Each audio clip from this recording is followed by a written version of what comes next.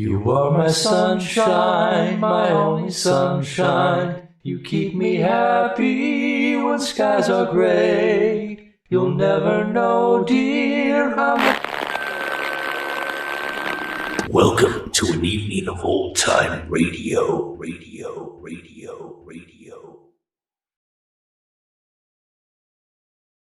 Welcome to the second police marathon of classic radio shows. I'm Greg, coming to you from the Retro Radio Sanctorum. As always, the episodes have been remastered and optimized to bring them up to your high-quality audio standards.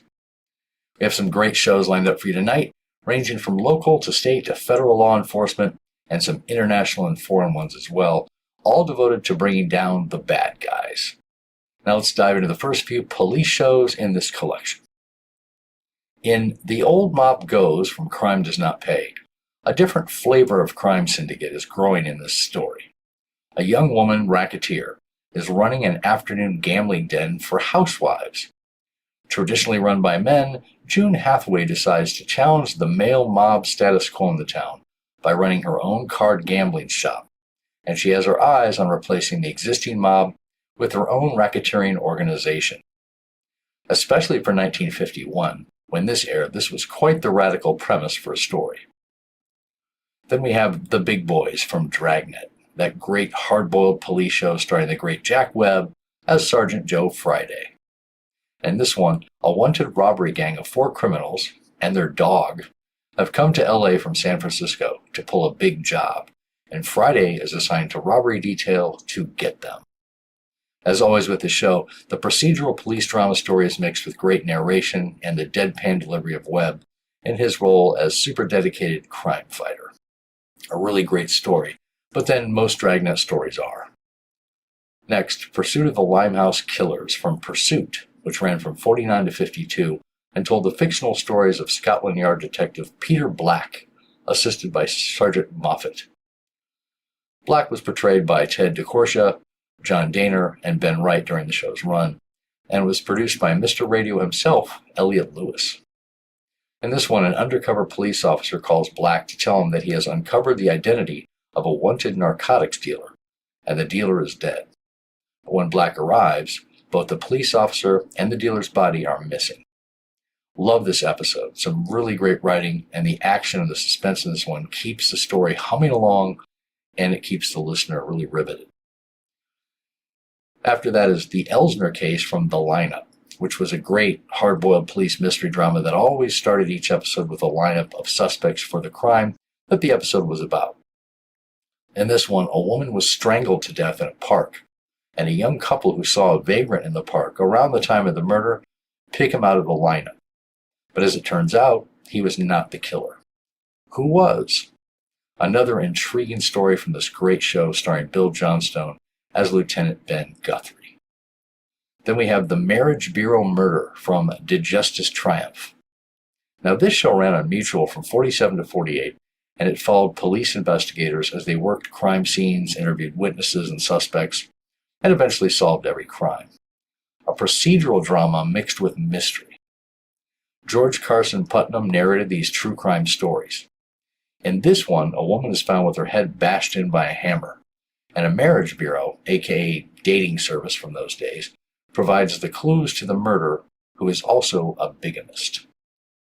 A thrilling story and a lot of fun listening to how the police track the killer down.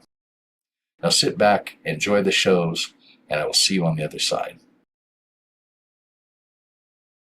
Crime does not pay.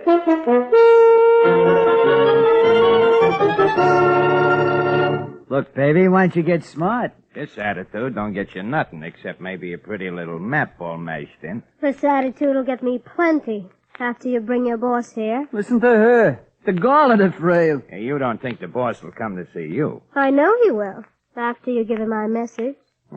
Now we're a couple of messenger boys. That's all you were in the first place. Now I'll tell your boss this. Tell him I've got a racket that means dough, real long green Mazuma. Got that? Keep stealing, kid. Tell him I know how he and I can get into the chips 10 times over what he can pick up in this penny ante chiseling on card games. And tell him I'm not too bad to look at. And he might do himself a lot of good just by dropping in on me, say, tomorrow night. In the interest of good citizenship and law enforcement, we present Crime Does Not Pay, based on the famous Metro Goldwyn Mayer series of short subjects. In just a moment, you will hear Cards and Spades, starring Susan Douglas. Now, Crime Does Not Pay, starring Susan Douglas as June Hathaway in Cards and Spades.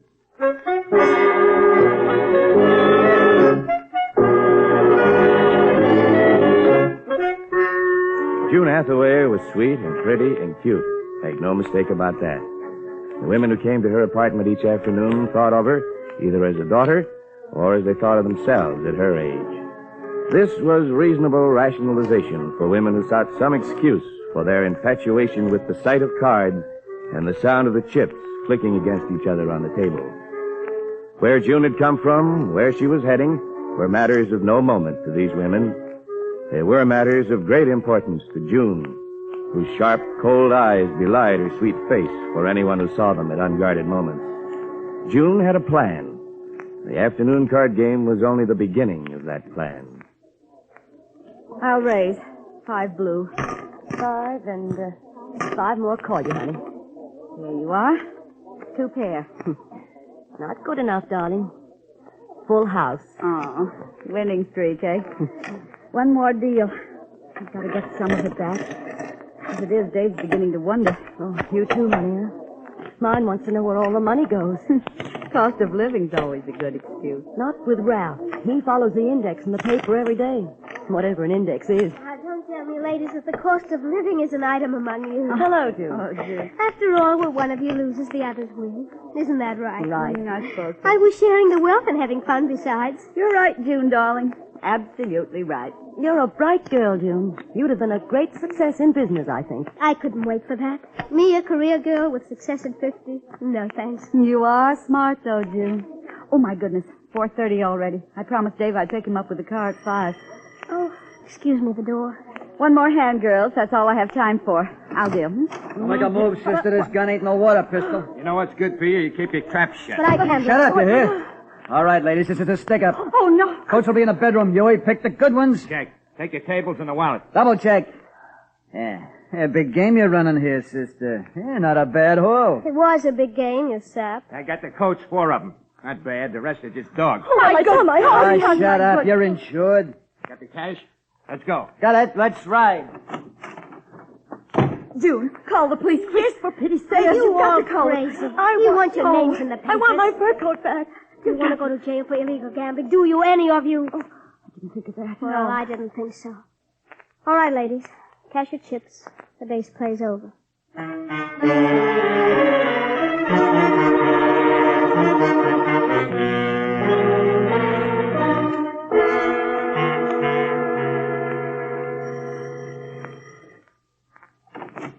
Oh, you two again. Yeah, us too. Hey, glad to see us, kid? Like an epidemic of smallpox, I'm glad to see you. Oh, that ain't nice, baby. With mugs like you, I don't have to be nice. Ah, don't be like that, kid. We come back to tell you, you ought to have protection. Yeah, you're from mugs like us who bust up card games. After all, it gets around your game is stuck up every week. The dames ain't gonna come to play with you, sister. I had a decent living out of this. You fatheads bust in, scare away the pigeons. It'll take me a month to build up the business again. I ought to make you give me a cut of what you snagged out of here today. We don't give no cuts. You cut us in, and the boss. He wants you should pay some insurance premiums. Hold-up insurance. Not a dime. Not one thin dime. You want to run a game, you give us 25%. We collect regular, every Saturday. No bagman gets a cent from me. I build this business by myself. I'm keeping what I make. What a shame. And she's a cutie, too. Now, look, sister, grow up. The boss controls gambling in this burg. Everybody pays. Not me. I have nothing to pay with. You spoiled the whole deal this afternoon. You're gonna pay. You heard me. I'll say it again. No. N-O. No. Look, baby, why don't you get smart? This attitude don't get you nothing, except maybe your pretty little map all mashed in. Well, this attitude will get me plenty.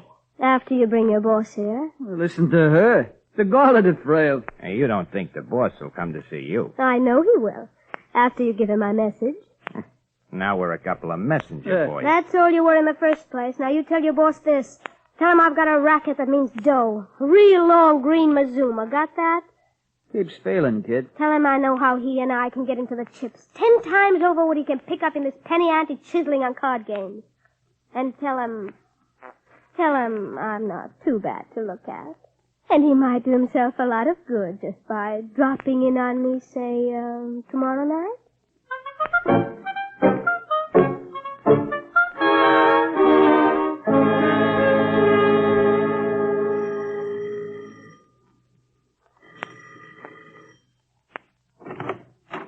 Yes? Well, not bad. The boys have better judgment than I thought. What do you want? I want in, first of all. And then? Then we'll see. Look, Miss Hathaway, are you going to keep me standing in the hall all evening? You know my name. I'm Dick Moorhead, known to you by way of Gus and Huey as the boss. I thought so. I expected Gus and Huey with you. They're with me, downstairs in the car. Come in. Thanks. Sit down. I don't mind if I do. Drink. No, thanks. I never drink. At a business conference. Then start the conference. You had my offer yesterday. Oh, that was no offer. That was an insult. Snappy, aren't you? Do you have a counter proposal? I may have. If you agree on what basis we're going to talk. What do you mean, what basis? Are you still pointing a gun at me? I'm not even carrying one. Want to search me? I'll take your word for it. Go on. Are we talking as equals? Gus was right. You do have gall.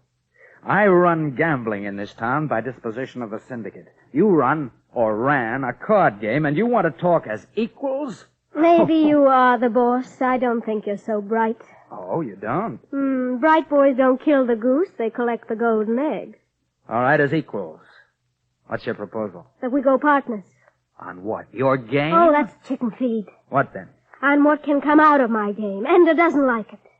Well, maybe you better draw a blueprint. Well, it begins to look like it. Look, Richard. The name's Dick.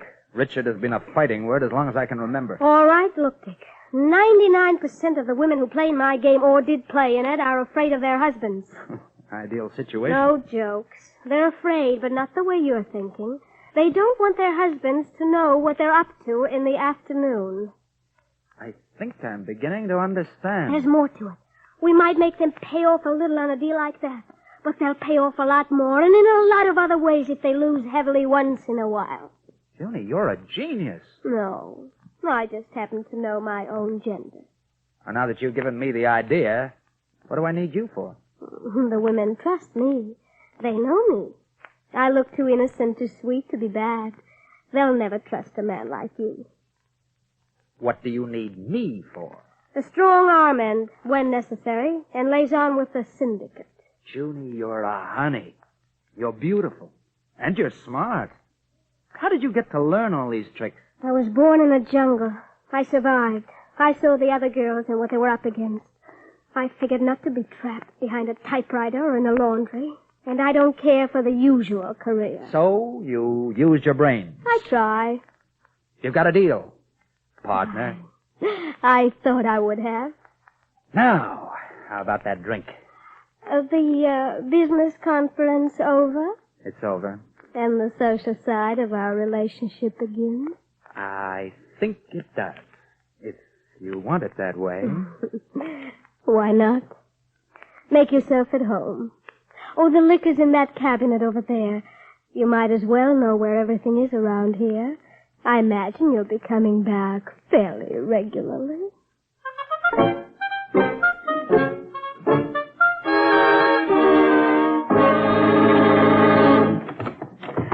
Take your hands off me. Who do you think you are? Shut up. You wanted the Forsyth and Kirby dames, Miss Hathaway. Boss, you got 'em. So I see. Okay, wait outside, Gus. Check.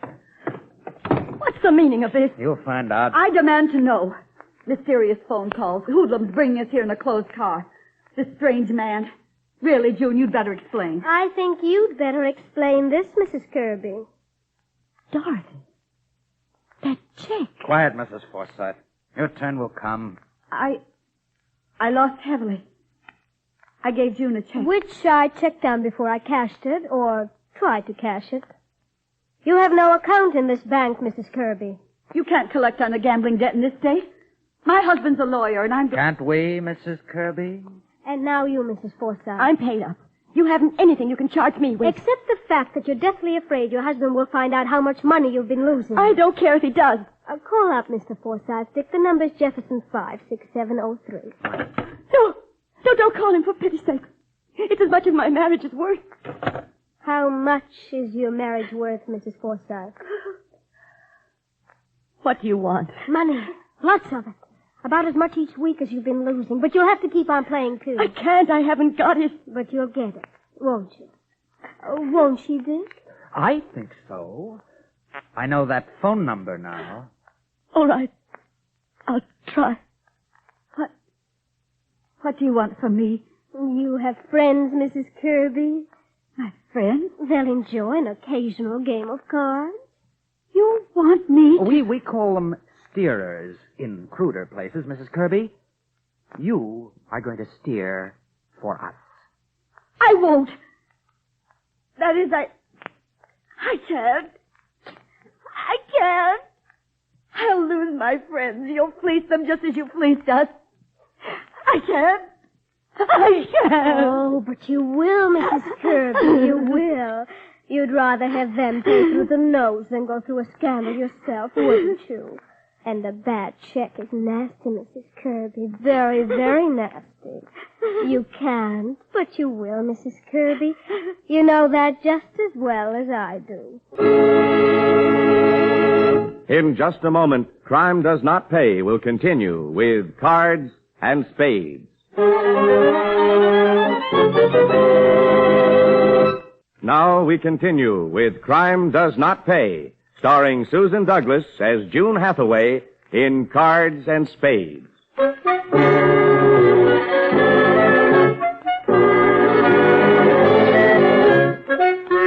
The racket worked, and with great success. The women caught in June's web, the mainstay of which was their own desire for the excitement of gambling. The women paid, and in many ways.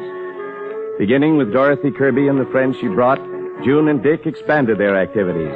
For the victims, fear became the dominant feeling of their lives. For June and Dick, power and more power, money and more money became the prime motives. But even these activities can reach a saturation point for the victims. Margaret Forsythe reached that point the morning she came to pay her 5th installment to June. All right, Mrs. Forsythe, just leave the money. I have a busy morning. Your friend Mrs. Kirby is due shortly.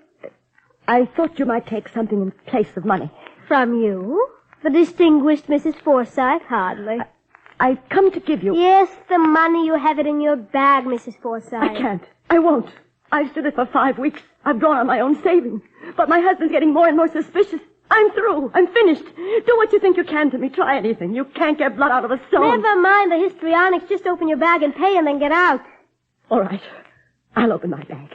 I'll pay you. I'll pay you exactly what you deserve. I see. A dainty little automatic.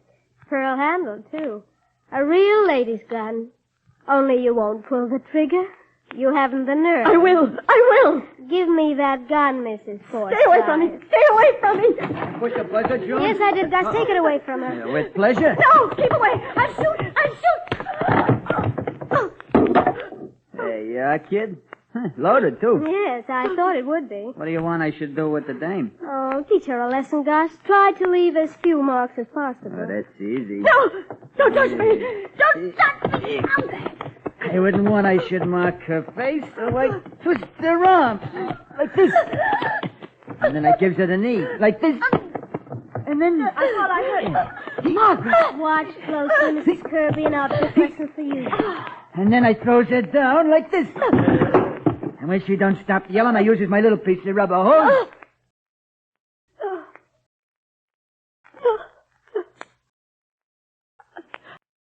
I'll be quiet. I'll be quiet. That's better. Much better. Well, Mrs. Kirby. I came to report. Yes, get on with it. I can't. Margaret. Never mind, Margaret, Dorothy, dear. How many friends are you bringing here this afternoon? 3. No, 4. But I don't want to. I'm afraid. Margaret's very unhappy just now, Dorothy, isn't she? Isn't she? Now, how many did you say you were bringing to our little game this afternoon, dear?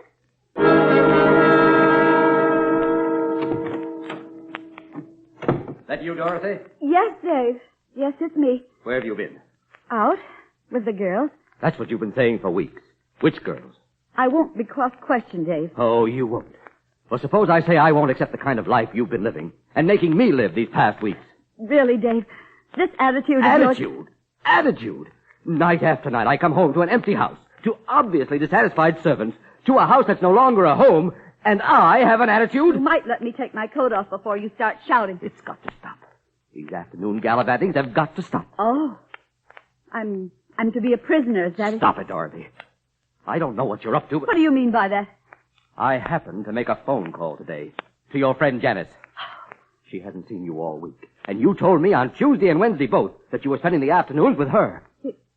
She must have forgotten. She's telling the truth. I won't have you calling my friends behind my back. What are you doing behind my back? You've no right to say that. Apparently, I have no right to a decently run home either. Dave. Oh, Dave, I'm so upset. I don't know what I'm saying. That act won't work either. Next thing you'll say is your best friend was run over and she's in the hospital. And that's where you were. I did take Margaret to the hospital. Oh, stop it. It's no go, Dorothy. She probably is there, or you wouldn't dare try to get me to believe you'd been with her. Oh, Dave. Dave, if I only could say... See here, Dorothy. I don't know what's going on, but I'm going to find out. And if you won't tell me, I'll find out some other way. That's a warning, Dorothy. Don't forget it.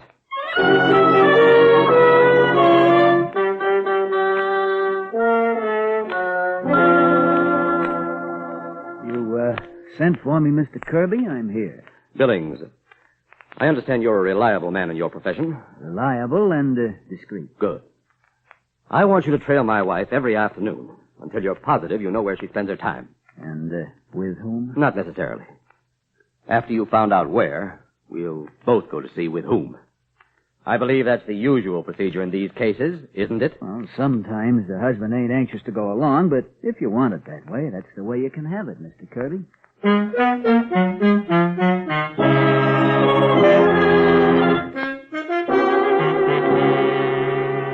I don't like it, Dick. I'm worried about it. About what? The Kirby dame? Yes, the Kirby. Oh, she's bringing in her friends. She's doing what we tell her. She's too docile. You bet she's docile. Well, you told me yourself. She saw Gus operate on the Forsyth. The Forsyth was quiet, too, before she broke loose. And we taught her the time of day. I wonder how she explained the busted ribs to her husband. I still don't like it. Quit worrying, honey. Everything's copacetic. And the dough's rolling in. Besides, geniuses don't ever worry, and you're a genius. I told you that first time we got together.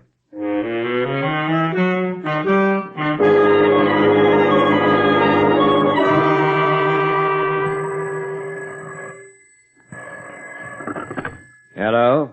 Mr. Kirby? Yes? Joe Billings here. We got her cold. Where? Swank apartment on the boulevard. You want us to go in today? The sooner the better. Who's us? Me and a photographer. Pictures are good evidence in divorce cases. I wouldn't know about that. Well, you want us to go ahead? Wait for me.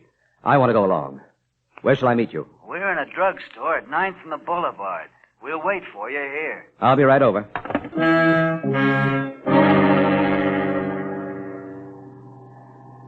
Why all the mystery, Billings? Do private detectives usually operate this way? We have to in buildings like this. We couldn't get past the front desk without being announced. That wouldn't do us much good, would it? Hardly. So the service elevator, Mr. Kirby, which we run ourselves. Standard practice. 10-4, Mr. Kirby. Here we are. Yes, so I see. I know it ain't pleasant, Mr. Kirby, but you gotta face facts, I suppose. I suppose so. That's what makes business for the men in your profession. To the right here, 10F. Yeah, that's right, Mr. Kirby. Still, no matter how you look at it, it's not amusing. Okay. Now, everybody know what the deal is? Yes, sir. All right, now let's see. You want me to follow you in and say, that's my wife, and then your friend here shoots the picture. Check. Okay, here we go. Who are you? What do you want? It's a raid, lady. Don't try and stop Out us. the back way, everybody! It's a raid! It's a gambling den. Watch out, Dorothy! Dorothy, don't run away. It's Dick, he took a picture. Get the camera. Think this is a divorce raid or something? Mr. Kirby, look out. He's got a gun. All right. Let the women go, but you stay here. She put her husband up to this. Kirby put her husband up to it. I didn't. I say you did. Hold the gun on the men, Dick. Keep away from my wife. Stand still, you. Don't touch me. Don't touch me. All right, fellas, come on. Let's go in here. Come on here. What's going on around here? What's going on here? It's the cops! Drop the gun, Moorhead. We know you. Oh! You should have known better, Moorhead. Maybe you'll learn in the can. I know what's going on here. Gambling, roulette, everything. You can't prove a thing. With these witnesses? Are you kidding, sister? I'm telling you, it's a laugh. We've been watching this joint for weeks. Suddenly there's a riot and we walk in on the neatest sucker layout in town. Let's go, everybody. I want a lawyer. You've got no warrant.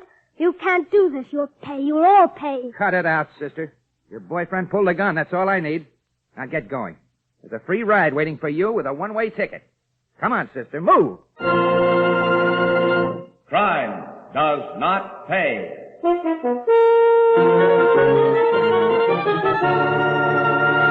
Susan Douglas, who starred as June Hathaway in Cards and Spades, will be back with you in just a moment.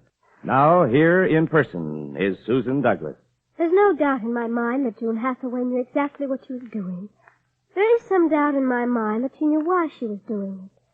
June never examined the causes of her basic insecurity, the causes of the drive for money through any means, which brought her to cooperation with Dick Moorhead and eventual catastrophe. But it took more than June's schemes to bring about the events of this story. The necessary additional ingredient was the weakness of her victims. The craving for the excitement, the surrender to the temptation of the green table and the bright pasteboard. Without such help, without both sides of this story, there would have been no tears, no shame, no violence. For all concerned, for all those involved, including the victims, it can be said in all these cases, crime does not pay. Thank you, Miss Douglas. Crime Does Not Pay is written by Ira Marion and directed by Marks B. Loeb, with music composed and conducted by John Gart. Technical consultant is Burton B. Turkis. The events, characters, and names used in the story you have just heard are fictitious. Any similarity is purely coincidental. The story you are about to hear is true. Only the names have been changed to protect the innocent. Fatima Cigarettes, best of all long cigarettes, brings you Dragnet. You're a detective sergeant. You're assigned to robbery detail. 4 young hoodlums wanted for a series of robberies are headed for your city. They're armed, reckless, cold-blooded. Your job, get 'em. Dragnet, the documented drama of an actual crime. For the next 30 minutes, in cooperation with the Los Angeles Police Department, you will travel step by step on the side of the law through an actual case from official police files.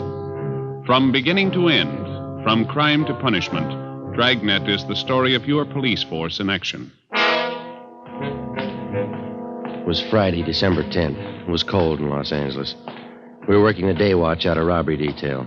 My partner's Ben Romero. The boss is Thad Brown, chief of detectives. My name's Friday. It was 7:55 a.m. when I got to room 27A, robbery detail. Morning. Hi, Joe. Morning. Hi, Joe. Cold out, isn't it? Frank, what are you doing here this early? Can't you sleep? I'm waiting for something. Special delivery letter from my brother. One up in Frisco with the police department? Yeah. Only up there they don't like it when you call it Frisco. Yeah. He's in robbery detail. Called him last night. All 3 kids had their tonsils out the same day. Thought it'd be nice to call, see how they were. All 3 at once? Yeah. Tonsils are nothing these days. How'd they make out? Good. They're home already. What's the letter got to do with it? Oh, well, my brother told me he was sending down some dope on 4 pretty rough characters. Thinks they're headed our way. Sending mugshots, too. You and your brother running a detective agency on the side? It's a little irregular. The official correspondence will come a little later. What do you know about the guys? Almost killed a man. I didn't get any details. It's all in the letter. Ought to be here any minute. Mailed it at noon yesterday. How come you moved down here with your family, Frank? Don't you like it up north? Well, like L.A. better. More elbow room. Here you live in a house and lot, not just an apartment. I get it. Robbery, Friday. This is Wilson. Tony Shop is that, Joe? Yeah, I think so. Hold it, will you? Tony here? Huh? Oh, I didn't see you behind that paper. For me? Yeah, he's here. Well, if he's not busy, ask him to come over to auto theft. Especially a couple of Mexican girls who can't speak English. I guess we can spare him for a while. I'll tell him. What's up? Well, that's Wilson in auto detail. He'd like you to go over and act as interpreter for a couple of Mexican girls. Are they pretty? You're not going down there to marry him. I'll bet you wow I'm at parties. Yes. Nothing much doing. Slow day. They don't come often enough for me. If they did, we'd be out of a job. It was one of those rare, slow days. I killed a couple of hours going over the daily reports, cleaned out the top drawer of my desk, sharpened a few pencils. At 10:15 a.m., the special delivery letter came for Frank. He slit the top open with his pocket knife and shook out 4 mug shots. Here it is. Following 4 men wanted for robberies, auto thefts, and safe burglaries in San Francisco Bay Area. Cliff Small, 19. George Shum, 20. Both escaped from Preston. Julius Carver, 18. Fred Malik, 20. Both Army deserters. Well, that checks out with that APB from SF last week. What do the records look like? Small shot an Army captain during an argument at a bar. On 2 capers, these men shot it out with us and escaped. Information shows all 4 left for Los Angeles several days ago. Driving stolen car, blue Chevrolet, probably using cold plates. Mm-hmm. Let me see those mug shots. Here. Well, now we know who we're looking for. Brother, tell us where? Just a couple of nice girls that got mixed up with the wrong guys. Hey, take a look at these pictures, will you, Tony? Oh, the mugs from San Francisco. Yeah. It says they're in a stolen car, cold plates. That's how these girls were picked up, in a hot car. Huh? They went for a ride with a couple of guys they met at a movie. When the car ran out of gas, the boys dug, the girls got picked up. Do they have a lead on the guys? No, not a thing. The young guys? Around 20. You think these might be the ones from Frisco? Well, let's talk to the girls. Come on. Frank, you want to cover the office? Oh, yeah, sure.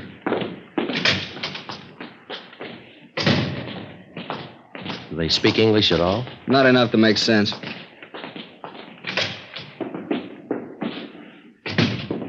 That's Dolores, and this one is Marie. Wednesday. Señoritas, estos señores son empleados del robbery detail. Desean hacer a ustedes algunas preguntas. Nosotras no hicimos nada. Nada. She says they didn't do anything. I suppose they told you all they know already, huh? They're not much help. They say they don't know anything about the fellows they were with.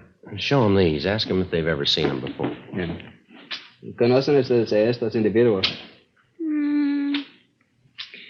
Sí. Estos dos. Estos son los muchachos. Sí. Sí. These are the guys that took them out last night? Ask them. ¿Quieren decir que estos dos son los que las llevaron anoche? Sí, ellos son. Carver and Malik, the Army deserters. Ask them to describe them, will you? ¿Cómo eran los muchachos? Ya le dijimos. Estuvimos en el carro todo el tiempo. Estaba oscuro. Pero parecían muy guapos. Y hablaban bien. She says they sat in the car all the time. It was dark. But they looked very handsome and they talked nice. Where did the fellas pick them up? They told me in front of the Jubilee Theater, 2nd and Broadway. Yeah. And then what? The girls couldn't understand English, but they understood when the boys motioned them to hop in. ¿Han aceptado ustedes paseos con extraños antes? Por supuesto que no. María creo haberlos visto en la iglesia el domingo. She says no. Marie thought she recognized them from church Sunday. Pero estaba equivocada. But she was mistaken. Must have been some date. The boys couldn't talk Spanish and the girls couldn't talk English. Where'd they go on this ride, Tony? They don't know the streets. They just know they got to the beach, and then they turned around and were about halfway back when the car ran out of gas. Ask them again. See if you can get Marie here to talk. María. Sí. ¿Qué camino tomaron para ir a la playa? Yo no sé. Ay, María. Primero, paramos cerca de un hotelito. Esperamos mientras los muchachos llevaron a un perito y lo dejaron en su cuarto. She doesn't know, but she remembers they stopped near a little hotel. The girls waited while the boys took a little puppy out of their car and put it in their room. A puppy? Well, if they don't know where the hotel was, maybe they can tell us what it was near. ¿Qué edificios había cerca del hotel? En la esquina había una estación de gasolina. She says there was a gas station on the corner. What else? ¿Qué más? Del otro lado de los rieles había 2 o 3 garajes. 2 or 3? Creo que sí, 2 o 3. She says across the car tracks there were 2 or 3 big garages. Yeah. Could be in the Westlake district. Lots of garages and second-rate hotels around there. East 1st Street? Maybe Grand Avenue and Pico. Pico! Pico! Ahora me acuerdo. Esta calle era Pico.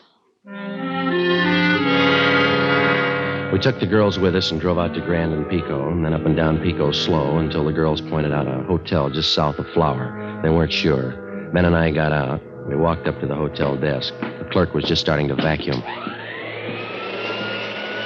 We're looking for Julius Carver and Fred Malik. Are they staying here? What's the names? Can't hear you over the vacuum. Julius Carver and Fred Malik? Nope, not here. Police officers. We take a look at these pictures? Well, it could have been 2 of the boys who checked out this morning, but they didn't look as tough as this. How many were there? 4. Here are 2 more pictures. You have a look, please? Could be. About the right age. How long did they stay? Just 2 nights. Did they have a pup with them? What? I said they have a pup with them. Puppy dog? Yes, they did. Yes, sir. A little collie pup. Did they pay up? No, they skipped out, owing me 2 days. Can we see how they registered, please? Shut off this dang vacuum. Person can't hardly hear himself think over that racket. Now, you want to see the register. We use cards here. All right, sir. Let me see. Now, here they are. Bob Reynolds, Jack Sharp, Jim Smith, and William Grant, Las Vegas, Nevada. I must have picked those names out of a hat. They say where they were going? Nope, no forwarding address. Did they write these cards out themselves? You bet they did. That's the law. You mind if we borrow them for a while? We'll have them photostated and returned to you. We're supposed to keep them, you know. You'll get them back. I like to do everything legal. Are those boys in some kind of trouble? They leave anything in their room? They did. It's all in the vacuum. If they happen to come back, give us a ring, will you? Here's our card. Robbery detail. Who'd they rob? They took you for 2 days' rent. It was 2 p.m. when Tony Chavez picked us up. He had Frank O'Donnell with him. We stopped at a dairy lunch, and I called the office, and we split up into 2 teams. While Tony and Frank checked parking lots in the neighborhood for stolen cars, Ben and I ran down the other hotels. In the next 3 hours, we talked to a dozen desk clerks and rooming house managers. Always the same answer, no. 5:30 p.m., we tried the Achilles Hotel on Grand Avenue. We walked into an overheated lobby crowded with modern furniture. There were a couple of canary cages in front of the faded wall tapestries. The desk clerk was a woman in her early 40s. Good afternoon, ma'am. Police officer. Police officers. Walter! Walter, will you see what these policemen want? We'll just take a minute. We'd like to know if you recognize these pictures here. No. This one? No. No, we only take in honest, hard-working men. Sure. Don't like anybody lazing around the rooms all day. It keeps me from cleaning up. If your roomer's got a collie pup. A dog? I'd die before I'd allow a dog in this house. Well, if these fellows with a dog try to rent a room, would you please phone us? Here's the number. Millie. Now, get on back in there, honey, where it's nice and warm. Go on, Millie. Go on. Millie's on the nest now. Yes, ma'am. We'd appreciate you watching for these men. For your own protection, too. No, I'll let you know. Thank you, ma'am. Let's go Oh, back. say, before you go, would you gentlemen do me a favor, seeing as how you're policemen? Yes, ma'am. Mr. Marinelli up in room 14's a week behind his rent. Would you do me a favor and go up and talk to him? I'm sorry, lady. We can't handle that. That's a civil matter. I'd advise you to go to room 260 down at the city hall. See the city attorney. They'll help you. Walter, what'd I tell you? They won't do it. That's the way it went. It was dark out now and getting cold again. We walked back to Pico and Flower to pick up Frank and Tony. Tony was there waiting for us. Hi. Come on up to the next corner. Frank's up there. We got a hot car staked out. Yeah? Just half a block from the hotel where the guys checked out. You had any luck? No. Did you find anything in the car? The key's still in it, nothing else. Well, they could have stolen it last night after they left the girls, huh? I called in and checked. It was taken in front of 1192 Doheny Drive between 2 and 4 this morning. We got out of code 4. Mm-hmm. That's about 6 blocks from where they ditched the car with the girls in it. Yeah, we're out of gas. It's all downhill. Would have been the natural way for them to go. Could be the right car. Better keep the stake out. Yeah. Oh, hi, Frank. Hi. You do any good? No. Frank, you and Tony want to go eat, and Ben and I'll cover the car. When you get back, we'll go for chow. Good deal. Swell. So long. Well, let's sit in the car, huh? Yeah, all right. Go ahead. Mm-hmm. Get the radio on. Want a cigarette? No.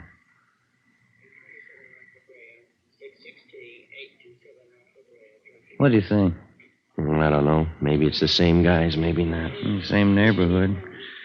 A couple of things might tie in. Yeah, can't be sure. We're really making headway. About all we know is they're in town. Yeah, and it's a good-sized town. Right now, it's the biggest in the world. 7 p.m. We knew the 4 gunmen were in town. We knew they'd been seen. We figured there was no reason for them to skip town until they pulled a job or heard that we were looking for them. Time was in their favor. Time to rob, time to kill, time to get away.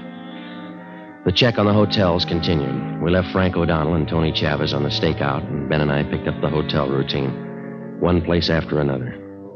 8:30 p.m. We walked down a long, narrow lobby to a little bald-headed man at the desk. He was wearing glasses and reading a magazine called Astrology. When we walked in, he tried to hide the bottle. Police officer. Oh. Would you take a look at these pictures, please? What for? See if you can identify them. No, they don't look familiar to me. They may be carrying a collie pup. Collie pup? Let me see those pictures again. All right. They look familiar now? They had a pup with them, all right. Yes, I think so. I study faces. Yes, the same. Are they here? I don't know. Mean they're out for the evening? I don't know. Are they registered here? Yes, they are. What room? Are they expecting you? Now listen. This is important. Just answer the questions. What did they do? What's their room number? 2nd floor, room 22. You have the key? Just a sec. Here. Thank you. Come on, Ben.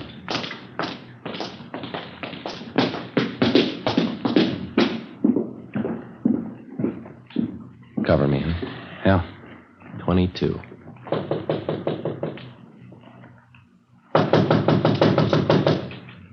Give me the key. Yeah. Watch it. Well, maybe we're home. Clothes, shoes, all their stuff's here. They'll be back. You are listening to Dragnet for the step-by-step solution to an actual police case. In the files of the Los Angeles Police Department, there are countless case histories that never got space in the daily newspapers. The case of Cliff Small, George Shum, Julius Carver, and Fred Malik was one of these. 4 young hoodlums wanted for a series of robberies and petty burglaries. These men were armed, and they'd shown that they wouldn't hesitate to shoot. By comparison with the sensational crime headline, the news value of this story rated an inch of type on the 4th page of the 2nd section. Yet the line separating these 4 young thieves from banner headlines and back-page space is much thinner than the average citizen realizes. The danger in a criminal case isn't always determined by the space allotted to it in the newspapers. Many a peace officer's name has appeared in the obituary column of the same newspaper that allotted 1 inch of back-page space to the crime story that was considered unimportant. I phoned the office and asked for 2 men to cover the stolen car. As soon as the replacements arrived, Frank O'Donnell and Tony Chavez left the stakeout on the stolen car and joined us at the hotel. It was 8:55 p.m. When do they due back? Any idea? No, sir. I told these other officers. I did tell you, didn't I? Yeah, you said they were out for the evening. That's it. I knew I told you something. Was it you two? Or was it you two? It was this fella and I. Oh, yeah. I don't remember things I say so good, but I know faces, things. Are you the manager here? Oh, no. This place belongs to Claude. Claude who? Tinney. Then you're in charge now. Only when Claude's not around. This is one of his places. Where are we going to stake out, Joe?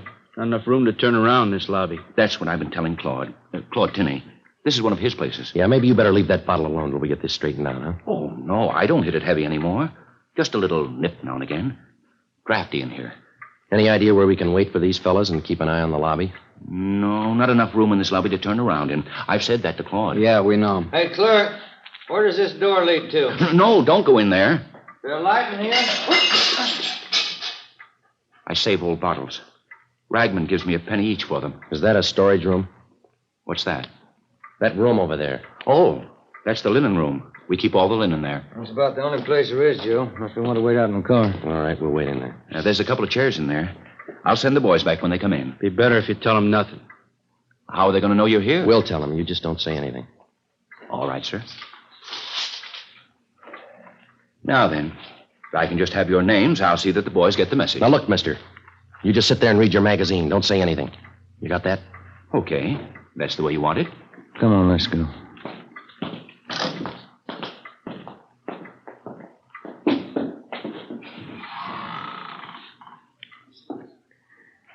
What's that smell in here? Bleach, I think. Strong. What time is it? Can't see.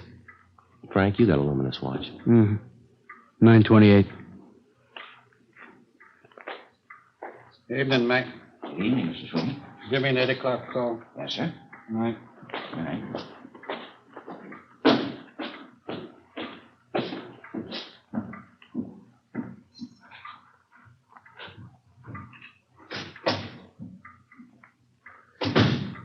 That smell's giving me a headache. Air's bad in here. Yeah.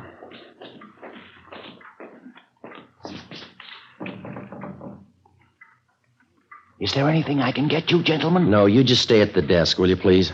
Say, Claude Tinney's his name. He's the manager. Remember you asked me about that? Yeah, we know. What do you want him for? Look, you're going to have to stay away from this door. We don't want him to know we're here. Okay. That's the way you want it. I could use a cigarette. Yeah. All we need in here now. Smoke. What time is it, Frank? Oh, Never mind.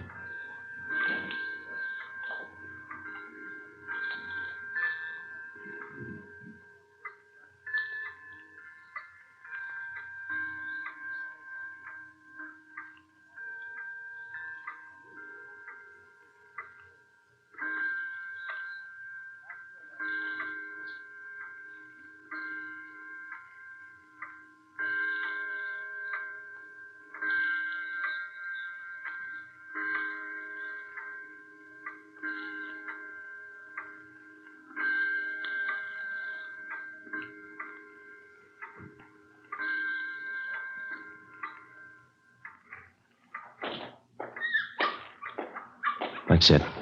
There's two of them. Ben, you come with me. Frank, Tony, stay here. Right. All right. We're checking out tomorrow. It's Carver and Malik. Let's go, Ben. Yeah, come on. All right, get your hands up. Hey, what's going on? Stand still. Okay. What's the beef? Frisk 'em. Mm-hmm. There's a .380 automatic on Carver. 38 caliber revolver in this hip pocket. Another 38 on Malik. I'll hold it. That's it. Put out your hand. Let me have your cuffs, Joe. Here you go. Where are your pals? What pals? Cliff Small and George Shum. We know you're running with them. If you know that, you know where they are. How old are you? 18. What's your name? Fred Malik. 20. Tony. Yeah. You and Frank want to take them downtown? Right. We'll see you down there. Let's go, Frank. Say, you got him, huh? Got two of them. We're going to wait for the other two now. You just play it straight and stay away from that linen room. How long are you going to be in there? Chambermaid starts making up the beds around 7 a.m. She'll have to be getting out that linen in there. It's only 10:30. Lots of time. We change the sheets 3 times a week in this hotel. Not a worry in the world. Let's get back in there.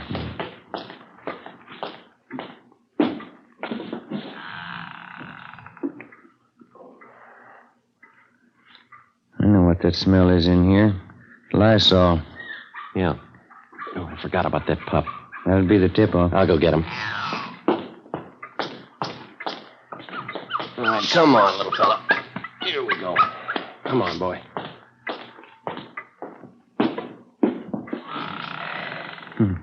He's hungry, Joe. Yeah. Look, I'll put him down on the floor. Don't step on him.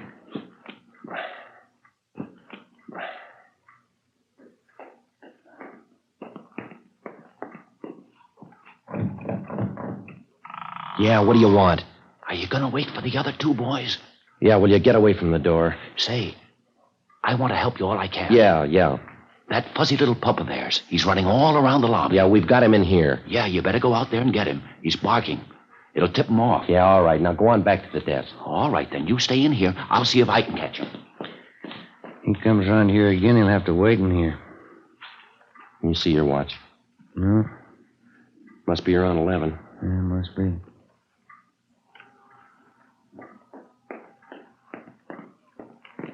Oh, it's that clerk again. Yeah. Say, listen. I've been all over the lobby. You fellas are in the clear. What do you mean?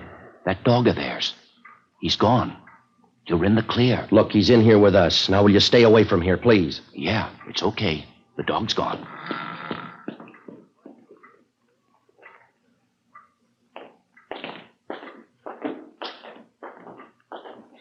Hey, Pop, give me the key for room 22. Yes, sir. That's their room. Come on. Yeah. Get your hands up. Watch him, Joe. Wait a minute, you. You hold it. Get your hands Come off on, me. Get your hands up. No. Oh, you didn't have to slap me. You didn't have to pull that gun. All right, now over here. Stand still. 38 revolver on this one. Here it is, 45 Colt. What's your names? I'm Cliff Small. He's George Shum. How old are you? 19. Cops? We weren't. You'd be in a lot more trouble than you are. That's all of them. Yeah. Now let's feed that pup. 12:15 a.m. We took the prisoners down to the city hall to the interrogation room. Tony Chavez and Frank O'Donnell were there with the other two, Carver and Malik. While Ben helped question the suspects and made out the necessary reports, I went across the street to the Federal Cafe. I picked up 2 10-cent bottles of milk and a few slices of bread. Look at him go. He was hungry. Yeah. How'd you come out? Well, I got it all here. Let's see. 4 stolen cars, 8 known robberies in San Francisco they copped out to. 3 jobs in Portland they admitted. You remember that Bakersfield liquor store holdup about 4 weeks ago? A Watson job? They pull that? Yeah, probably a lot more. They haven't told us all of it yet. Got out an APB. We'll probably get a lot more wants on them. Well, that's it. None of them are even old enough to vote yet, but they've committed practically every crime in the book. Just one thing more left to work out. What do we do with the pup? How about the SPCA? They'll find a home for him. No, not this little guy. Why don't you take him, Tony? You got kids. You got a deal. Aquí, perito. Tu madre era collie, pero de hoy en adelante eres perro policía. Translation. Your mother was a collie, but from now on you're a police dog.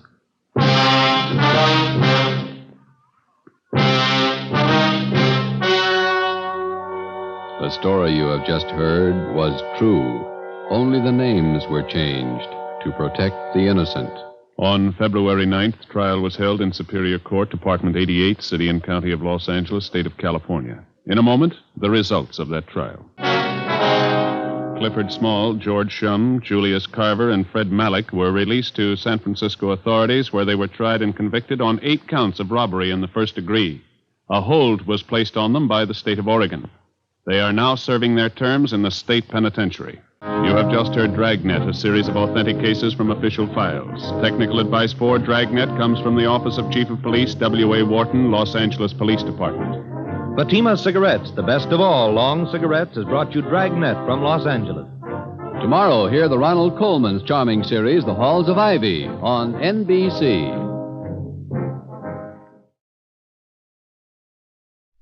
Wrigley's Spearmint Chewing Gum, the refreshing, delicious treat that gives you chewing enjoyment, presents for your listening enjoyment, Pursuit. Pursuit. A criminal strikes and fades quickly back into the shadows of his own dark world.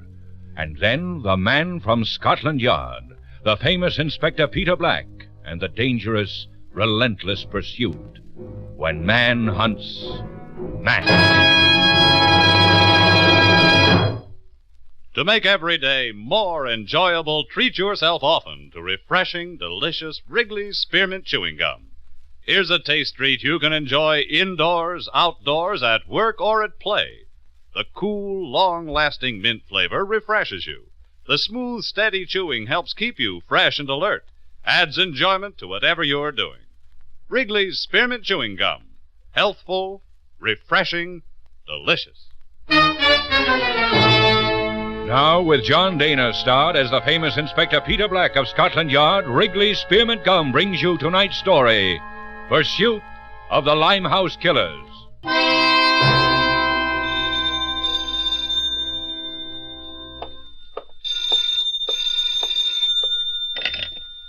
Chief Inspector Black. Sergeant Meston here, sir. Called for you.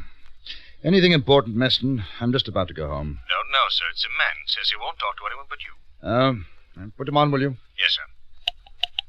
Chief Inspector will talk to you. Hello? Hello? Are you there? Tell the other chap to hang up. All right. Now, who's speaking, please? Hello, Peter. This is Mr. Roach. Clive.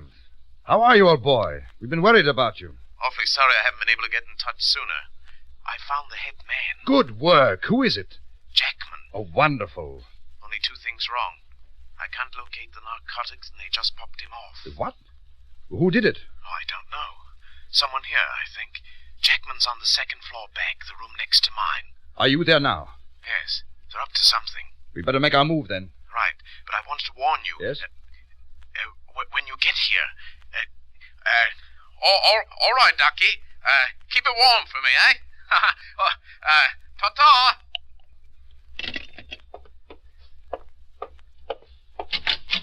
Moffat. Yes, sir? Fetch a car, will you? Right there. Trouble? Our inside man on the narcotics matter has located the leader.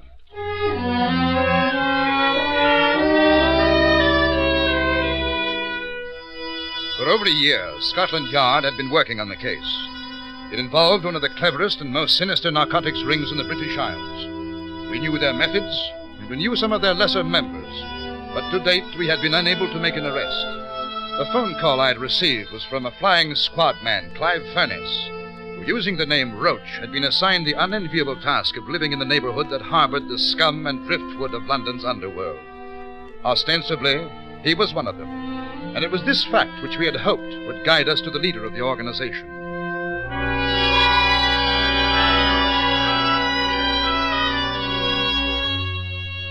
It took us quite some time to arrive at the dismal cold-water flat at Limehouse. The fog was very dense, and the street lamps waged a valiant but futile battle against it.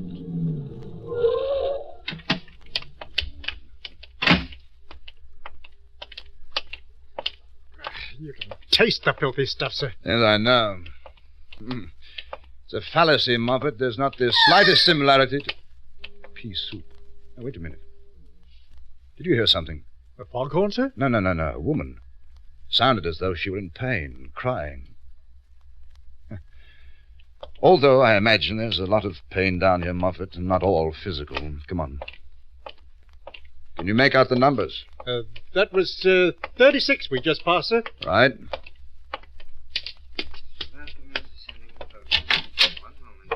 First movement of Symphony Number 3, F major of Johannes Brahms, played by the Holly Orchestra, conducted tonight by Chapman. Hey, now put a sock on it. Landlord, sir? Yes. Yes? Are you the landlord here? Yes. Scotland Yard. So?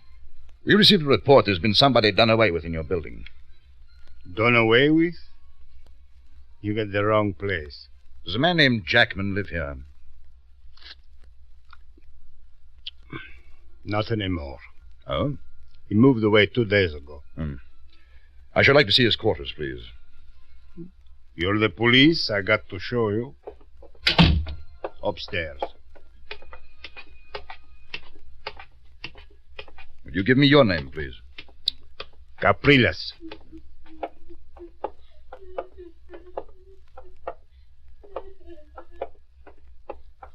Do you know where Mr. Jackman went? No. Does anyone else occupy the room now?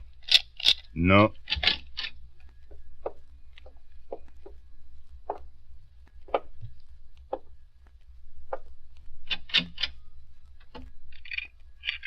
Mr. Jackman moved away 2 days ago and left his clothing? That's right. I wouldn't let him take them. He owed me money for the flat. I told him to pay, and I would give his clothes to him.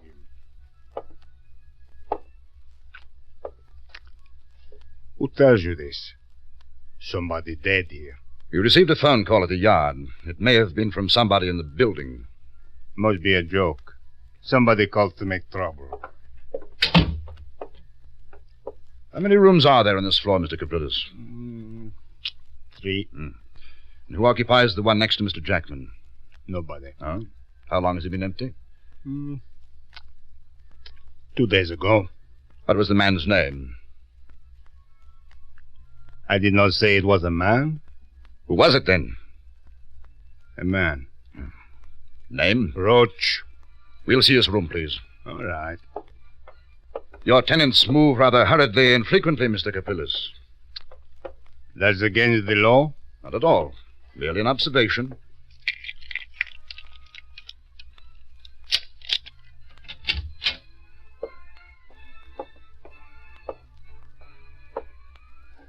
Mr. Capillis, you always leave the windows open in your vacant flats?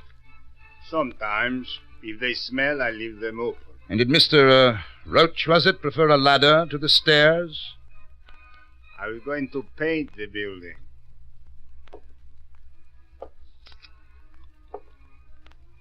You've seen enough? Nobody dead in here. I hadn't expected to find anyone dead in here. Had you, Mr. Capillis?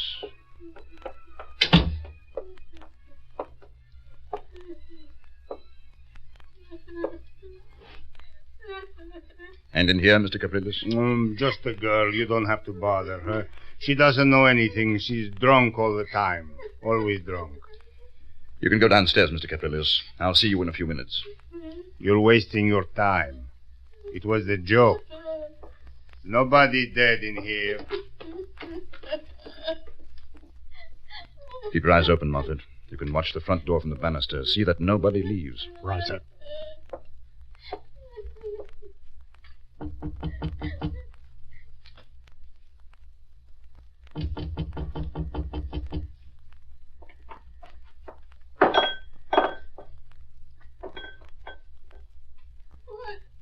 May I speak to you a moment, miss? I'm tired. Go away. It's the police. Wait a minute.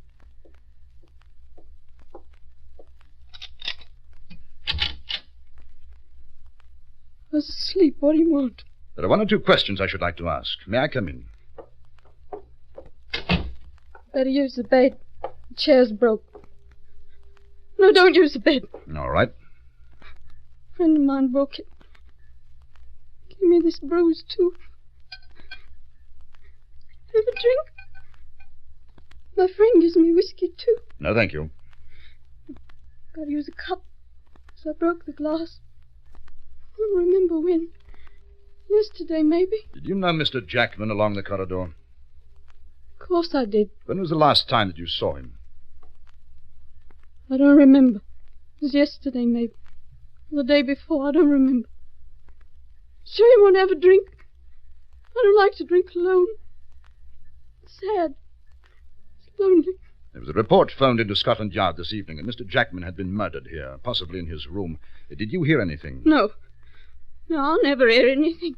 I'll just live here. I'm on my own business. Have you been here during the whole evening? The whole evening? Oh, yes, I've been here. I was going out for a bite with my friend. But he didn't turn up. I'm frightened. Go away. Leave me alone. Why are you frightened? Don't you know? Everything. Everybody. I was going to have a baby once. Died. I wish I died too. It's lonely and frightened. There was another man on your floor, Mr. Roach. I didn't know him. I may want to talk to you again. Would you give me your name, please? My name? Glory. Just ask for Glory. Everybody in Limehouse knows Glory. I heard you crying on the street before I came in here. Why have you been crying? Wasn't me you heard. I've got no reason to cry ever. It's a little bit too much to drink. If you're finished, Mr. Policeman, you can go now. Yeah, all right. Will you do this for me? Don't be frightened. I know what has been going on here, and I know how to stop it. Please call me when you feel you can talk. All right. I'll go now. Don't go. Please. Stay here with me. I'm lonely. Take this. No, I don't want your money, not now. Stay with me, that's all. I'm frightened. I'm sorry. If you wish, I'll leave a man outside. Go on. That's right. Get out of it. You make me sick. You're nothing but a dirty copper. You're all alike. Get out!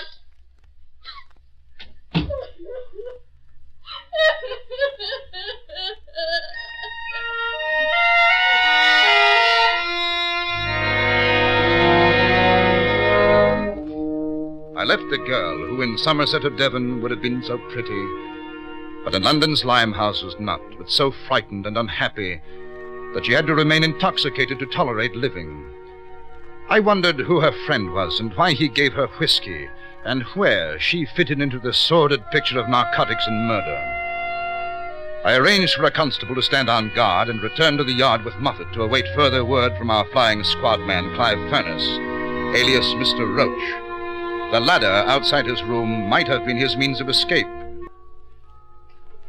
Beg your pardon, sir. You can go home if you want to, Moffat. No, sir. I'll wait. They were lying. Both of them. The landlord capricious because he knows what's going on, and the girl because she's afraid. But I can't bring either one of them in. We have no proof of either murder or narcotics. What I don't understand, sir, is how they covered the traces of Jackman's murder so quickly. I'm afraid, Moffat. Sir? I wonder... this may be Furness. Chief Inspector Black. Oh? Where? Yes, would you? Man's body has been found in an alley behind the boarding house, Moffat. Oh, sir? Sergeant has the description. Yes, Sergeant. What? Are you sure? Oh. Yes, I see. Yes, I'll come down. Thank you. Well, sir? Not Jackman, but a chap I rather liked. Detective Sergeant Furness. He's been murdered. To make every day more enjoyable, treat yourself often to refreshing, delicious Wrigley's Spearmint Chewing Gum. The lively, full-bodied, real mint flavor cools your mouth, moistens your throat, freshens your taste. And the chewing itself gives you a little lift, helps you keep going at your best.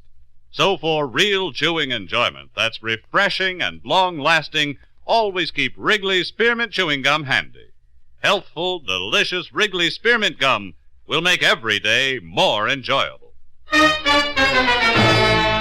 Now the second act of Pursuit of the Limehouse Killers.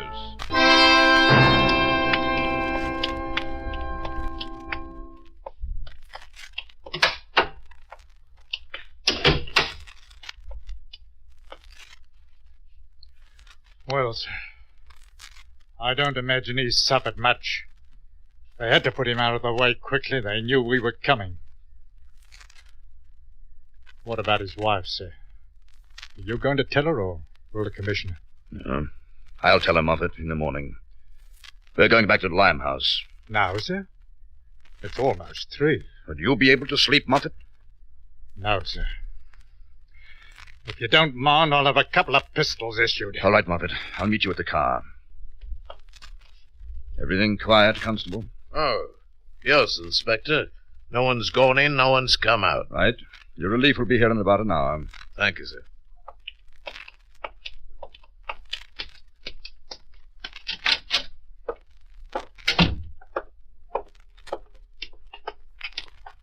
The girl first, sir? Yes. She knows. This time she's going to tell us.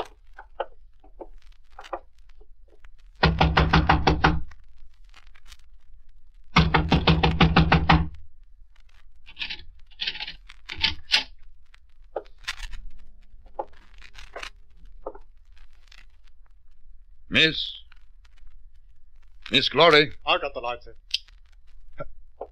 Oh, that's torn it. I should have taken her in before. Come on.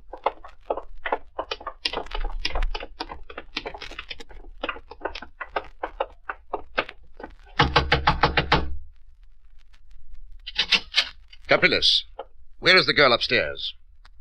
How should I know? Up to now, you seem to have been well aware of the movements of your tenants. Maybe she went out. Maybe she likes to walk at night. There is a constable on duty outside. He says that no one left here. Now you think she's dead, like you think Chapman's dead, eh? Look, somebody's playing a joke with you. Nobody's dead here. Why don't you leave me alone? You lied about Mr. Roach. I don't lie. He was found dead tonight in an alleyway near here. So? Mr. Roach is the man who phoned me about Jackman. He used the telephone in this building until tonight he was living here. You've been lying. I don't lie. He moved away 2 days ago. Maybe he come back tonight to see a friend. I'm just the landlord. I don't spy. Let me try, sir. I'm only a sergeant. Moffat, take your hands off him. Sorry, sir. Capriles, you are to stay here. If you attempt to leave, you'll be placed under arrest immediately. Why should I go away? This is where I live.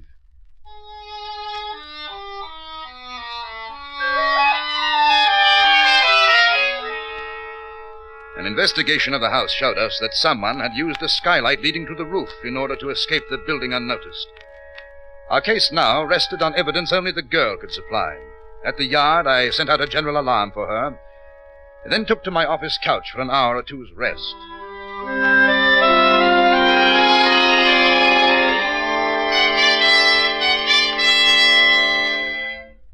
When I awoke, the first thing that I did was to go to Detective Sergeant Clive Furness's home. His wife took the tragic news rather wonderfully, and I knew that in their marriage, Furness had been a most fortunate man.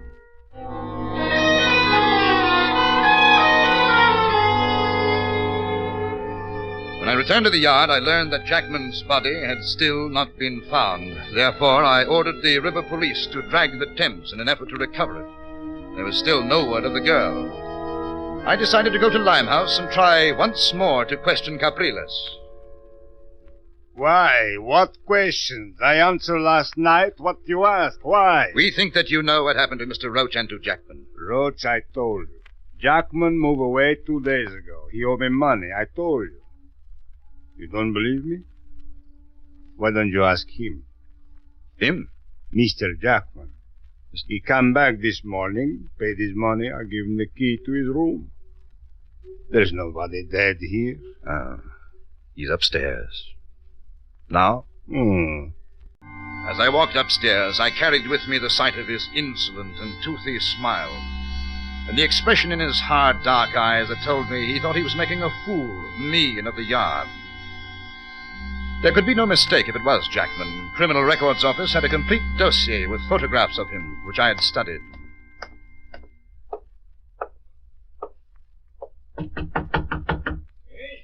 Scotland Yard. What? The police.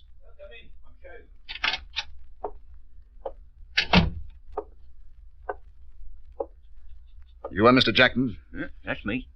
What happened to you last night? Last night? It's rather personal, isn't it? Murder is personal, Mr. Jackman. Murder? I don't follow you. Mr. Roach, your neighbor, called the yard and stated that you'd been killed. He's dotty. Do I look dead? Where have you been? I was asked to leave 3 days ago. Back at Fundsdown.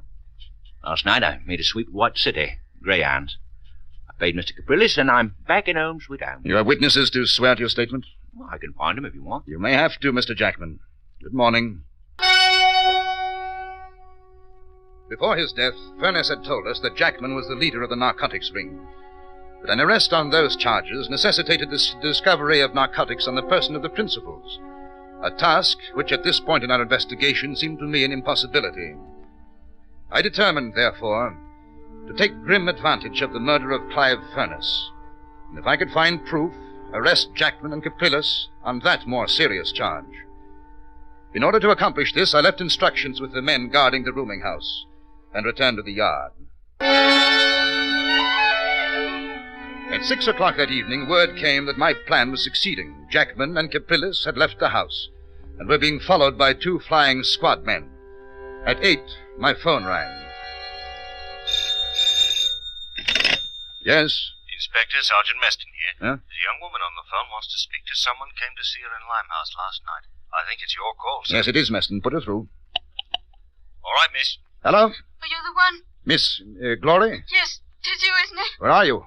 I'm at Regent Street, too. They're following me. What happened to you? I ran away because I was afraid. They knew I saw what happened last night. Now they found me, and I'm afraid. Stay where you are. We have men following them, and I'll be there as soon as I can. I came down from the street. They know I'm here. I can't stay. What shall I do? Now, hold on. Moffat, radio cars in vicinity of Regent Street Tube. We found the girl. She's in the station. Jackman and Capriles followed her, as I thought they would. Right, sir. Inspector, what shall I do? Someone's shooting. There'll be more help in a minute or two. Now, stay in the light. Stay near to people. You don't understand. I stole it from them, and now they're after me. I'm afraid they'll catch me.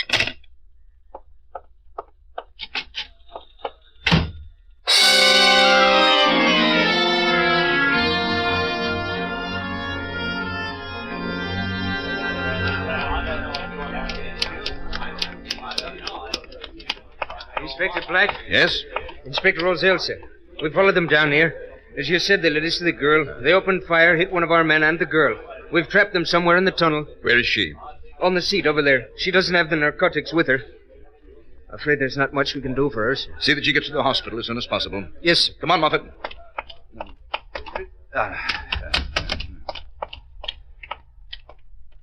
They're about 200 yards in, sir. Well? We haven't gone in yet. They're armed. So are we. Men at the other station? Yes, sir. Waiting for guns before they come this way. Right, Constable. Keep the tunnel entrance clear.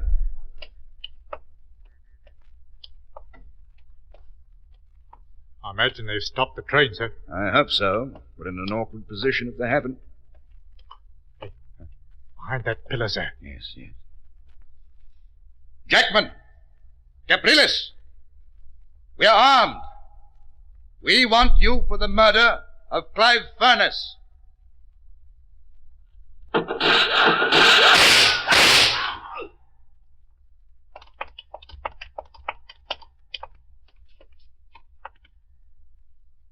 Jackman, sir.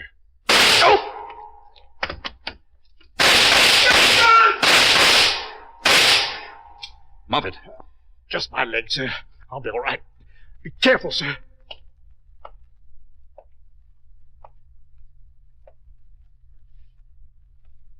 You were a filthy dog, Capriles.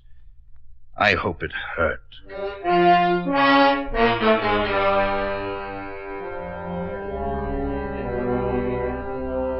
I sent Moffat to the hospital in the ambulance that couldn't move the girl. Her spine had been broken. She was dying on a bench in the station, still conscious, and strangely not afraid anymore. Hello? Hello. Can you answer one or two questions for me now? Yes. Why did they kill Mr. Roach? Because they knew he was a policeman?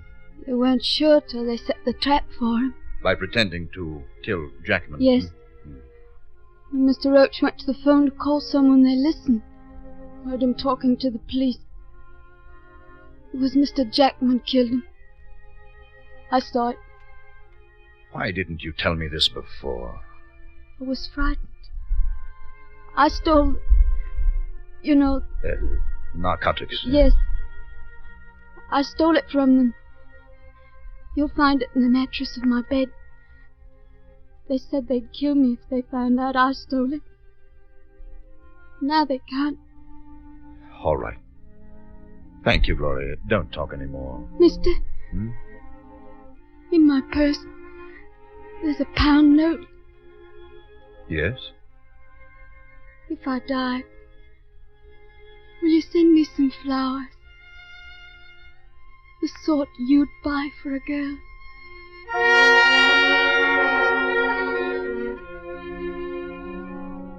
I bought her the flowers the next morning.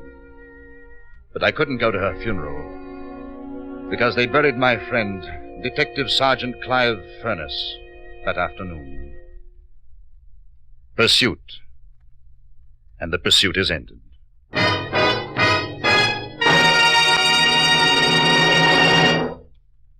Remember, friends, to make every day more enjoyable, treat yourself often to refreshing, delicious Wrigley's Spearmint Chewing Gum. There's lots of cooling, real mint flavor in every stick, and chewing Wrigley Spearmint helps keep you feeling fresh and alert. You feel better, work better, get more fun out of doing things. So indoors, outdoors, wherever you go, keep some healthful, refreshing Wrigley's Spearmint Chewing Gum handy. To make every day more enjoyable, treat yourself often to delicious Wrigley's Spearmint Chewing Gum. Pursuit, brought to you by Wrigley's Spearmint Gum, is produced and directed by Elliott Lewis and written by Gil Dowd and Anthony Ellis. Music was composed and conducted by Marlon Skiles. John Daner stars as Inspector Peter Black, with Raymond Lawrence as Sergeant Moffat. Also featured in tonight's cast were Peggy Weber, Larry Dobkin, Paul Frees, Jay Novello, Tom Holland, and William Johnstone. Pursuit! The makers of Wrigley's Spearmint Chewing Gum hope you've enjoyed tonight's story of Pursuit, and that you're enjoying Wrigley's Spearmint Gum every day.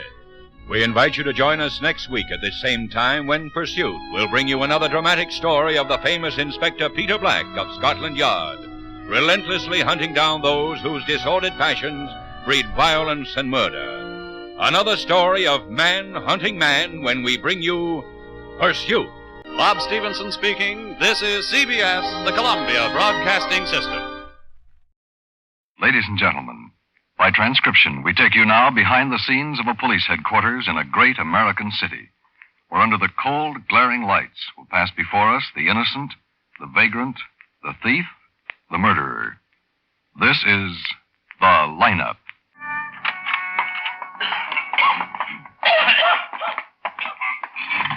Gee, Lieutenant, I didn't figure I was getting into all this. I thought all I had to do was to tell you what I saw in Whitegate Park last night. That is all you have to do, Sidney. Here, sit down. It'll only take a few minutes. We want to see if you can identify the man in the park who walked past the bench where you and your girl were, that's all. We picked up someone who fits the description you gave us. Oh, yeah, sure. Well, like I said, Lieutenant, Gloria, my girl that is, was repairing her lipstick when this guy sauntered by. Boy, imagine me putting a finger on a murder. Now, hold it, Sidney. May I have Just your look and attention, listen, please? huh? You people out there on the other side of the wire in the audience room, may I have your attention, please? Thank you. My name is Greb, Sergeant Matt Greb. I'll explain the lineup to you. Each of the suspects you will see will be numbered. I'll call off a number, their name and charge. If you have any questions or identification, please remember the number assigned to the prisoner as I call his name. If you're sure or not too sure of the suspect, have him held. The officers who took your name will assist you. They're seated among you. Oh, wait till I tell the guys in the block about this, huh, Lieutenant? Your identification. When the prisoners leave here, they are sent to the bathroom and dressed back into their jail clothes. It makes it quite difficult to bring them back after they leave here. The questions I ask these suspects are merely to get a natural tone of voice, so do not pay too much attention to their answers as they often lie. Bring on the line. All right, boys, all right, let's move. This way, over to the end of the stage. That's it. Now turn and face the front. Hands to your sides, look straight ahead. Number 1, Charles Heltzer, assault. Why were you fighting, Charles? Was self-defense, he said he wished I was dead. Talk up, Charles. It was self-defense, he said he wished I was dead. Witnesses say you started it, Charles. They ain't witnesses, they're doggone liars, his buddies. Number 2, Maurice Calder, drunk and disorderly on private property. Where do you live, Maurice? It all depends on the weather. Why did you start a disturbance in the theater lobby? I was drunk, I guess. Anyhow, when I got inside, I found out I'd already seen the picture and they wouldn't give me my 40 cents back. Number 3, Jimmy Vetter, vagrancy. How long have you been in town, Vetter? 61 years, Sergeant. I don't know if I was born here. There, Lieutenant, that one. Like I told you, bald and with a nose that's flat as a pancake. Sergeant Graham. Yes, Lieutenant. Number 3, hold for interrogation. Okay, Vetter, right in here. I'll be back in a few minutes, Ben. Okay, Matt. Come in, Vetter. Sit down over there. Yes, sir. We want a few facts, Vetter. Early this morning, an unidentified woman of about 60 was found choked to death in the park. A nice-looking unidentified woman of about 60, Vetter. Nice-looking until she was strangled. So? So the coroner says she was murdered sometime between 9 and 11 last night. I don't get it, Lieutenant. This morning I'm picked up in an alley sleeping off a snoot food. Now this, where's the connection? A kid who was necking in the park last night, not 50 feet away from the dead woman. That's the connection, Vetta.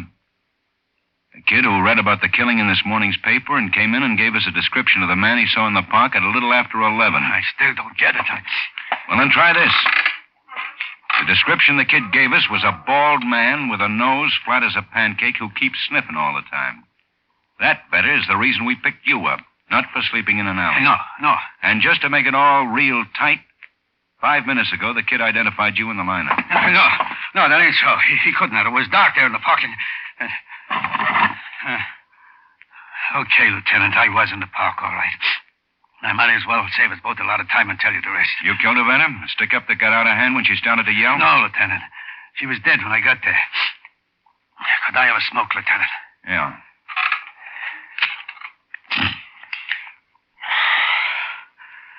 I was walking through the park, Lieutenant, looking for a good spot to flop for the night when I saw something shiny off in the bushes away. This here house key.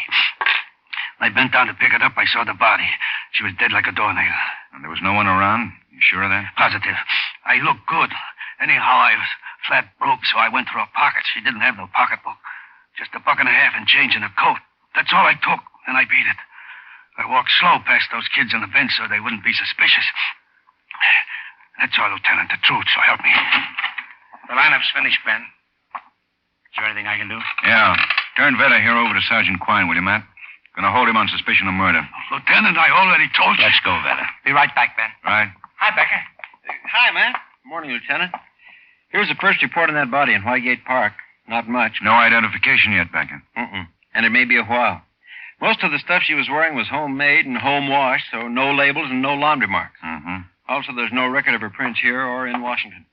Coroner's office is checking on her dental work now. Call you as soon as we get something, Lieutenant. Right. See you, Matt. Yeah.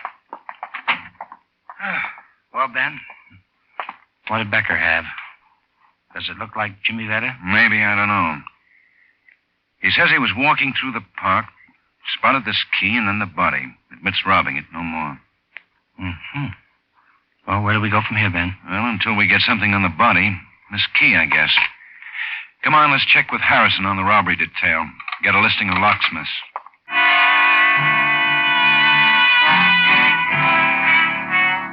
Lieutenant, you may be lucky at this key. Now, how's that, Harrison? One thing, the number punched on it by the locksmith who turned it out, this G104 here, is a local serial number. Get the name and address out of the file in a minute. But better than that, the key itself is for a Brasso Dunlap lock. They're pretty rare in this part of the country, so the locksmith may remember who he made it for. Of course, on a Yale or Master padlock wouldn't stand a chance. Well, don't locksmiths have to keep a record on each key they turn out, Harrison? No, Sergeant. Only keep a record when they make a key for a specific lock, not when they make a key for key. Let's see who G104 is. V, F, G, 80, 95, 1, 103, 104. Here we are. Wallerman Key Shop, 3920 South Clement Avenue.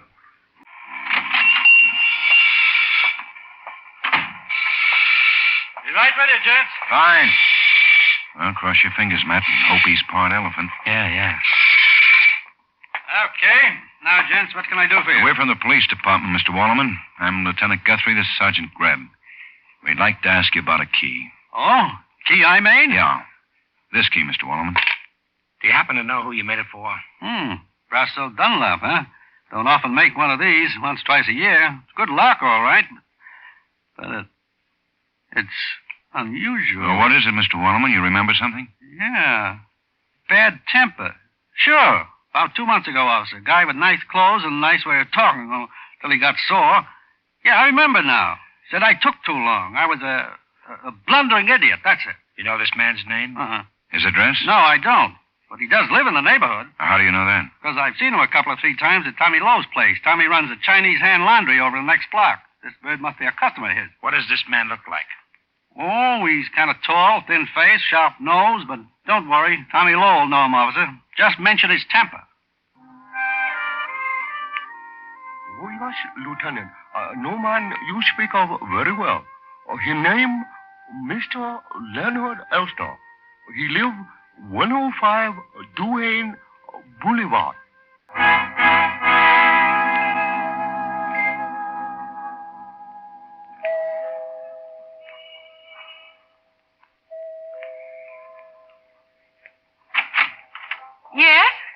Elsner? That's right. We're from the police department, Mrs. Elsner. I'm Lieutenant Guthrie. This is Sergeant Graham. How do you do? Mrs. Elsner. Mrs. Elsner, is your husband at home? We'd like to talk to him. Yes, he's inside listening to the radio. Just a moment and I'll call him. Excuse me. Sure. Leonard? Leonard? You see if that key fits, will you, man? Yeah. Yeah, it works all right, Ben. Uh-huh. Now, here's Elsner. Now, Mr. Elsner, I'm Lieutenant Guthrie. This is Sergeant Graham. We'd like a few words with you, please. Very well. Living room is this way, gentlemen. Thank you. Oh, Miss Elsner, if you don't mind, we'd like to talk to your husband alone. Of course. All right, dear. Sit down, gentlemen. Frankly, I'm curious to know what this is about. Do you mind telling me? Well, it's about a woman, Mr. Elsner. An elderly, unidentified woman who was found choked to death in the park last night. What? Woman choked to death? I don't understand. You want to talk to me about that? That's right. Tell me, Mr. Elsner, did you read about this in the newspapers? No, I haven't seen the paper today. Do you mind telling us what you did last night? I stayed home. All evening, Mr. Elsner? Yes, all evening. Now, what is this all about? Mr. Elsner, do you recognize this key? Of course. My house key. One just like it. Do you have your house key with you now, Mr. Elsner? I do. Together with all my keys. Here. How many house keys are there? For everyone who lives here, I mean. 3, 4, 5, maybe. I don't know. They're all around. Does the maid have one? She does. At least she let herself in with one a few minutes before you arrived. And your wife, Mr. Elsner, she has a key, of course. Of course. Now, look here, enough of this. Why all these stupid questions about house keys? What, if anything, do they have to do with the woman who was strangled in Whitegate Park last night? Well, this key was found near the body, Mr. Elsner, and there were signs of a struggle. Which could mean that whoever killed the woman dropped this key. Your key. But I have my house key. I just showed it to you. There. And I'm sure my wife does, too. And what about extra keys? Are they around? I couldn't say. House keys are famous for getting lost, Lieutenant. Did you ever lose one? Since you've been in this house? Yes. About 2 or 3 months ago. Where'd you lose it? Here, at home, in the street? I don't know. It wouldn't be lost if I did. Leonard, darling, your temper, please. Control yourself, please. I'm sorry. Excuse me. I'll be glad to answer your questions. Here, you'd better leave it there. No, that won't be necessary, Mr. Elsner. Now, about last night. You say you were here? Yes. Carol here went to bazaar. What was it again, dear? The Woman's Auxiliary of the North Point Country Club. I'm chairman. We're raising money to build a new clubhouse next spring. I see. Mr. Elsner, did you have any callers last night? Any visitors of any kind? Yes, I did. Can you remember them specifically? I think so. There was the newsboy who was making his weekly collection about 9, I'd say. For what paper, Mr. Elsner? The Evening Star. And anyone after that, Mr. Elsner? 2 people. Along about 10, a delivery boy from the liquor store, King's. He brought 2 bottles of scotch. At 10:30, a friend of my wife's dropped in looking for Ruth Millard. She lives at the Park, Netherlands. She stayed about 20 minutes.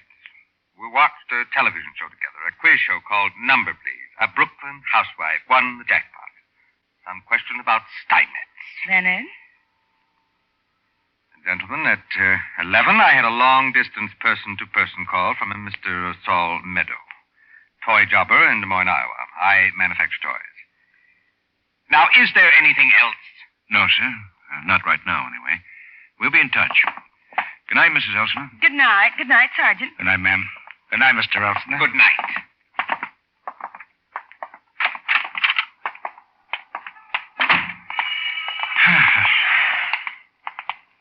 You know, Matt, Mr. Elsner said he didn't read about the killing in the paper. So? So I'd like to know how he knew it happened in Whitegate Park. We never mentioned the park by name.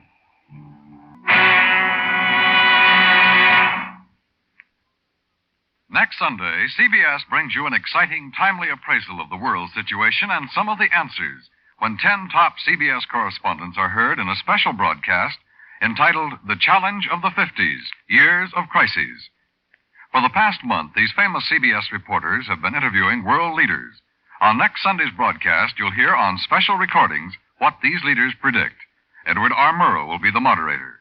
Don't miss this unusual, significant broadcast, The Challenge of the 50s, next Sunday afternoon on most of these same CBS stations. Did you get that, Willis? On Walnut, yes. King's Liquor Store. They're supposed to have sent 2 bottles of scotch to Elsner last night about 10:20.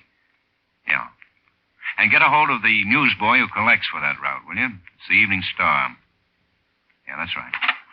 And put a tracer on a person-to-person call Elsner claims he got at 11 from a Saul Meadows in Des Moines. Yeah. I want every bit of that alibi checked. Right.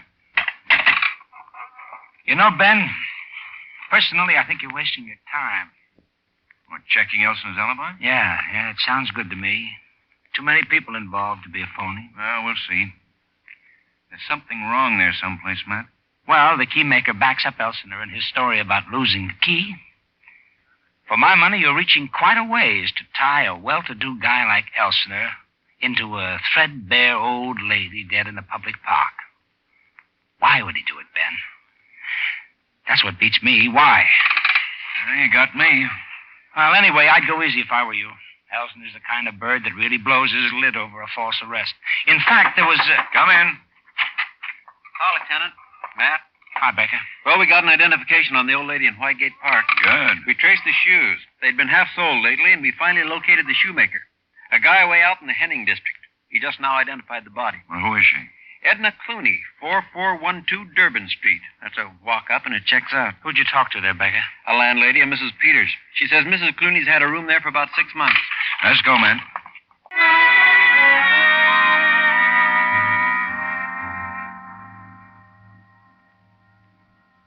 I just can't believe it. She was such a sweet little old thing. Why, terrible, that's what it is. Down this way, gentlemen. Thank you. When did you say it happened? Last night, Mrs. Peters, sometime between 9 and 11. Didn't you notice she was gone today, ma'am? No, I didn't, Sergeant. Sometimes I go a week or more without seeing all my tenants, especially the quiet ones. This is her door here. Ooh, right. Stuffy in here. I'd better open the window. No, I wouldn't bother. We won't be here long. Yeah, we just want to look around. Maybe she kept a date book or a diary or something. If she did, it'd be over there in that table with the drawer. Oh, here, huh? Well, she was sure a tidy housekeeper. She was a nice, sweet woman, Sergeant. One of the best tenants I ever had. Oh, it's just terrible. I can't Now, this imagine. picture, Mrs. Peters, who is it, do you know? Why, yes, that's her. Oh, my goodness. Now, what's the matter? That's Jim, her son. Why, that boy doesn't even know yet that his mother is dead. Is he here in town? Well, as far as I know, he lives over on the south side someplace, works in a mill over there, a stamping mill, I think. You wouldn't know the name then, huh? Could it be McClellan and Land? She's got a metal ashtray here and a letter opener, both stamped with the compliments of McClellan and Land, 1024 South Market. Now, let's try it. Now, Mrs. Peters, leave everything just as it is and keep this room locked, will you? We may be back.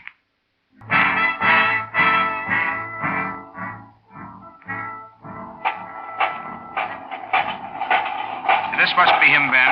You the fellas who wanted to see me? I'm Jim Clooney. Yeah, and let's go inside here, Jim. Out of this noise where we can talk.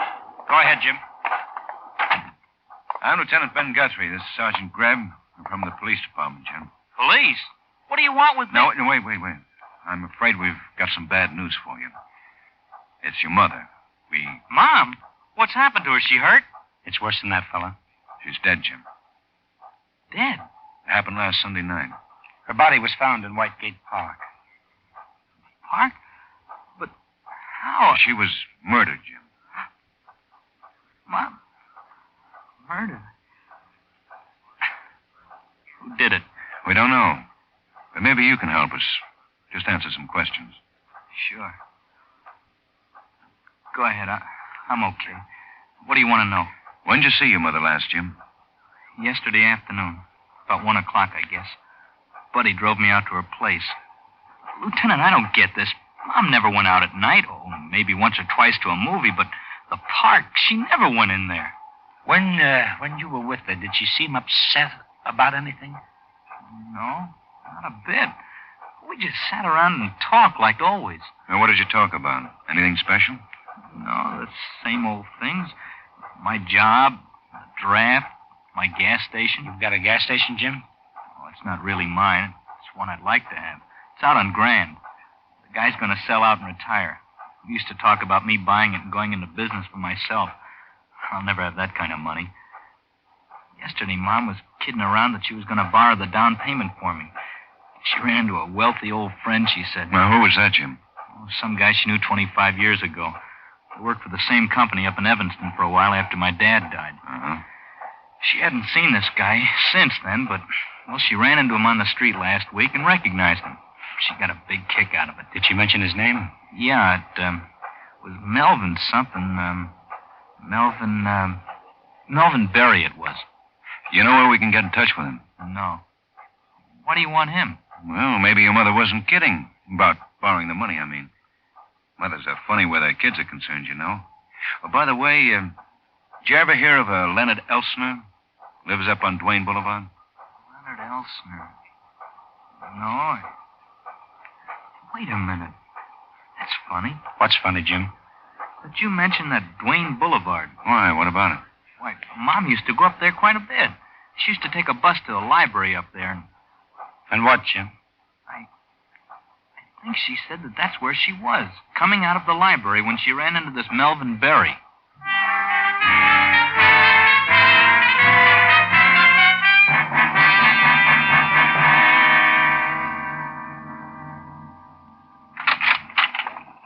Say, Becker, you seen Lieutenant Guthrie? Yeah, about 30 minutes ago, Matt. He was on his way down to the file. Oh, okay, thanks.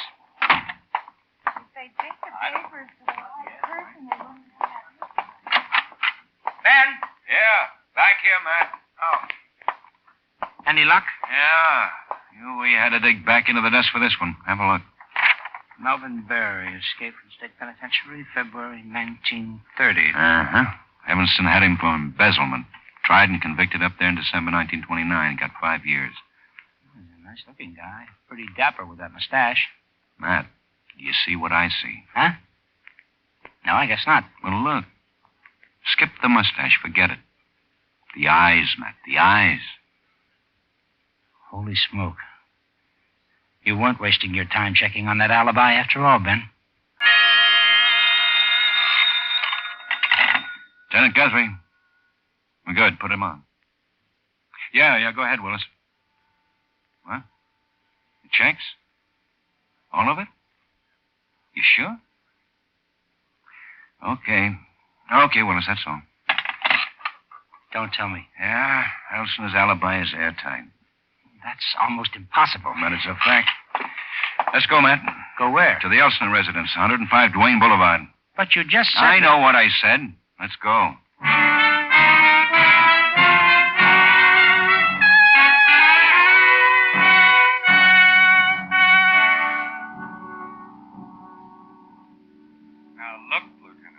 When you fellows were here before, I tried my best to cooperate. I know. But we found out a few things since then. We want to find out a few more. Like what?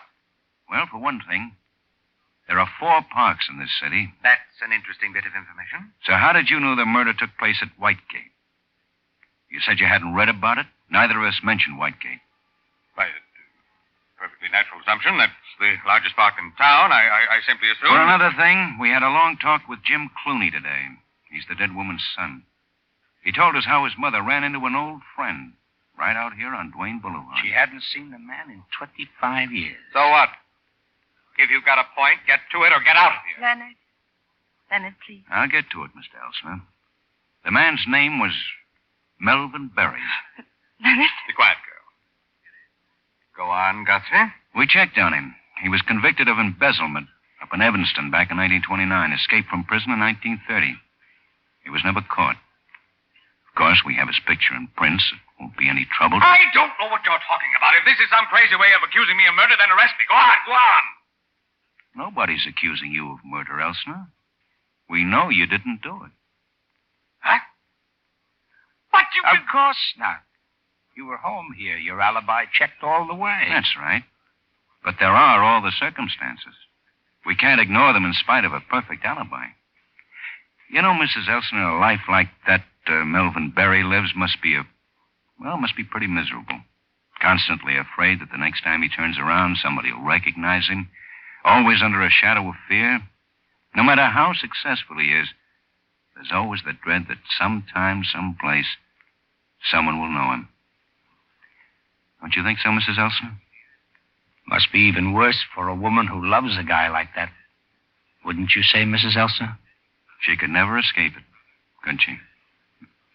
The more she stood to lose, like wealth and social position, the worse it got until finally... Finally, Edna Clooney was murdered. Edna Clooney ran up against a person like that just because she recognized an old friend who had a secret.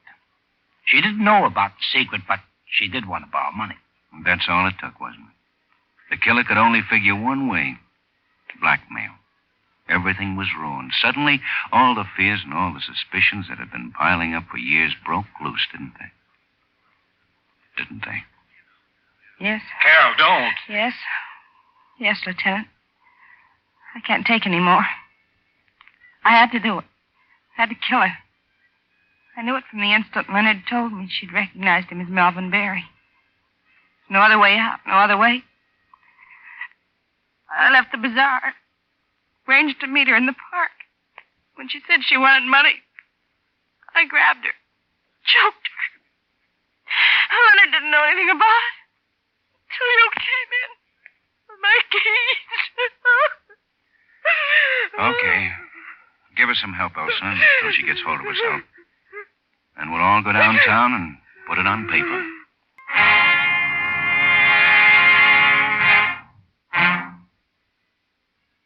The lineup, where before you pass the innocent, the vagrant, the thief, the murderer. Listen again next week when we again bring you the lineup. May I have your attention, please? You people out there on the other side of the wire in the audience room, may I have your attention, please? Thank you. My name is Greb, Sergeant Matt Greb. I'll explain the lineup to you. Each of the suspects you will see will be numbered. I'll call off a number, their name and charge. If you have any questions or identification, please remember the number assigned to the prisoner as I call his name. If you're sure or not too sure of the suspect, hand him help. The lineup, starring Bill Johnstone as Lieutenant Ben Guthrie and Wally Mayer as Sergeant Matt Greb, is written by Gene Levitt and Bob Mitchell, with music by Eddie Dunstetter. Featured in tonight's cast were Gil Stratton, Ted Osborne, Parley Bear, Herb Butterfield, Robert Griffin, and Virginia Gregg. The lineup was transcribed in Hollywood by Jaime Del Valle. Did justice triumph? Police headquarters, Tulsa, Oklahoma. Named Arthur Drake. Age, 40 years. Cause of death, blows of claw hammer. Classification, murder. Investigation proceeding. The Mutual Broadcasting System presents another thrilling case from the files of True Justice Stories, followed by millions of readers each week in the New York Sunday News and its syndicate. Tonight's case, the Marriage Bureau Murder. Tonight's true case history of crime begins on a hot, sultry morning in June 1944. A large interstate truck rumbles along the dry roads of Oklahoma. Lonely roads, for it's early in the morning. The truck driver yawns, turns to his assistant. Hey, Ed. Wake up. Wake up. Morning already? 8 o'clock. Time for you to take over. You're a clock watcher, Bill, if I ever saw one. Anyone's a clock watcher if he's been driving all night. Okay, stop the truck and we'll change seats. I'll sure be glad when we get to Texas. Me too. I got a date with the cutest little babe I ever saw down in San Antonio. Hope she's got a friend. I think I can fix it up. Well. Hey, Ed, look at that. What? Where? Over there, side of the road. It looks like a woman. Come on. There's a woman. Was. Gosh. Horrible. What do we do? We gotta tell the cops about this right away. Bill, where are we? Not far from Muskogee. I saw a farmhouse back a ways. We'll phone from there. Bill? Yeah. She's been murdered.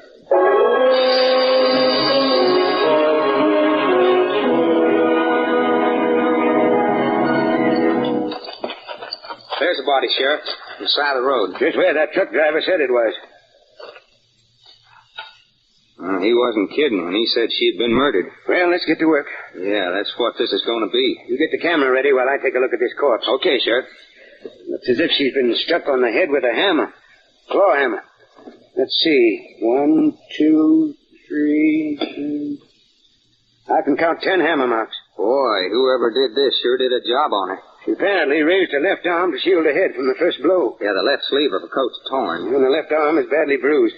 How old would you say she was, Sheriff? Oh, about 40, about 5 feet, 120 pounds. We got a complete and accurate description from the medical examiner. Married, if that wedding ring means anything. We'll find out. Ready for that picture? Yeah, all set. Okay, get it from all angles. Right. I noticed some tire marks over here just off the road. Yeah. There's footprints here near the body. Yeah, they'll not help us much, I'm afraid. Those truckmen were here, too, remember? Now, I better measure them just in case. Yeah, we'll come out later and get a moulage of these tire prints. Leave Casper to watch things here till the medical examiner arrives. Yeah, I got the picture, Sheriff. All right, Warren. We better get back to town. We've got plenty of work ahead of us. I guess there's nothing more we can accomplish here. Oh, well, what next? The first thing we've got to do is identify this woman.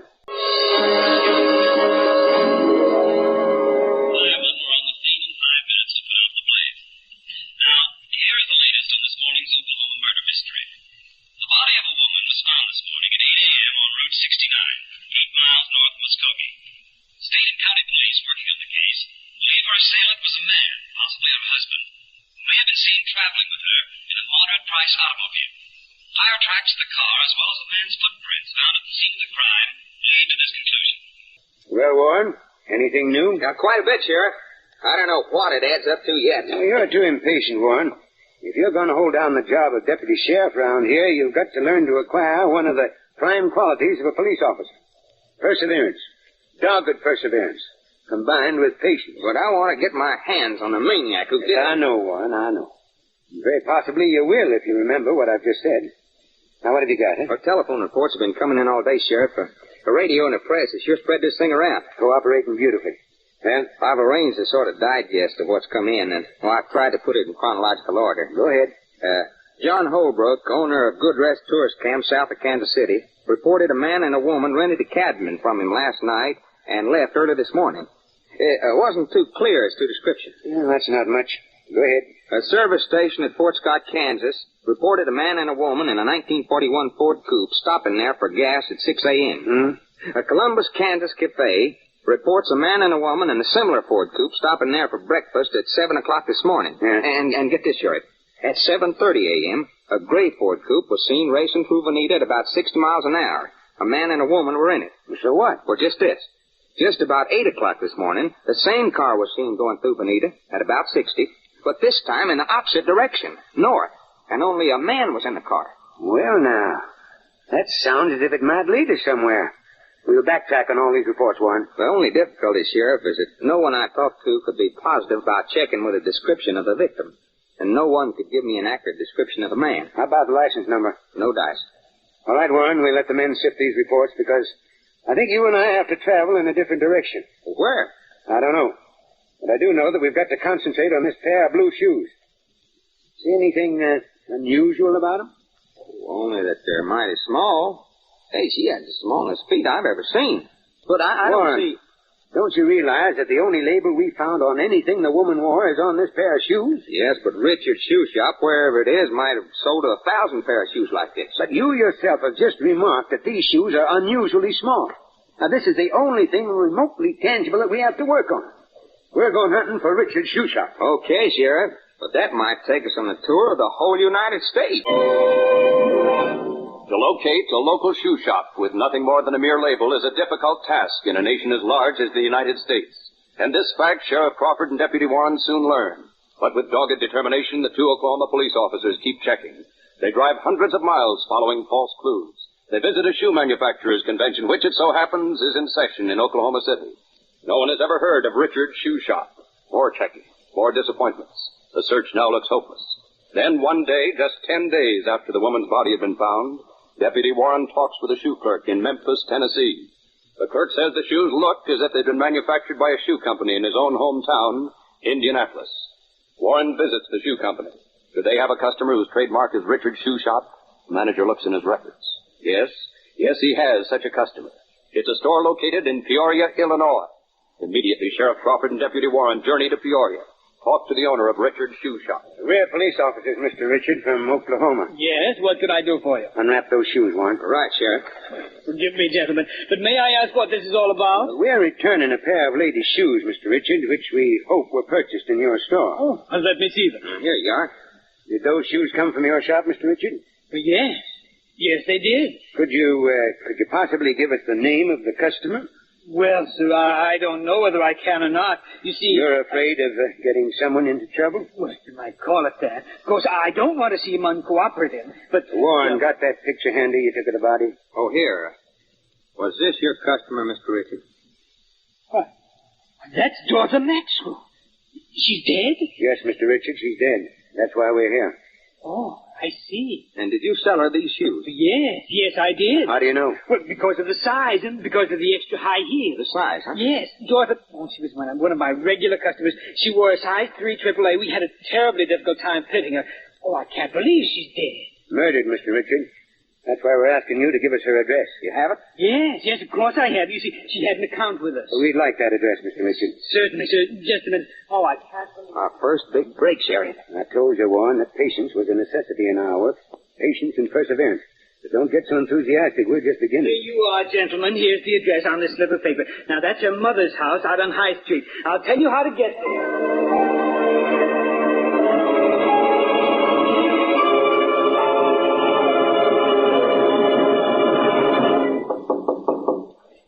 She's home, Sheriff. Take it easy, Warren. If she isn't, we'll come back. That fellow Richard's quite a carrier. Yes, gentlemen. You're Mrs. Maxwell? That's exactly who I am. I don't want to buy anything today. Just a moment, Mrs. Maxwell. Well, we're not selling anything. Well, then why are you knocking on my door? We've come to talk about your daughter, Dorothy. My daughter? She's not here. We know, Mrs. Maxwell. How do you know? Who are you men? We're police from Oklahoma. Way up here from Oklahoma? That's where my daughter is. I had a letter yes, from her. Yes, Mrs. Maxwell, we know. You know I had a letter? No, we know she's in Oklahoma. Why, is anything wrong? Mrs. Maxwell, your daughter is dead. Oh. She's fainting. You got her, Warren? Yeah, I got her. All right, let's get her inside. Here, I'll give you a hand. In the living room here? Yes. Put her on the sofa. Okay, Sheriff. Yeah, here. That's right. There she is. Right. Oh, I must have fainted. You did, Mrs. Maxwell. Feeling better?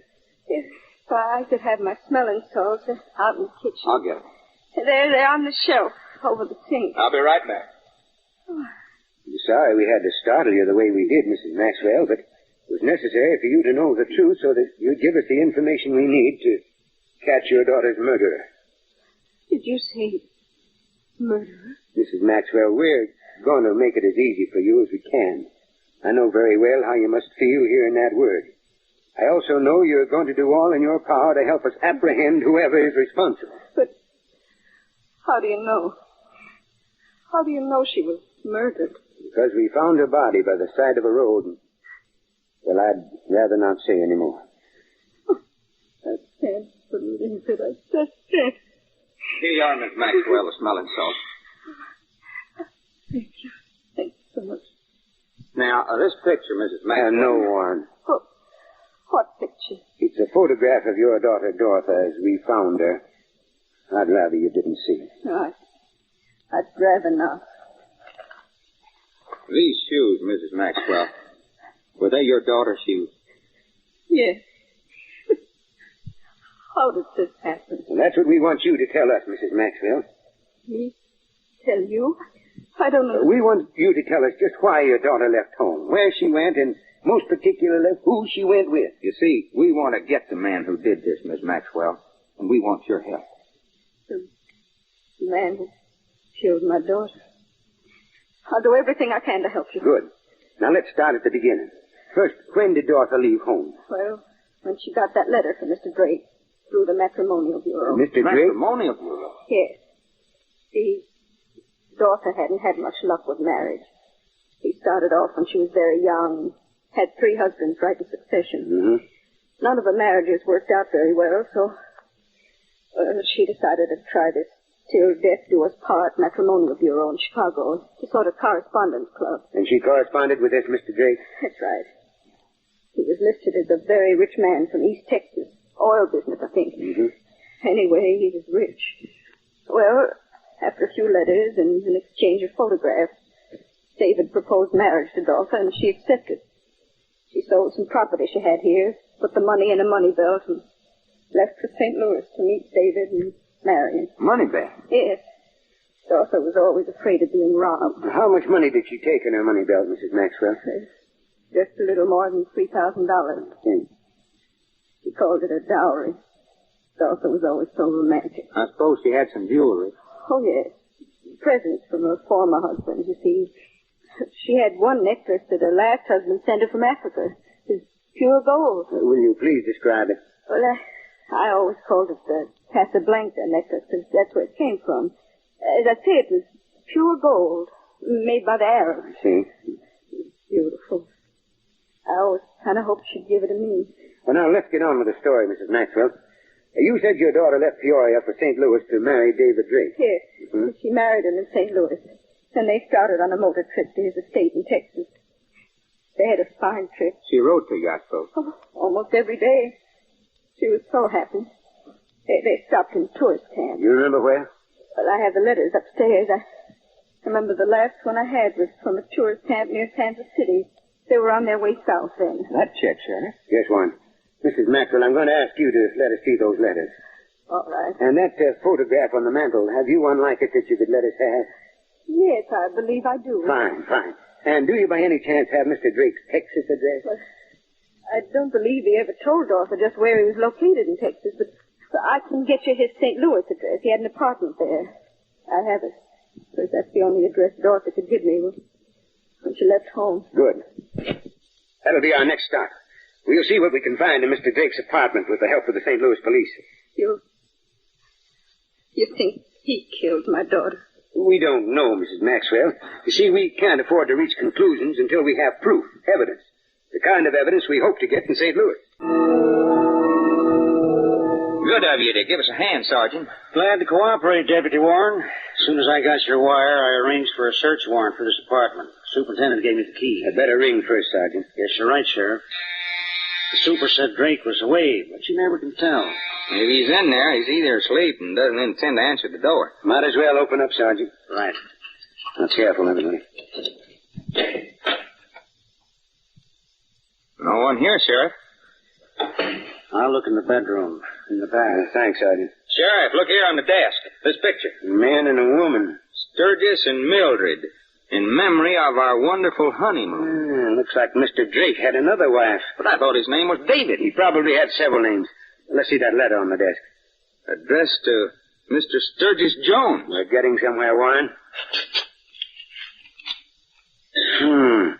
A bill from the Till Death Do Us Part Matrimonial Bureau for an introduction to Miss Dorothy Maxwell. Things are beginning to gel. He doubtless had a deal with this bureau to use two names. No one in there, Sheriff. But I did find this photo in the bedroom. Thanks, Sergeant. Well, that's the man in the other picture, Sturgis. Yes, I think we can use this. Warren, I want you to stay here and make a thorough search of this apartment. Right, Sheriff. With the aid of the sergeant and the St. Louis police, I'm going down to headquarters and take a look through the files. After that, you and I'll head south, visiting tourist camps, trying to pick up the trail of Mr. Sturgis Jones, alias David Drake.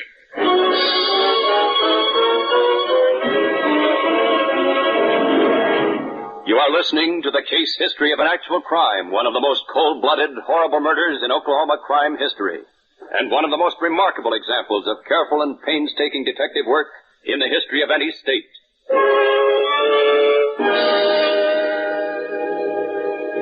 After days of disheartening discouragement, justice, personified by Sheriff Crawford and Deputy Warren, is beginning to make progress, is edging closer to the killer of Dorothy Maxwell. But who is he? Where is he? The two hard-working police officers have identified the victim. They have identified the man she married through a matrimonial bureau. But they have no evidence that this man killed Dorothy Maxwell. Armed with photographs of Dorothy and her husband, Crawford and Warren visit 5 tourist camps with no success. Then at the Good Rest Tourist Camp south of Kansas City on Route 69, they talk to the owner, a Mr. John Holbrook. Ever seen these two people before, Mr. Holbrook? Let me see. Yeah, I believe I have, Sheriff. Do you recall their names? Just a minute. Let me look at my register here. Yeah. These are photographs of Mr. and Mrs. David Drake. They stopped here on the 18th of June. Hey, is this the woman? This is the woman you phoned us about, Mr. Holbrook, on the day of the murder. Well, I'm sorry I wasn't able to be more accurate about the description at the time. We so many people in and out. But with these photographs... Mr. Holbrook, do you by any chance keep a record of the license numbers of your guests' cars? Yes, I do. I think it's a good idea. You never know. What is the license number of Drake's car? Let me see. Drake. Ford Coupe, gray, Indiana plate. Indiana? Yep. I'll write the number down here for you. This is a new wrinkle, Sheriff. But one I like, Warren. There you are, Sheriff. Anything more I can do? You've done plenty already, Holbrook. Thanks very much. Now we're on our way to Indiana to check these plates. We've sure done some traveling on this case, Sheriff. Yes, Warren, and we may have to do a lot more. Yes? You, Mr. Baker?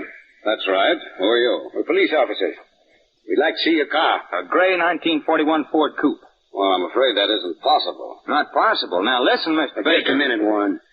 Mr. Baker, you mean your car isn't here? Well, that's right. I lent it to a friend last month for a trip. I see. And who is that friend?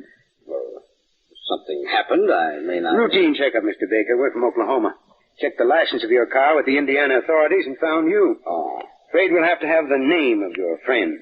Well, as a matter of fact, it's his wife who's my friend.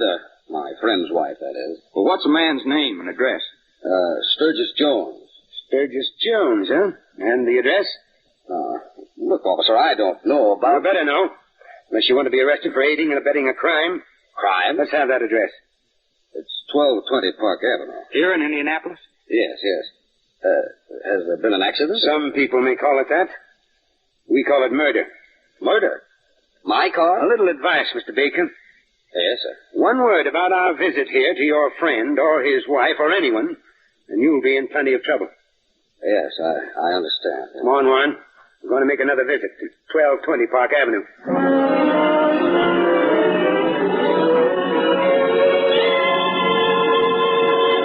Now, Mrs. Jones, where's your husband? I don't know. I tell you, he's away on a trip. But we've got to know. Why are you officers questioning me like this? What's Sturgis done? We don't know yet, for sure. But one thing we are sure about, he's married another woman. Married another... I don't believe it. You will, Mrs. Jones. Is this your husband's picture? Where did you get that? From his apartment in St. Louis. Apartment in St. Louis? Yes. I just can't understand. Yes, that's his picture. Where did he say he was going in the car he borrowed from Mr. Baker? On a business trip out west. Well, what he really used it for was a honeymoon. Yes, but he wasn't using the name of Jones for that trip. It was David Drake. You officers seem to know a lot about my husband. We'll know more if you'll help us. Why? Why should I help you against my husband? Because he's married another woman. And because he's wanted for questioning concerning a murder. Murder? Who? The other woman. Oh. Well, what do you want to know? First of all, where is he? I told you I don't know, and it's the truth. All I know is that he's away on a business trip. When do you expect him back? Perhaps today, perhaps tomorrow. Good. Now, Mrs. Jones, I know you want to see that justice is done, no matter how much you love your husband. Tell us, how did you happen to marry this man? Well, We don't want to pester you, Miss Jones, or annoy you, but you must cooperate with us. It's just possible that we'll be able to save you from the fate of that other woman. What was her name? Dorothy Maxwell, from Peoria, Illinois. So that was it. What was it? One day, a month ago, I happened to come into the room when Sturgis was writing a letter. It was addressed to a woman named Dorothy, and he had written, "After we are married, we will be very happy." We had an argument. He told me it was just a joke. Well, Mrs. Jones, how did you happen to marry him? Well, I was lonely. I didn't like my office work at all. I didn't know what to do, so I wrote to a matrimonial agency. Got a list of names and descriptions and what the men did and so forth. Well, Sturgis and I started a correspondence. We exchanged photographs. Well, we got married. That's about all. And he took frequent business trips? Yes, he did. And always came back with plenty of money? Yes. We've been very comfortable. Mrs. Jones, in the interest of justice, I'm going to ask you a great favor.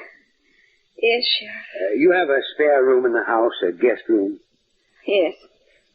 Yes, I have. I wonder if you'll be good enough, cooperative enough to permit Deputy Warren and me to stay here until your husband returns. Yes, Sheriff. You officers can stay here until he gets back. And then I hope you take him away. 3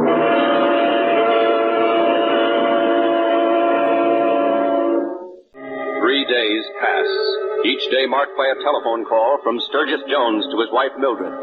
He is on his way home, and the two police officers patiently wait, for they know now that the trap is set. But Sturgis Jones does not come home. Perhaps he's been forewarned. Perhaps not. Then...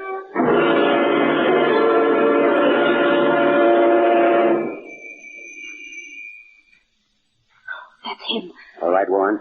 You on one side of the vestibule. I'll be on the other. I got my gun ready. I doubt if you'll need it. I don't think this louse is the kind that uses a gun. Coming, Sturgis. Well, hello, darling. It's all so good to get home. Hello, Sturgis. Well, why so serious? Not even a smile? Mildred, who are these men? They're police officers. Police? Yes, Jones from Oklahoma. Remember? Oklahoma? We want to talk with you, Jones, or Drake, or whatever your name is. Talk with me? About what? About a murder. In Oklahoma. On the 18th of June. At 8 o'clock in the morning. I have no idea what you're talking about, but let's all go in the living room and sit down, shall we? Frisk him, Warren. Right, Sheriff. Oh, no, this is nonsense. You can't... Don't tell us what we can do and can't do. Put your hands in the air, high. Really, gentlemen, I'll have to have you sued for false arrest. Go ahead and sue, Jones. Meanwhile, I'll take charge of this bag. Oh, here, I don't believe you have any right to... Quiet. Well, Warren? No gun, Sheriff. But look at this. A money belt. Money belt? Well, Sturgis, you never wore a money belt. Where'd you get that? Why, I'll tell you where he got it, Miss Jones. He got it from his other wife, Dorothy Maxwell Jones. Yes. And when that belt left home in Peoria, it contained $3,000. Well, I really don't know what you're talking about, but I think I'd better call my lawyer. Before you do, Jones or Drake, listen to this. Here's a brief resume of your record as supplied by the St. Louis Police. St. Louis? Yes, we've been to your apartment. And consulted St. Louis Police files. Listen. 1917, arrested as leader of a group of automobile thieves in Los Angeles. 1919, sentenced to federal prison for using mail to defraud. 1937, sentenced to San Quentin prison, grand larceny. Well? Yes, that's all true. Sturgis? But you can't take me for murder. You have no... We'll let the courts of justice decide that, Jones. But we can take you for bigamy. That's a crime, you know. Sheriff, while you've been reading a riot act to our friend, I've gone through his bag. Look at this. Casablanca necklace. Well, what does that mean? It means, Mrs. Jones, that your husband is even guilty of robbing the dead. He took that necklace off Dorothy Jones's throat after he killed her. That's a lie. And was doubtless bringing it home to you as a present.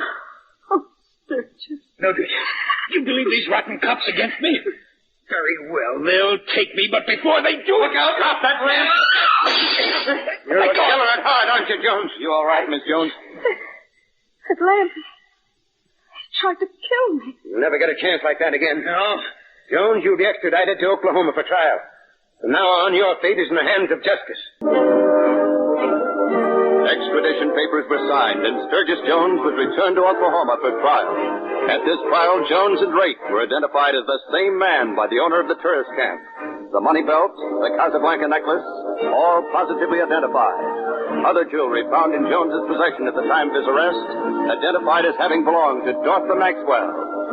Jones was sentenced to death in the electric chair where he paid for his crime on December the 18th, 1943, just 6 months after Dorothy Maxwell's body was found. Thus, Oklahoma justice. And so at police headquarters in Tulsa. Deputy Warren? Yes, Sheriff? Remove Dorothy Maxwell's card from the active file. Yes, sir. Mark it.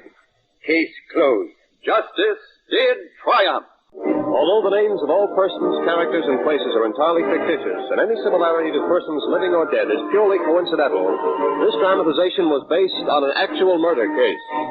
Next week at this time, the Mutual Broadcasting System will present another thrilling dramatization taken from the files of the True Justice series appearing each week in the New York Sunday News and its syndicate. These programs are produced by Jock McGregor. Today's program was directed by Arthur Van Horn. The script was written by Bryce Disk Jr. The narrator was George Carson Putnam. Cameron Prudhomme played the sheriff, Jim Bowles the deputy. Others in the cast were Bryna Rayburn, Joe Latham, Paul Conrad, Sidney Smith, and Humphrey Davis. The orchestra, conducted by Emerson Buckley, played music written especially for this broadcast by Richard DuPage. Frank McCarthy speaking. In the Gordon Merrick murder case from that fantastic crime show Broadway's My Beat, the famous Broadway producer Gordon Merrick has been found murdered in his hotel room, and it's up to Detective Danny Clover to solve the mystery. Larry Thor plays Clover in this one, and it's the usual excellent story and production that you expect from this great show. It aired on March 15th, 1952. Call the Police ran from 1948 to 49 on NBC Radio. It starred Joseph Gillian and later George Petrie as Bill Grant, the former Marine who returns to his hometown to join the police and fight crime. He's assisted by his criminal psychologist girlfriend Libby Tyler, played by Joan Tompkins and later Amzie Strickland, and Sergeant Mazzio, played by Robert Dryden. In the case of the Suntower Mystery Mansion, Mrs. Potter is found strangled to death, and since she dabbled a little bit in the occult, rumors began that her killer was a ghost. But after the next murder, it's up to Grant and his associates to find the very much living murderer. This one has some fairly spooky elements and suspense, as well as being a great crime drama. It aired on July 6, 1948. Next, Burglary Alert from Squad Cars, that great South African Springbok radio show that ran from 69 to 85 and featured extremely fast-paced, exciting true crime dramatizations from the police perspective, similar to Dragnet. In this one, a woman sees a prowler robbing a neighboring home and calls the police. They arrive too late, and the rest of the episode involves the investigation into the identity and capture of the robbers. As is always the case with this show, even a relatively minor crime like a burglary turns into a super exciting mystery crime-solving adventure. Then we have The Case of the Oliver Brothers from Gangbusters. This show had one of the loudest and most sound effect-laden introductions of any radio show. So much so that it led to the famous catchphrase, "Came on like gangbusters." So if you ever wondered where that expression came from, now you know. In this one, Ralph Oliver, who's having money troubles, lives in Hollywood. He gets a call from his brother, who has been dishonorably discharged from the Navy and is on the run due to writing bad checks. They decide to team up and rob a bank in New Orleans. A really exciting story told from both the criminal and the police perspective. It aired January 31st, 1948. Then we have Dr. Ruxton, Axe Killer from The Secrets of Scotland Yard. It tells the famous story of Dr. Buck Ruxton, who killed his wife and their servant and then cut them up into 200 pieces. During the trial, when expert witnesses were called to describe the horrific details of this crime, it caused several people to faint. This great episode tells how the London Metropolitan Police of Scotland Yard caught the killer and brought him to justice. Next, another great procedural police drama that used actual true crime cases each week, 21st Precinct, although there was no actual 21st Precinct in the city of New York. In The Fall, we have a different story than the usual bad guy versus police ones. A burglar is nabbed and tells how he had already been caught previously during a burglary by a cop from the 21st Precinct, who shook him down for his cash and then let him go. So this episode tells the story of the investigation into the corrupt police officer and what happens. A slow start, but it quickly turns into a very thrilling tale. It aired July 12th, 1956. Time to enjoy these great shows. I'll be back in a bit for the next batch.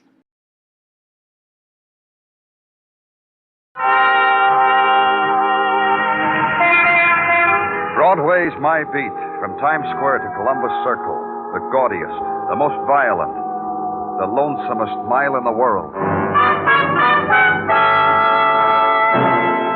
Broadway's My Beat, with Larry Thor as Detective Danny Clover.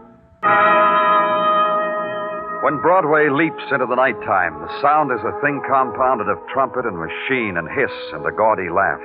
They melt together, and the noise you get is shock. When the month is March and the rains of spring fall softly into the riot, shock scatters and huddles tightly behind this facade and that, in that doorway, behind that window. The street is hurry up and get out of the weather. The street is stragglers, is bleeding neon. So make a phone call. Find a friend. It's lonely in the rain.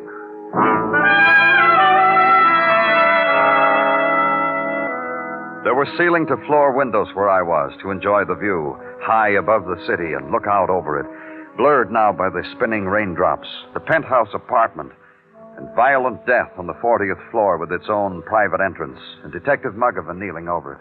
It's a way to die, Danny. With a .32 slug, I'd say. Shot in the back. Of course, it's frowned on by 100% sports. Who is he, Muggavan? His name's Gordon Merrick. You know, Angel Merrick. I hope he makes Angel where Merrick, huh? The show backer with a golden touch. Isn't that what the columnists call him? Yeah. They'll think of a better one after tonight. Well, let's have it, Muggavan. What happened? Well, pretty definite when he was shot. A hotel like this times everything. Calls, requests for room service, you know. Merrick called down for champagne at 11:30. And the table service. For a two? Well, would you drink champagne alone on a rainy night in a place like this? Sure, for two. Waiter brought everything a half hour later at midnight. No answer. Walked in, saw Merrick lying there. Any callers on the desk you have? Anybody could get on the public elevator to the 35th floor, get off, take the private elevator to here. No way of checking. That painting underneath him looks like he grabbed it when he fell. I don't blame him. All I got that resembles that picture I had to cut out of a magazine and paste in my locker. With Merrick, it's a life-sized oil painting.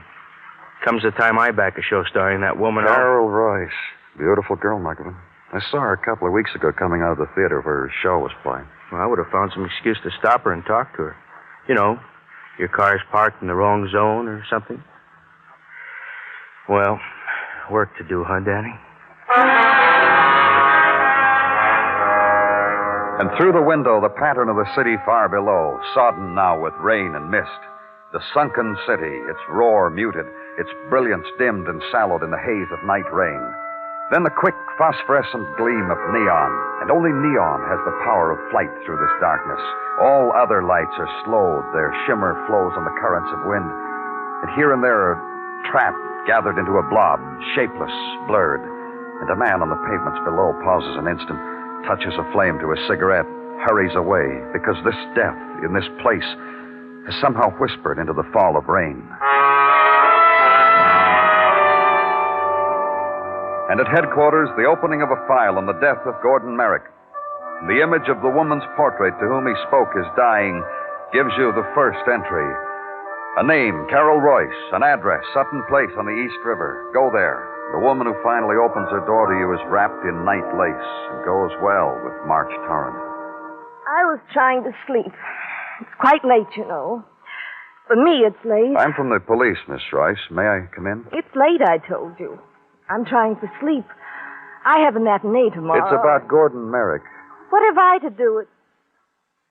What about Gordon? He's dead. He was murdered. Please come in. I asked you something. Yes? What have I to do with Gordon Merrick? Alive or dead? We found him holding a portrait of you. When he was shot in the back, he must have reached out and... In the back? Poor boy. In the back. It must have hurt. You think so? Think what? Think that it hurts. Tell me. I want to know. I'll send you the autopsy report. Do that. Please do that. That's all it means to you, his dying like that? Well, Gordon called me at the theater tonight, asked me to a champagne supper for two, a cold bird and candlelight, to talk about things. I was bored talking to him about things, so I didn't go. I came home, tried to sleep. Oh, my portrait in his arms. Poor boy. Talk to him about what things, Miss Rice?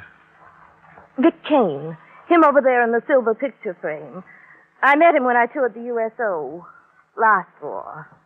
The man stood out from that olive drab crowd on the hill. I went after him tooth and claw. I got him. And Merrick wanted you back, wanted you away from this Vic Kane. He never made it. But he died trying. That you can say for Gordon Merrick. He never stopped trying. Vic Kane, did he know about you and Merrick? Jealous. Jealous is my Vic. So bitterly. So without reason.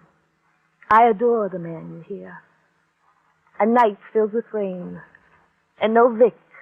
You hear? Where does he live? A rooming house on 3rd. 756 3rd Avenue. But he won't be there when you go to him. I've been calling him ever since I got home. Hello? Oh, yes. Yes. Is it? Yes. Vic Kane? No, our eager boy stage manager calling a rehearsal for tomorrow's matinee. You, Dick, between the two of you, you've murdered sleep. Anything else you want, Bed?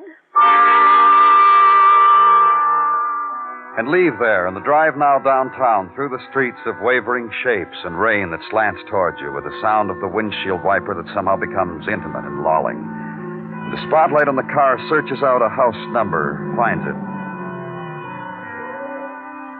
Be told Vic Kane is not at home. But why don't you wait, sir? That chair over there in the hall, sir, is for waiters. So wait. The hall is a place of built-in draft and a picture of a tiger at bay and a rug becoming one with the wooden floor. Wait. And in an hour...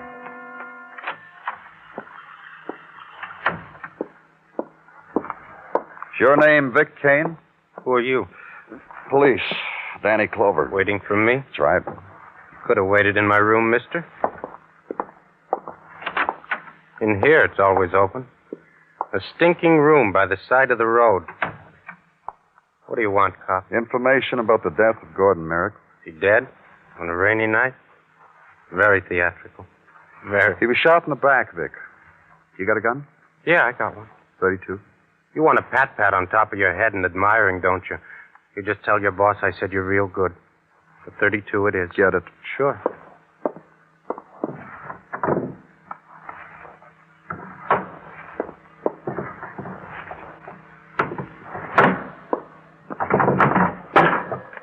Hey, what is this? Can't find it, Vic? What do you think I'm doing, cop? Going through a ritual before I reach under the mattress and say, well, here it was all the time?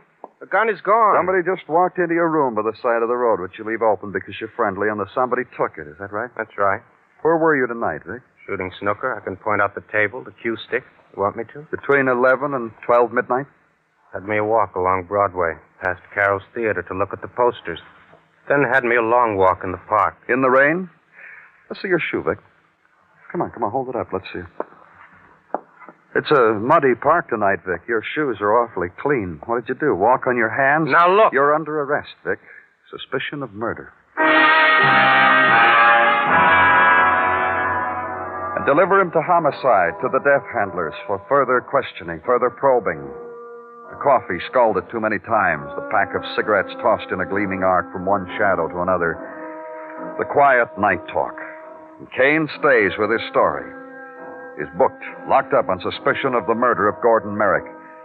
And in a room reserved for it, gather up the shreds and rags of sleep. Try to arrange them on the steel cot. Not quite make it, because too quick there's a gentle clutching at your shoulder. Danny, sorry I have to bother you, but there's a man waiting for you in your office. A couple hours now. I tried to let you sleep as long Walk away from sleep to where the man waits. A bulk of a man, his hand like a clump of cold iron in yours, and his voice soft, surprisingly soft. I wish I didn't need to disturb you, Mr. Clover. You boys work hard. Need all the dreams you can steal. I know. Anything I can do for you? If you care to, you can. It's a matter that rests entirely with you, my position being rather ambiguous in this thing. Which makes me a pleader, Mr. Clover. A special pleader. For what? I'm a private investigator, Jackie Scarr. I've been retained this morning by a Miss Carol Royce to investigate the murder of Gordon Merrick, which you were handling, I understand. You see now what an ambiguous position she's placed. You could have told her you didn't want it. You could have told her the police were handling it. You've seen her, Mr. Clover. You talked with her at the moment when she expected another caller. You'll understand my receptiveness. That and the large fee. She's paying you to find Vic Kane innocent of Merrick's murder? An observation not too astute, considering how deeply she loves this Kane man. No offense, Mr. Clover. Honestly, no offense. If you took the job, you must believe that you can do that. Prove Kane's innocence. Otherwise, you'd be... Taking all that she offers under false pretenses? Not true, Mr. Clover. I shall work very hard and with integrity. If I prove nothing, I get nothing. Only expenses. It's a thing we've grown to admire here, Mr. Scarr, integrity. Then you'll admire me. And since I must begin the process somewhere, your permission to speak with the Kane man in his cell? That is, if it's... Danny Clover here. Muggavan, Danny, get down to the morgue. Got a thing for you. Real interesting thing. Right away. You want to talk to Kane. That's your special plea, Mr. Scarn? Exactly. So I, too, can earn my keep. Tell him at the desk I said you could have an hour. Go ahead. Prove his innocence, Scarn. I'll admire you when it happens. Over here, Danny. Why don't you take a look at somebody? Okay, what have you got? This woman. Been here in the morgue since 5 this morning. She'd been dead about half hour. Oh. Who is she? A name that's made police blotter a lot of times. Vicinity of the Bowery. What'd you call me for? This gun. Was found beside her in an alley downtown. And? It's been up to technical, Danny. Slug that killed this woman came from this gun. Also the slug that killed Gordon Merrick. Let's see it for a second. Serial number's been filed off. Yeah, I was coming to that. The boys from technical raised the numbers. And you know what? No, I don't know what. Come on. Gun's registered to Vic Kane. But I had Vic booked at 2 this morning. Yeah. His gun. And this woman he couldn't have killed. You've got to find yourself a new murderer. You are listening to Broadway's My Beat, written by Morton Fine and David Friedkin, and starring Larry Thor as Detective Danny Clover. Now here's a word from Burt Lancaster, star of the motion picture The Crimson Pirate. This is Burt Lancaster. I've been doing quite a bit of traveling around the world lately, either on location or making personal appearances. But I always keep in touch with Hollywood by listening to the Lux Radio Theater every Monday night over the CBS radio network. To radio actors, the Lux Radio Theater is Hollywood, because you can always be sure of hearing the latest and best motion pictures with the original stars. Why don't you tune in with me to the CBS radio network next Monday night and hear some fine entertainment on the Lux Radio Theater? This Monday night, it's Barry Fitzgerald, Ann Blythe, and Dennis Day in Top of the Morning on most of these same CBS radio stations. The squall of rain lashes once more at Broadway. For the time of its passing, the desolation is complete. Only the gutters run with movement. Only the pavement receives, reflects the shrieking of spectaculars, the insinuations of neon, the whisperings into nothing, the shrill promises offered on rain-tossed wind. And finally, the storm begins its dying, and from underground a girl darts, her slicker glistening, her hair streaming under the shelter of a newspaper torn from a trash bin. And after her, another, and then another. The street is no longer desolation. Something else now. Something that happens after rain. And from a window, consider it. Follow the trickle of a raindrop with your finger. Consider that in this passing storm, a woman had lain dead in an alley.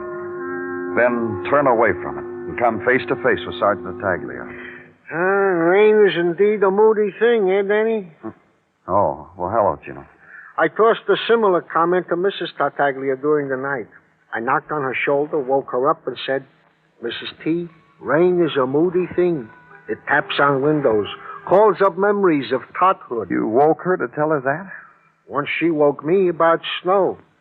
We have an understanding about things like that, Danny. I'm glad for you both. I shall tell Mrs. T you didn't mind I woke her up. Thank you, Danny. And me, Gino. What do you have to tell me? And then the woman found dead with the same gun which did murder one Gordon Merrick. What about her, Gino? A woman, Sophie Henry by name. A frequent caller at the Precinct pokey. A frequent instigator of brawls, friendly riots, etc., etc. A record up to here, Danny. Anything in it about a connection between her and Gordon Merrick? None, Danny. It was gone over by the department with tooth and comb. No connection. Anything else? Her address, if you need it. Besides the pokey, a flea bag in the Bowery. I scrawled the name here, Danny. Take if you need. You're welcome. That boy we're holding for Merrick's murder, Danny. Vic Kane. What about him? Do we release? Not yet, Gino. There's still an answer I've got to find. Why Sophie Henry was killed with his gun.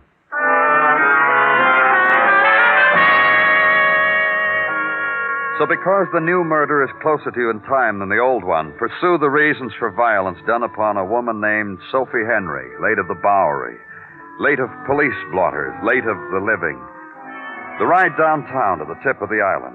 The streets are clean now after the rain. The chalk on the wall faded. The gutters running deep and turbulent for the 5-year-old sailors of matchsticks. The address you're looking for is spliced between a grocery store and a bar. And note briefly that the cat in the bar window is the fatter.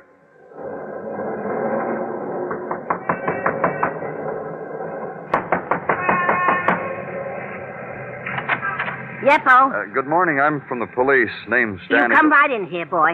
This way, right in, sonny boy. Oh, my, what a day, what a day, what a day. Meet your brother. Hello, Mr. Scarn. Good morning to you, Mr. Clover. Your brother? He's a cop, too. Ain't had two cops in here at the same time since the time Miss Flybusher threw a fit. I hope I'm not intruding into your jurisdiction, Mr. Clover. You got your job to do. And nobody's threw a fit today. Well, what do you sonnies want? I'm sure we're both looking for the same thing, Mrs. Polk. Oh. Please, watch the elbow, Mrs. Polk. This sonny just told me about Sophie. She's dead, he tells me. So what do you want with me? I want you to help the police find out Who killed my Soph, sonny? Who did that to her, huh? Who beat and threw her in an alley to die like that? Who would do that to my little Sophie, huh? She was doing that when you knocked on the door, Mr. Clover. Now you're all caught out. You found out anything, all this, that we ought to know? Believe me, I'd be the first one to let you know. How come you're here? Well, you must know. For an identical reason that you are. The papers had it. My client's gun killed this woman, Sophie Henry. Hey. Yes, Mrs. Polk? How about me? What about you? Ain't you got questions to ask me? Well, promise you won't go hysterical again when I mention Miss Henry's name? Scout's honor. Just answer this question. When was the last time you saw Miss Henry? Well, when the hall phone woke me up last night, and the gentleman said, get Sophie to the telephone. And so I did. What gentleman asked you that? Did he give his name? No, didn't give his name. I called Sophie to the phone. What time was this, Mrs. Polk? What time? About midnight last night. After the call, she got dressed like always, and she went out, so I closed my door and went back to sleep. Ah, poor Soph. You know, she was like a little girl. Nothing you couldn't ask her to do, and she would do it right away. She was Let's always... get out of here, Scarn. Just one thing, Mr. Clover. Looks good for my client, doesn't it? How can you possibly figure Vic Kane's the killer?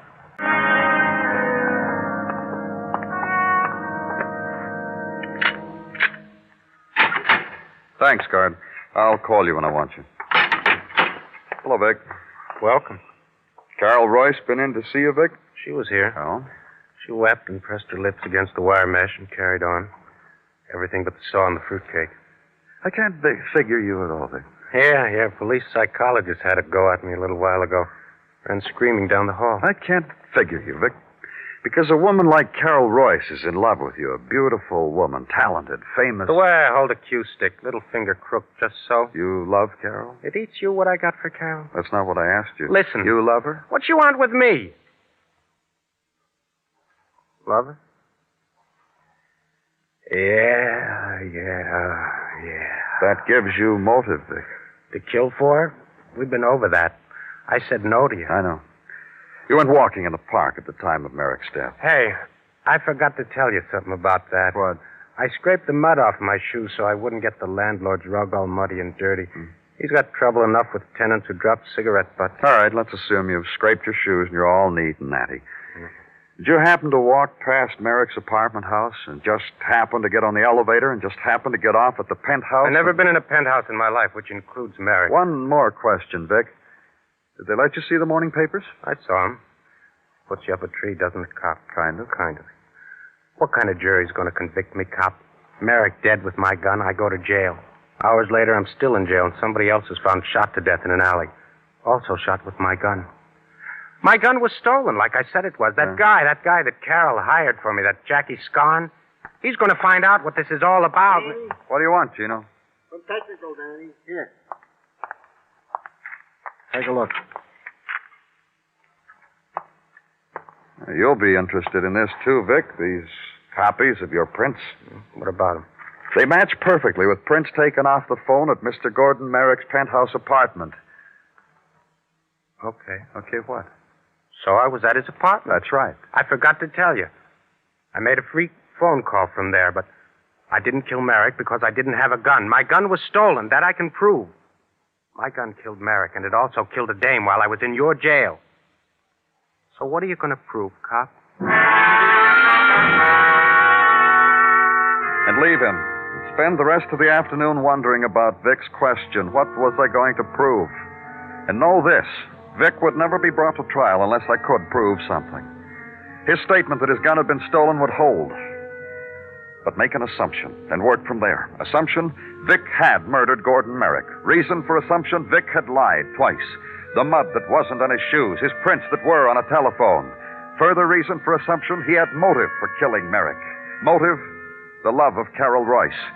What needed to be known now was how the murder gun was found in the Bowery beside a dead woman. So have dinner and think about it. Read a newspaper, catch up on back detail. And it's 11:30, a late time, but still a question time. So go now to the apartment of Carol Royce.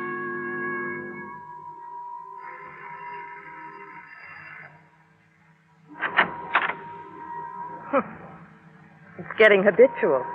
I open the door and it's you. Mind if I come in? A well-turned question. Yes, I mind. Mind if I ask why? Because I'm dressed like this. My third act costume happens to be this negligee, and I rush right home. We've got to talk, Miss Royce. If you want to change, I'll wait. Well, a packed house saw me like this tonight. Come on in for some standing room. Thank you. In here. And don't stand too long. It gets me nervous. Say your say and get out. I understand you saw Vic this morning, Miss Royce.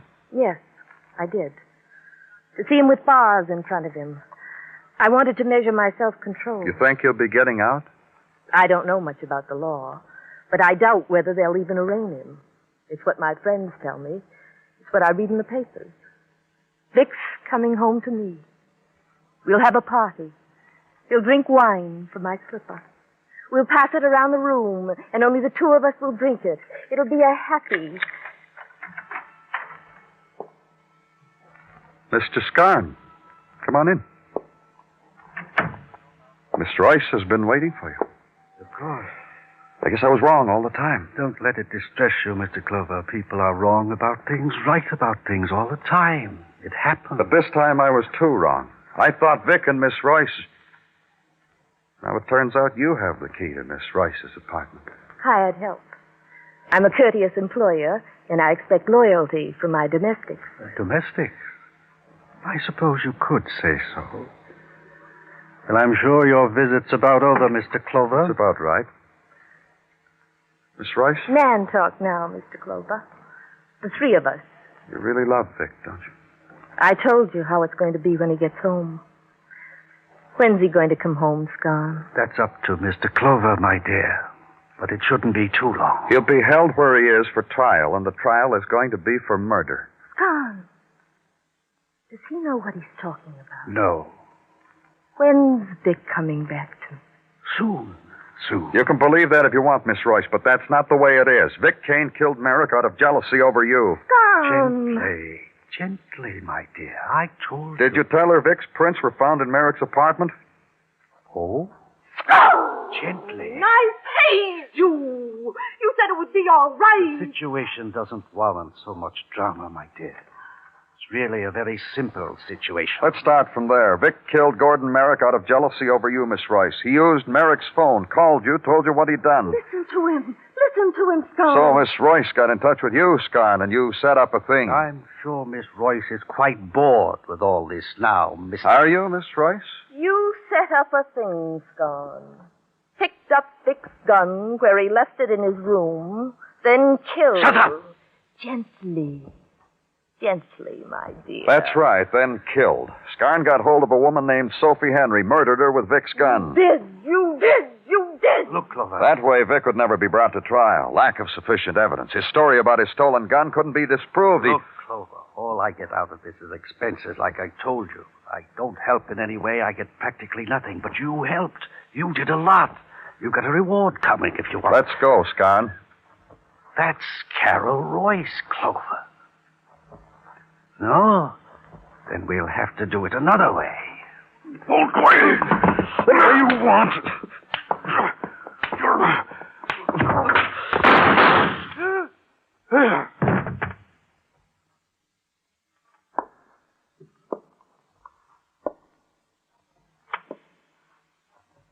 Here's my gun, Mr. Clover.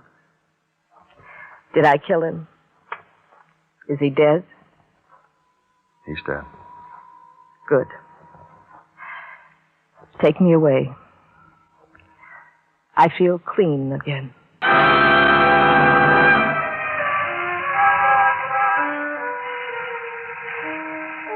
Broadway's almost empty now, except for those who never quit. Those who wear peepholes for eyes, the dream walkers, the people who want to laugh, the search behind doorways, in alleys, through shuttered windows. They never go home because they can't.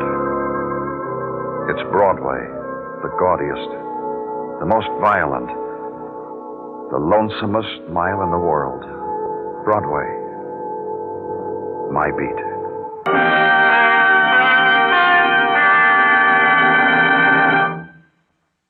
Broadway's My Beat stars Larry Thor as Detective Danny Clover, with Charles Calvert as Tartaglia and Jack Crucian as Muggavan.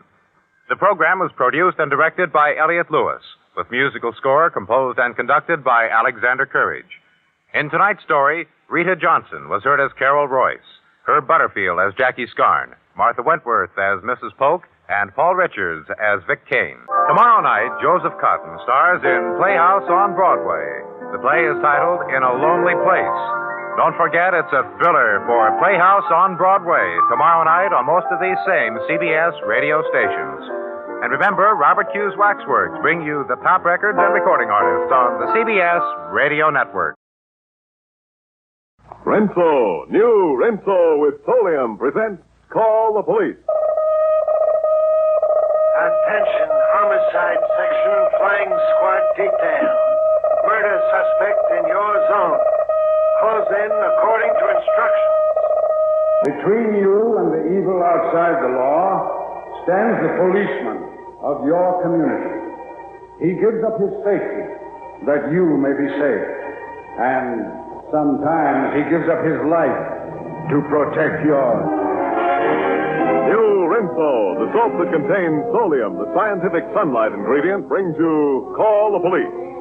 A new series of realistic radio dramas inspired by the courageous work of police departments all over America.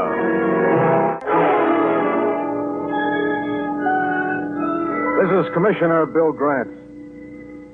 Case number 4208 in the Ashland police files was a nightmare. A black panic we try not to think of on moonless nights as the case of the Suntower Mystery Mansion. The case really began when Mrs. Potter, a devotee of occultism and wealthy mistress of Suntower Mansion, hired a mystic gentleman named Michel Bruyere to serve as a cross between a servant and a ghostly ringmaster. This I knew was unhealthy stuff, but it didn't become my business until a few months later, one ugly, rainy night. That was the night Mrs. Potter returned from her European junket. On hand to meet the train was, of course, our boy, the mystical Michel. And Mr. Potter? Gerald stayed over in New York. He'll be in the morning. He will not be pleased when he gets here. Michel, you look different. So worried. The night after you went away, I made a mistake. Mistake? I was lonely in that enormous house, Sybil. It was natural that I should want to talk to our friends. But I was guilty of some fatal oversight. Michel. Suddenly, there was an infernal music and laughter. And then, as I stood trembling, a throne of skulls manifested in the center of the room. And there he sat. Who? I think the master of darkness himself. I remembered the exorcisation of Balsami. Vade magister sinistrus. I shouted those words, and the room was suddenly empty. Oh, thank heaven. But all is not well. I do not think the house is a safe place for you, Sybil. Oh, what have we done? What have we done? We will talk about it inside. Come. Oh, there must be some way, somehow, of undoing the harm. Sybil. Yes? I'm sorry. The key to the front door. I've left it inside. You go on ahead. I will let myself in through the cellar and open the door for you. You won't be long, will you? Where will this end? Where will it end? Gerald warned me. He said dealing with the beyond is dangerous. Someday you'll discover too late that... What was that? Michelle! Michelle! Michelle! Oh, thank heavens you... Oh, no. It isn't you. Oh, no. No! Let me out of here! Let me out! Let me out!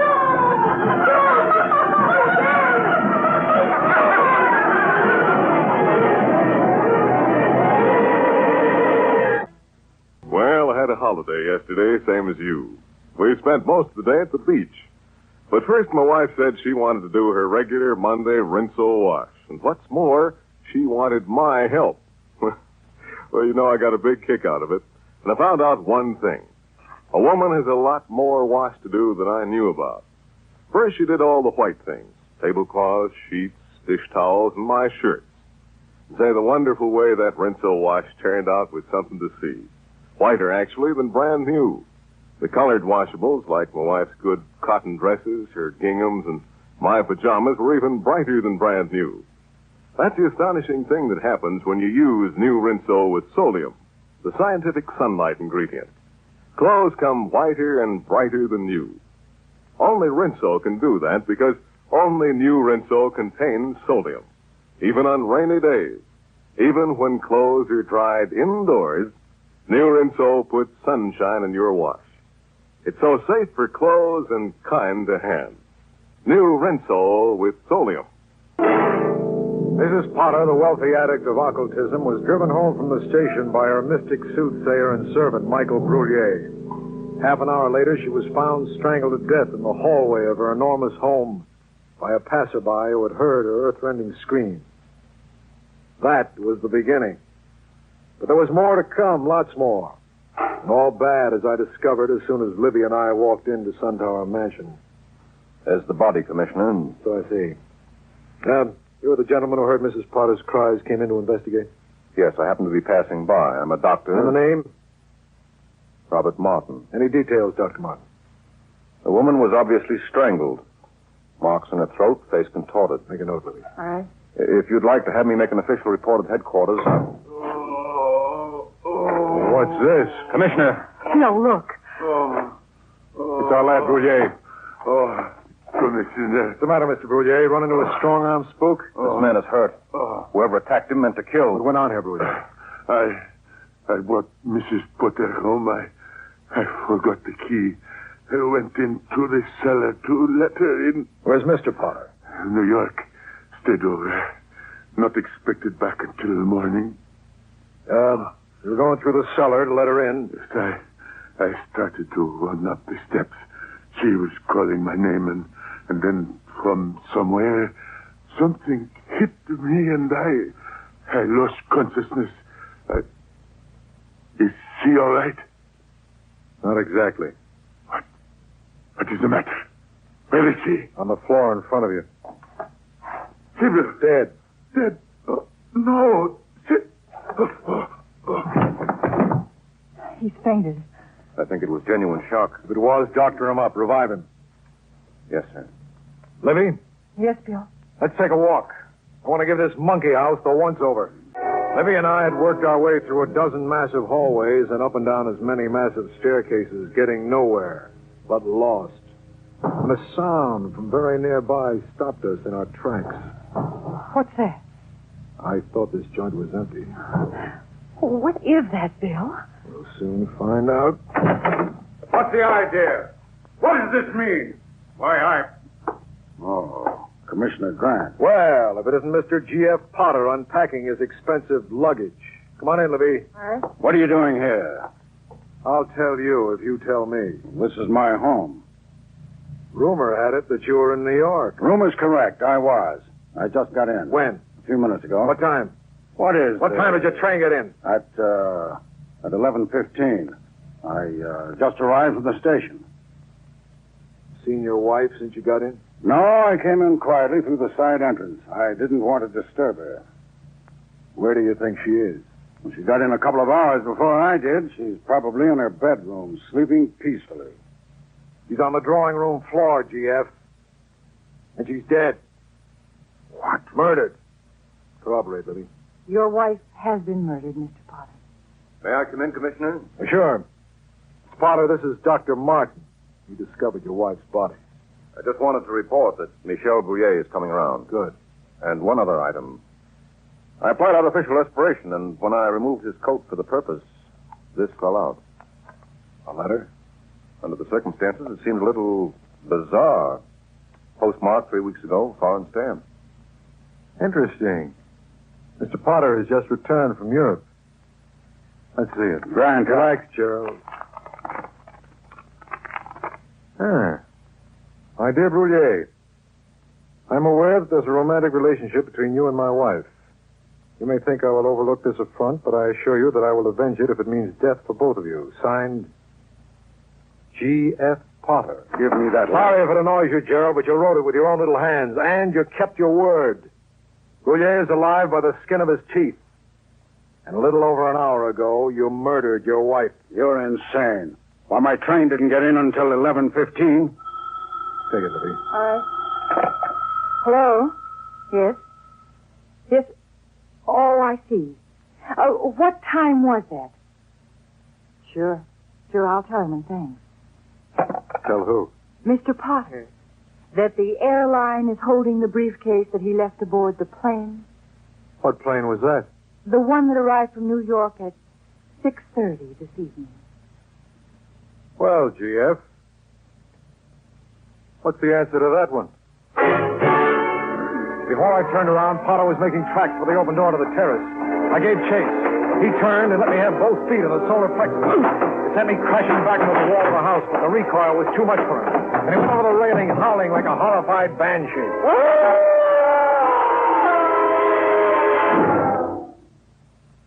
Potter lay still where he fell. We went down to the drive below and heard Dr. Martin's diagnosis. Just a broken rib, Commissioner. You sure that's all? I'm absolutely certain.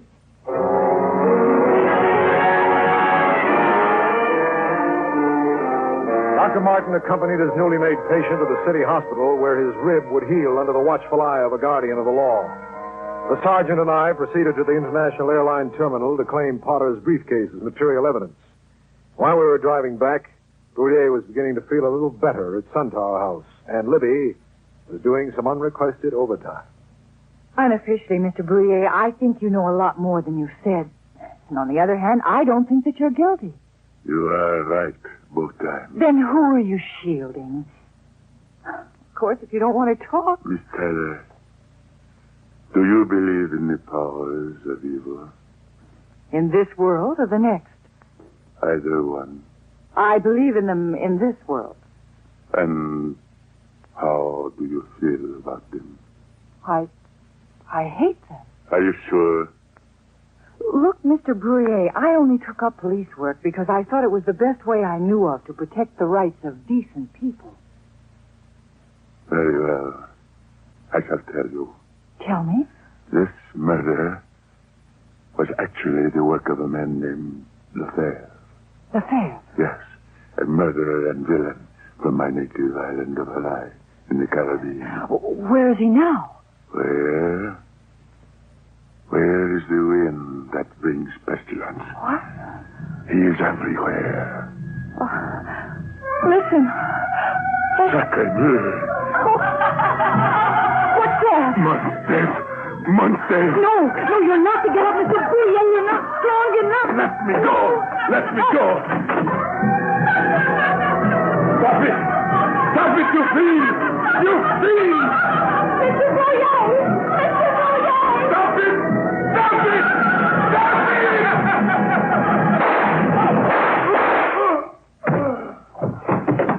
Oh, Mr. Brouillet. Mr. Brouillet.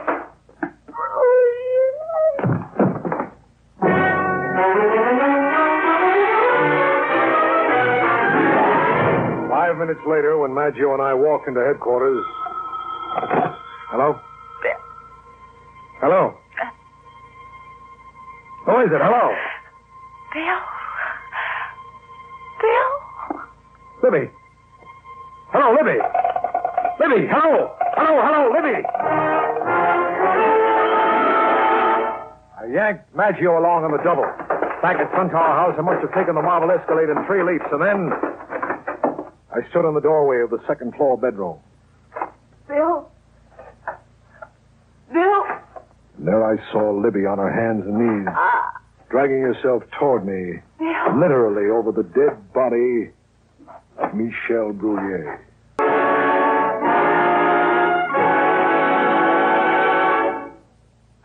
I'm sure all women like new Rinso with Solium, but there's one particular kind of woman to whom it makes a really special appeal. That's the kind of woman who likes to keep everything she owns fresh, new-looking, and shining, as nearly perfect as she can. New Rinso with Solium actually makes the clothes you wash turn out whiter than when they were brand new, and the washable colors brighter than brand new. You can't do better than that. And as a matter of fact, no other soap can do that for you because no other soap contains Solium. So if you want your table linens, towels, and your house dresses, too, to have a brilliance you've never seen before, use New Rinso, the only soap that contains the scientific sunlight ingredient, the wonderful Solium. You'll find that even on rainy days, even if you have to dry a wash indoors, Rinso with Solium puts sunshine in your wash. Try it on wash day.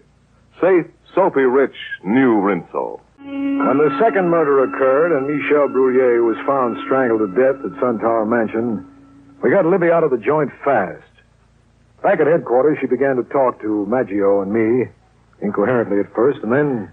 Bruyere was just telling me that the murder was committed by someone named Lefebvre. Lefebvre? Mm-hmm. Hey, wait a minute. There's a thing in the paper about a guy named Lefebvre. What about him? He's a guy who's running for president in an island in the Caribbean. Got the article? Yeah, just a second here. Here it is, page 3. Where? Yeah. Oh. Hanoi, July 3rd. Edmond Lefebvre has announced his candidacy for president to replace the late Manuel de Guerra, recently assassinated by the aroused population.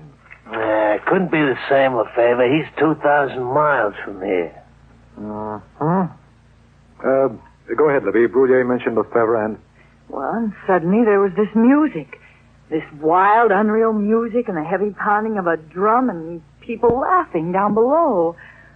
What people laughing down below? No people. The place was empty. What are you telling us, Miss Tyler? What happened? Just what happened?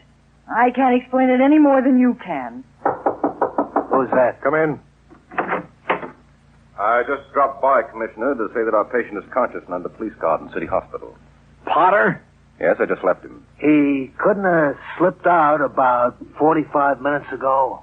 No, definitely not. Then that lets Potter out. Sure it does. It's obvious what we're dealing with here. Ghosts. Goblins. Maggio. Yeah? Go out and round up a witch doctor and hand him the case. Get a real Lollapalooza with a two-headed mask. If I might suggest... Huh? I was going to say that since we all know that ghosts don't exist, we might make a simple assumption in this case. You mean somebody could be rigging up a ghost scare? Possibly. Though I can't imagine the reason. The reason? Or could there be anything valuable at Suntower House? Dr. Martin. Yes, sir? Is Potter well enough to have a little conversation? Yes, he is. Okay, let's get to the hospital. He's the boy to give us the answers.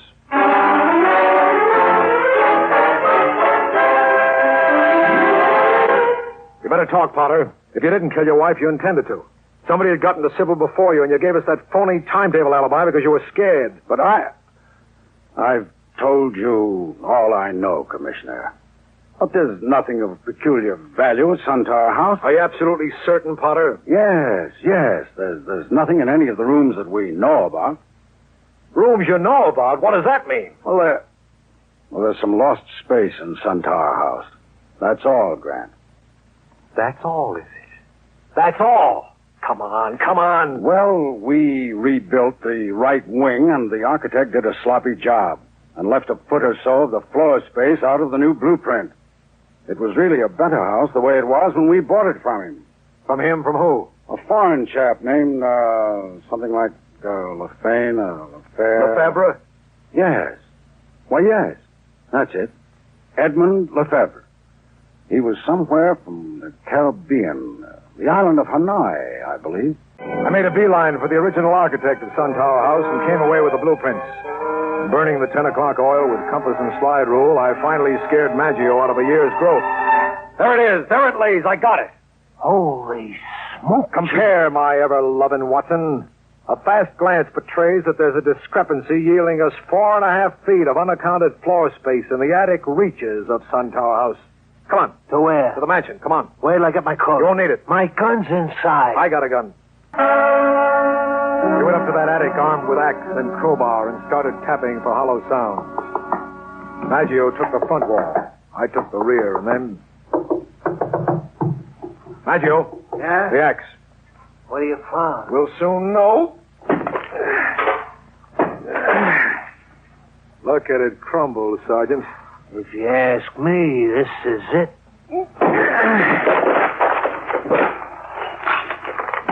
There, have a look. It's the 4.5 feet between the real outer wall and this phony partition. It's very nice, Chief, only it's as empty as a beggar's hat in Edinburgh, you notice? I notice. But I also notice it's papered. So? Valuables can come in very small parcels, Maggio. Start ripping the wallpaper off wherever it looks a little loose. As you say, Commissioner.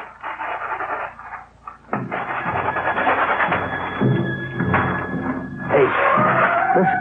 Yeah. That's what Miss Tyler said she heard. Let them have a picnic down there, Sergeant. They can't stop us now.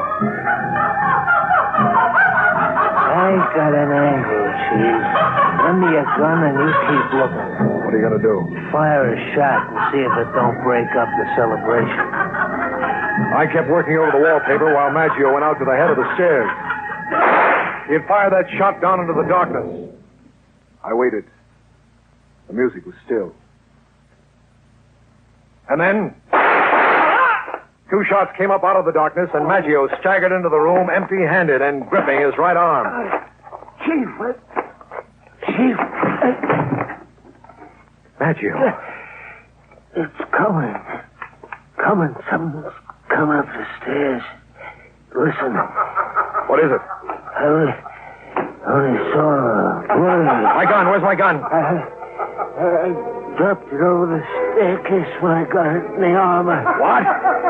I think this is really it. I'm sorry, Chief. There was a dark figure in the doorway. I reached reflexively for the gun that wasn't in my holster, found my flashlight, and turned it on the shadowy menace. You will be wise enough to respect the gun, I trust. You could miss with the light in your eyes. Hardly with 6 bullets, Commissioner. And there's a logic in what you say, Dr. Martin. By the way, I just located the valuable. It was a roll of 16-millimeter film plastered behind the wallpaper where the former tenant, Mr. Lefebvre, left it. I will take it, please. What's this thing worth, Martin? Bruyere evidently considered it pretty important. He started the ghost scare here at Suntower House to keep people away while he searched. What Bruyere did is none of my business. Your rivals, weren't you? Both after this little roll of film for reasons of your own. You're only in agreement on one point. The ghost scare was a very useful smokescreen, a hocus-pocus worked with records and a public address system. So? But essentially, you and Bruyere were mortal political enemies. You must have been. You killed him when he was about to enlist Libby and the police on his side. I have no time to talk. You also killed Mrs. Potter to keep her from intruding on this vital hunting ground. But one point I don't get. Why did you enlist the services of the police? I needed official help. I needed it badly enough to take the risks involved. I had to get those architects' prints and locate the missing room. Washington has discovered that I am here without a visa. And you wanted me to wind up your unfinished business. Just as you have done. And now, if you don't want to be the last business I finish, give me that film. Not a chance. Very well. Play it your own way. Best wishes, Mr. Grant.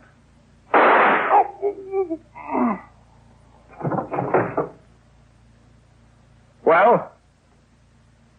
Well, who was it? Santa Claus? or Libby Tyler? Did I kill him, Bill? No. He just knocked his artillery arm out of commission. Oh, good news. I got better news, Angel. He didn't kill me.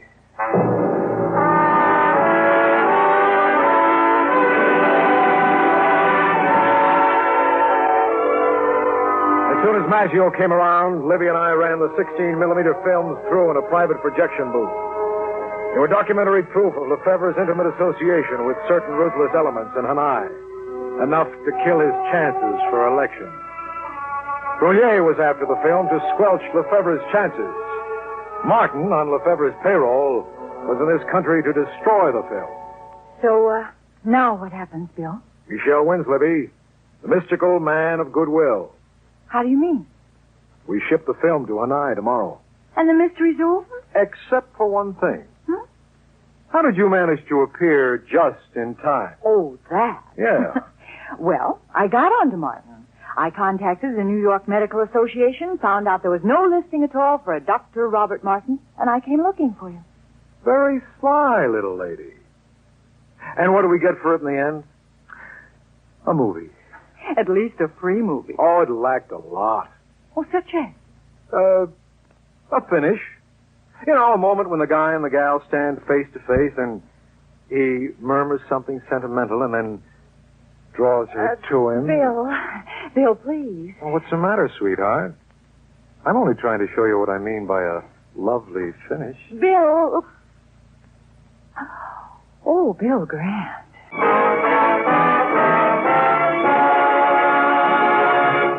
Commissioner Grant will be back in just a moment with the Call the Police Award of Valor.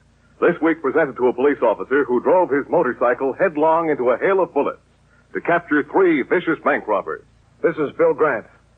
Tonight we present the Call the Police Plaque of Valor and a cash award to motorcycle officer Robert C. Mayer of Los Angeles, California. While on traffic duty in downtown Los Angeles, Officer Mayer picked up a radio police call alerting all units to a bank holdup at 8th and Vermont. Wheeling his motorcycle, he roared in the direction of the robbery. Several blocks from the bank, Mayer spotted the holdup car as it careened around a corner.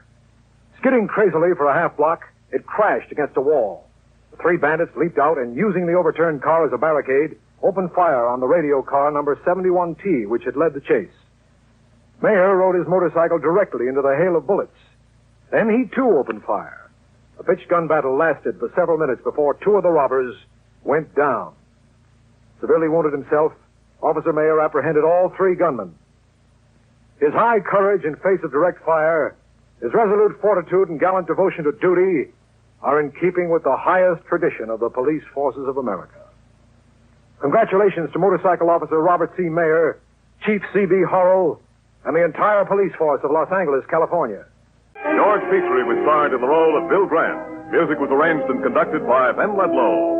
This is Hugh James reminding you to be with us again next week when Lever Brothers Company, makers of new Rinso with Solium, bring you another exciting police case.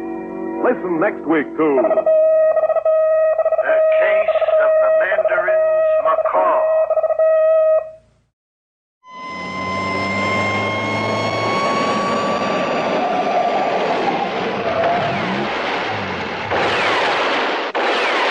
Squad Cars.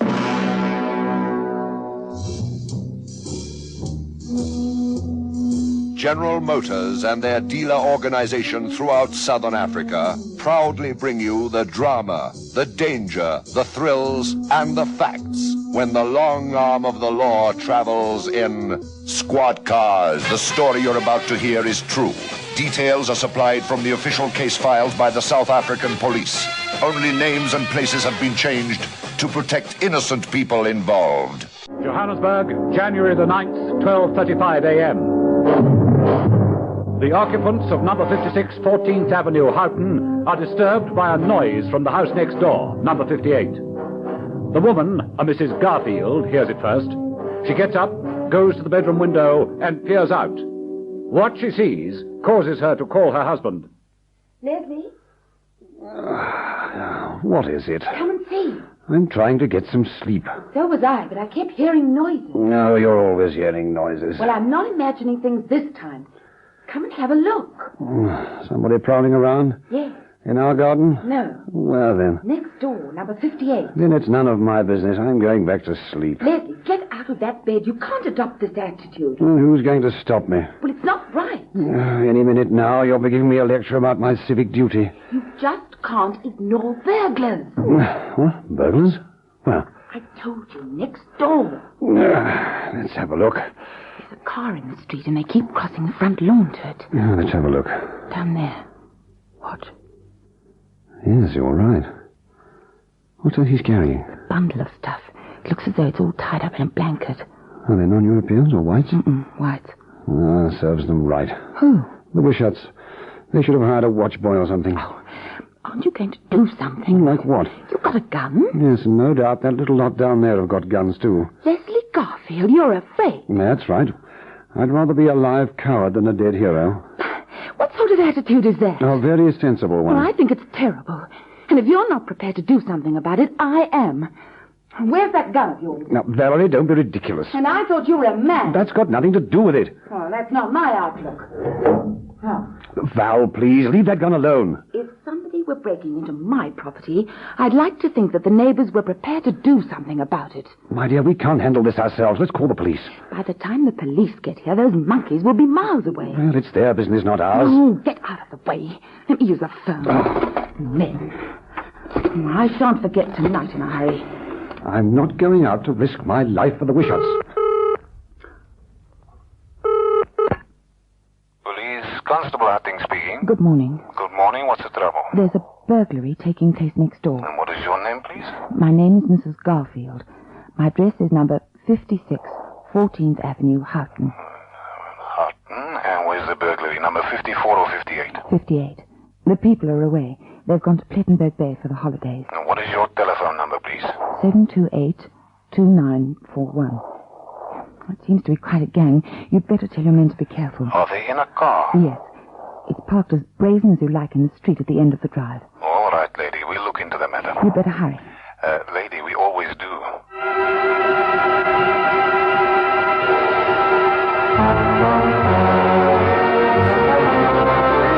12:40 a.m. A squad car containing Constable Murray as driver and Constable Kendall as his crew is patrolling the wilds along Houghton Drive in a northerly direction. Smoke? No, thanks. I've just put one out. Yeah. I think we'll work through to Lubboth Avenue up in Bramley there. And we'll grab a cup of coffee at the Roadhouse, eh? Fine. Control to car 9. That's Control us. to car 9. Come in, please. Over. Car 9 to control. Receiving you. Over. Where are you? Over. The Wilds. Going down Houghton Drive. Over. Get along to 14th Avenue, number 58. There's a burglary on the go. The robber's car, is said to be parked in the street. Over. Received and understood. Over and out. Right, we're on our way.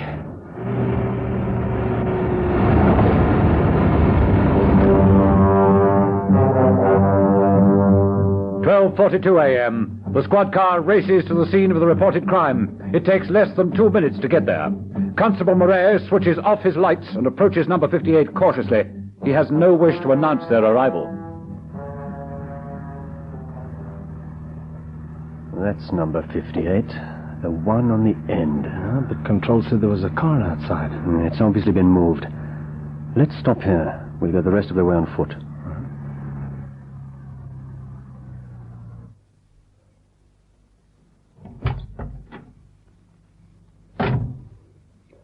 Let's cut through this garden. We can jump over the wall. Right. Stick to the grass and keep off the gravel. Hang on a sec. What? There's somebody over there in the shadow of that tree. You go that way. I'll go this. Okay. All right. Come on with your hands up. Don't shoot, it's me. Come into the light where I can see you. I live here. I reported what was going on. Lady, stop waving that gun around. What? The gun. Oh, sorry. What's all the fuss? Well, it's finished now. They've gone. They drove away as soon as I put the telephone down. You're too late. We didn't waste any time getting here. Oh, it was my fault. I should have phoned you sooner. What are you doing running around in the garden at this time of the night? Well, I felt I should do something. Do you live here alone? No, with my husband. And where's he? Oh, he's in bed. Flu. In the middle of summer? And the birds have flown. And they got away with a lot of stuff. You'd better report in. Tell them it's a job for the robbery squad. 1:17 a.m. Lieutenant Anderson of the robbery squad Brixton arrives at the scene of the burglary in response to the report from Constable Kendall. Good morning, sir. Good morning. Sorry we didn't catch them, sir. It would have saved dragging you out. Nice thought, Constable. How did they get in? No windows broken, sir. I don't know how they managed it. Through the front door. But there's a burglar alarm, sir. There's been a spate of burglaries like this one just lately. There's somebody with them who knows alarms very well. Probably worked at installing them at one time. Always the same make of alarm. The Henderson system. I bet the door wasn't forced either. No, sir. Same gang, obviously. Have you contacted Norwood Police Station? Yes, sir. Now, who's supposed to be in charge while the owners are away? Some people in 15th Avenue, sir. Constable Murray has gone over there to let them know. Another holiday ruined. Oh, well, let's go and take a look inside.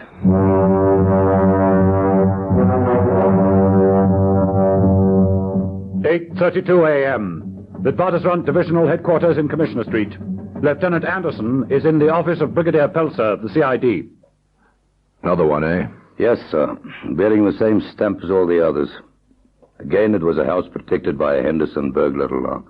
It didn't go off when the door was skillfully opened. No fingerprints. What are you going to do? I'm going to Henderson's.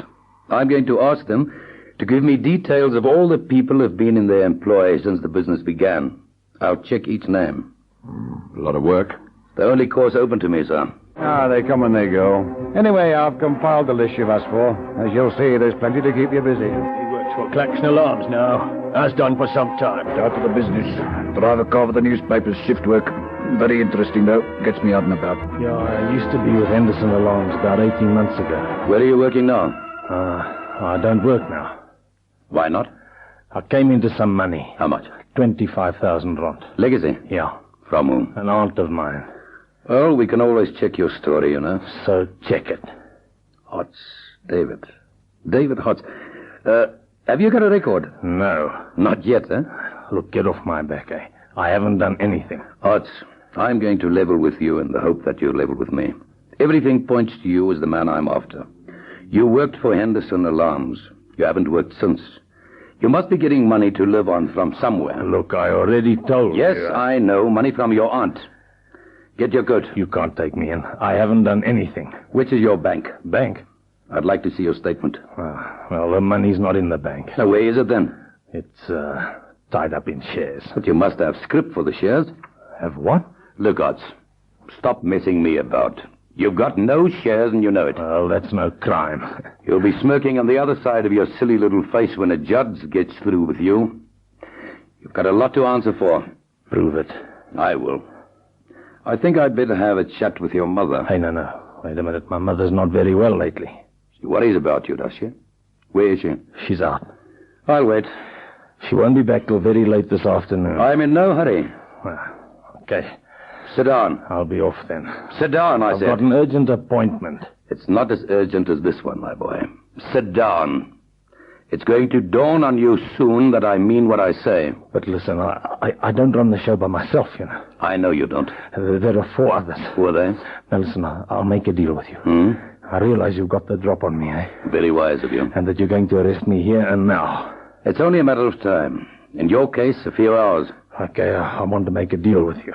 Go on. I'll turn state's evidence. I'll tell you everything you want to know. You can start right now. But listen, if I do, the others, they'll kill me. Divisional Headquarters, Johannesburg, the same afternoon, 2:10 p.m.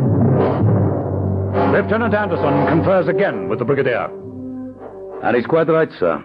If he sings to us, puts the finger on the rest of the gang, they'll kill him when they get out. Isn't this Hotz just being a little hysterical, perhaps? I don't think so, sir. And after all, Hotz has known them for nearly a year. It's a tough one. Any ideas? Only one, sir. And it's a little unconventional. Let's hear it. How would it be if we used Hotz as a means to infiltrate the gang? Go on. What if Hotz introduced someone to the gang? Someone who'd be useful to them? I see. We get one of our men on the inside. Yes, sir. Sounds good. Do you have anybody in mind for the job? Well, I'd rather like to try it myself, sir. You? I think I'd handle it rather well, sir. Oh, I don't doubt that. But you're very valuable to me. How long do you think the operation will take? I don't know, sir. I haven't thought that far. How will you work it? Well, I'll need a car, different from the type we normally use. Oh, we could soon fix that through the quartermaster. What else? And the car would need to be fitted with a concealed radio. If the car was used when the gang pulls a job, our people monitoring the radio would know exactly when to move in. Yes. Yes, I like it. And this way, the gang won't be able to attach any blame to Hotz. And how will you gain the gang's confidence? I think I've got that one figured out, sir. All right. Suppose you want to start straight away. I don't see any point in wasting time, sir. Right. I'll set the wheels in motion. 7:23 p.m. Kotzer Street, Hillbrow. Lieutenant Anderson and Dave Hotz are walking to a hotel where they have an appointment with the boss of the housebreaking gang. His name's Gary Thurgood. Has he been to prison? I don't know. I don't think so. He never mentions it. What is his speciality? Oh, I don't know. What's he good at? What does he do? Well, he organizes things. He's the one who tells us when and where we're going to do a job, you know. Who gets rid of the stuff? He does, Thurgood. Where? Somewhere in Friederdorf. I don't know where exactly. I never went with him. Now, have you got the story straight about me? Yeah. Right. Yeah, this is the place now. In the lounge, eh?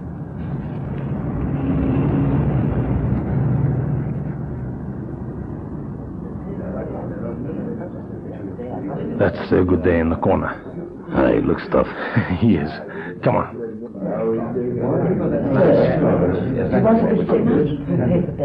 Hello, Gary. Hi, Dave. Gary, this is a friend of mine, Ray Anderson. All right. Pleased to meet you. Yeah, sit down. Have a drink. Thanks. What are you going to have? Whiskey. How about you, Dave? Yeah, same. Waiter, 2 whiskeys. Right, sir. 2 whiskeys. I brought Ray along to talk a little business. Yeah? He's in the same line as we are. Is that so? Leastways, I was. I've just done a stretch and boop. What for? For getting caught. How long did you do? 18 months. That's a long time, eh? Don't tell me. How come you know about Dave? I didn't. He knew about me. Yeah, I used to knock around with my sister. What do you do? You name it and I'll do it. Yeah, desperate, eh? I could start on my own again, but I'd like to make the big-time stuff. And you can't do that single-handed. What sort of big-time stuff? Safes, banks, payroll robberies. Too big for me. I'm not going to try and to tell you how to run your business. I just want something to do, and something for doing it. And what do you got to offer? Hardly anything. And I've got a car. Hot or yours? Mine. Where did you get it? I bought it. With what? I had some cash tucked away before they picked me up. It was still there when I got out. Yeah, if we had another car, we could take more stuff. Yeah, I was thinking along the same lines. Try me. If it doesn't work out, what have you to lose? You mean I'm in? Okay, you're in. When do I start? Friday. Where? It's a house in Birdhaven. I'll tell you all about it later when we meet the others.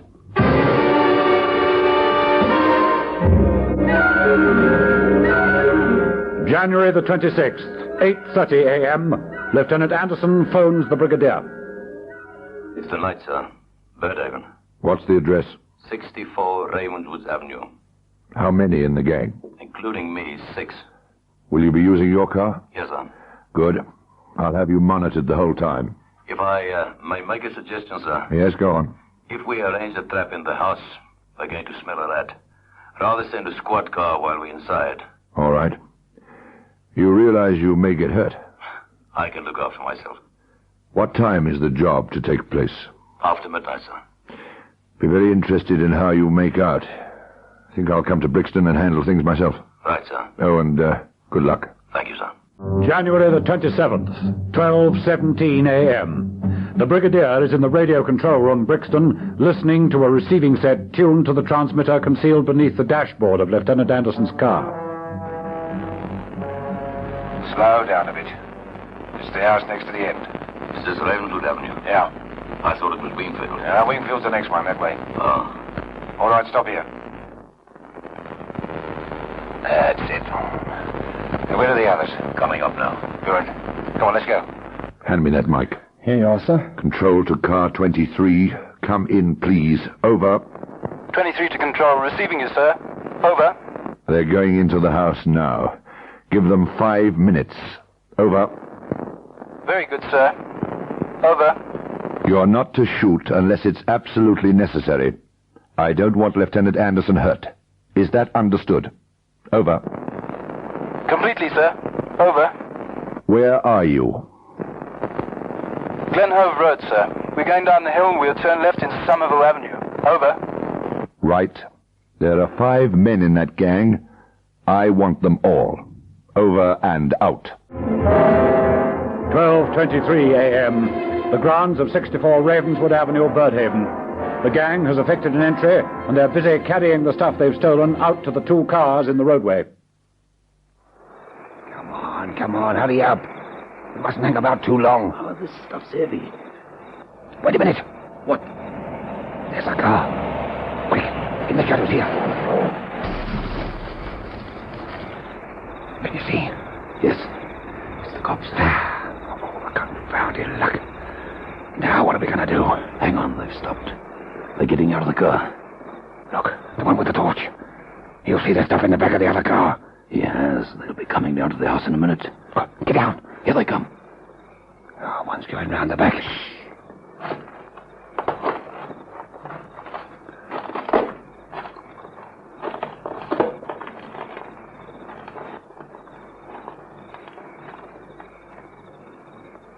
Come on, let's get out of here. What about the others? They can fend for themselves. And the stuff? Leave it. Come on, let's go. They'll chase us. Well, let's leave the car then. Not a chance. I paid good money for that car. Don't waste your time talking, man. Let's go. I'll tell you what. You get in the boot of the car. I'll drive. We'll be less conspicuous that way. Oh, great. Okay. Come on.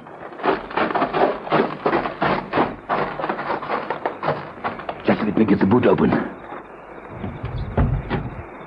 Inside, quick. Right. Now, what's happening down at the house? I don't know. Get down. Mind your head. And off we go.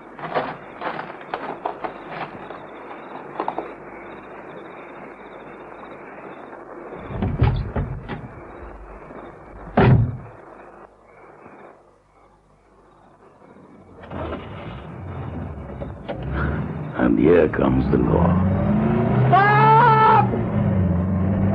Stop! Don't just stand there. Chase me. I suppose he's got his hands full with the other 4. Oh, well, silly, but there's only one thing to do. 12:47 a.m. Lieutenant Anderson drives his car to Flying Squad headquarters in Brixton. He parks the car in the road with the engine running, gets out, and sprints up the drive to the control room. Anderson. Yes, sir. Where the devil have you been? Coming here, sir. What for? I've got him in the boot. Who? Thurgood. So what do you want us to do? Send a car to chase me. Oh, why didn't you tell me on the radio? I didn't dare risk it, sir. I didn't want Thurgood to hear me. Right, off you go. I'll have a car on your tail in 30 seconds. Right, sir. 12:58 a.m. The Brigadier orders one of the cars which has been parked in the yard out onto the road to follow Lieutenant Anderson. The driver and the crew have been briefed. They know what to do. They force Lieutenant Anderson to stop.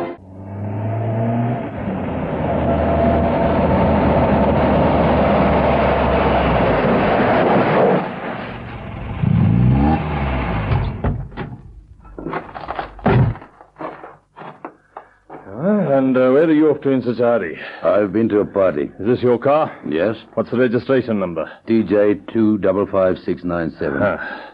And why were you so anxious to get away from us? Wouldn't you if you saw somebody chasing you? Not if I had nothing to be afraid of. Now, who's afraid? What have you got in the car? Nothing. You can see for yourself. Huh? And in the boot? The usual. Spare wheel, tool. All right. Let's see you open it up, eh? You're wasting your time. Come on, man. Out of the car. Like I said, open the boot. I'm telling you, you're wasting your time. You'll see. All right.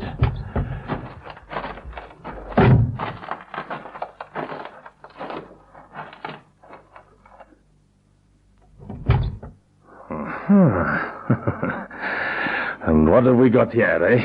What's all this? I told you it was a joke. We've been to a party. It's not against the law to ride in the boot of a car. I didn't say it was, but it's very suspicious. Oh, just a minute. TJ 255697. Tell me, were you in Birdhaven earlier? Birdhaven? Yeah. Just hang on. Have a look at my list here. Yeah, TJ 255697. There was a burglary in Birdhaven a little more than half an hour ago. This car was seen driving away from the house. The driver was ordered to stop, and he didn't. You're lucky you weren't shot. Come on. Where are you taking us? To Parkview Police Station to join the other 4.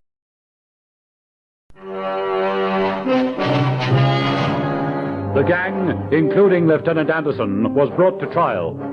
Sentences were imposed on them ranging from 12 months to 2 years. The elaborate play acting to protect Hotz was carried right through to the end. It was made known to the gang that Hotz and the lieutenant were being sent to the prison at Kronstadt, while Thurgood and the other 3 were imprisoned in Pretoria. Eventually, Hotz was set free after receiving a suspended sentence, and Lieutenant Anderson resumed his true identity. They prowl the empty streets at night, waiting, in fast cars, on foot, living with crime and violence. These men are on duty 24 hours out of every 24. They face dangers at every turn, expecting nothing less. They protect the people of South Africa. These are the men of Squad Cars. Listen again next Friday evening to another authentic story in our dramatic South African police series, Squad Cars. Brought to you by General Motors, makers of the biggest and most exciting range of cars, trucks, and commercial vehicles in the world. Now, in cooperation with police and federal law enforcement departments throughout the United States, the only national program that brings you authentic police case histories. Gangbusters.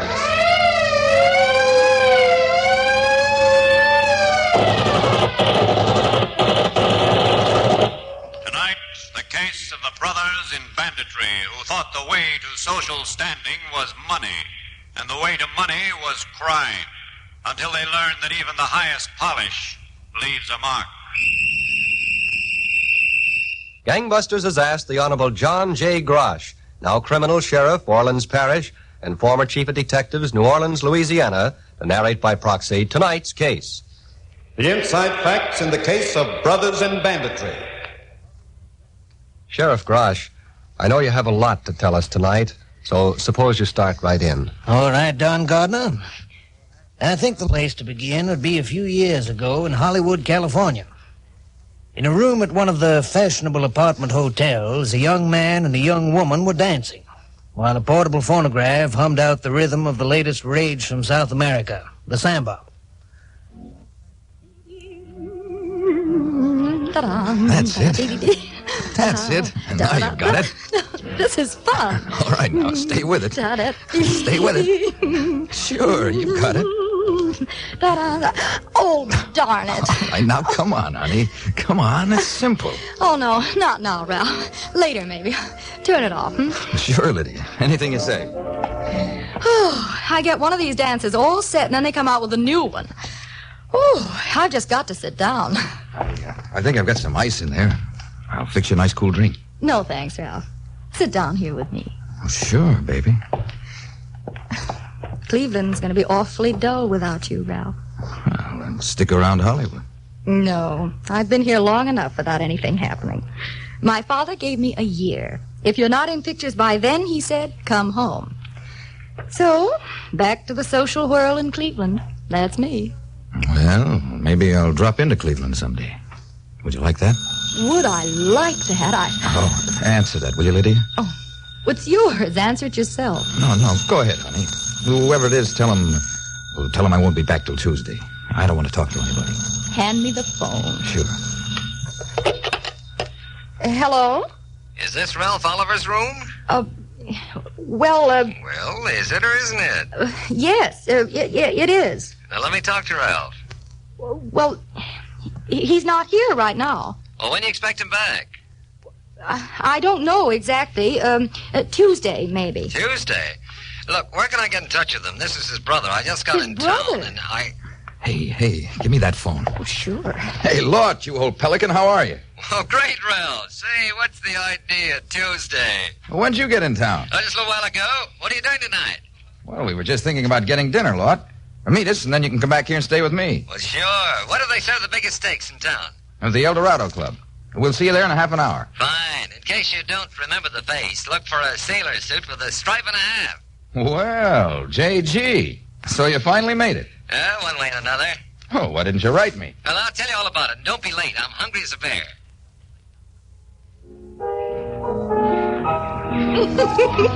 Oh, Lawton, that's wonderful. Yeah, my CO didn't think it was so wonderful. I've never had such a good time.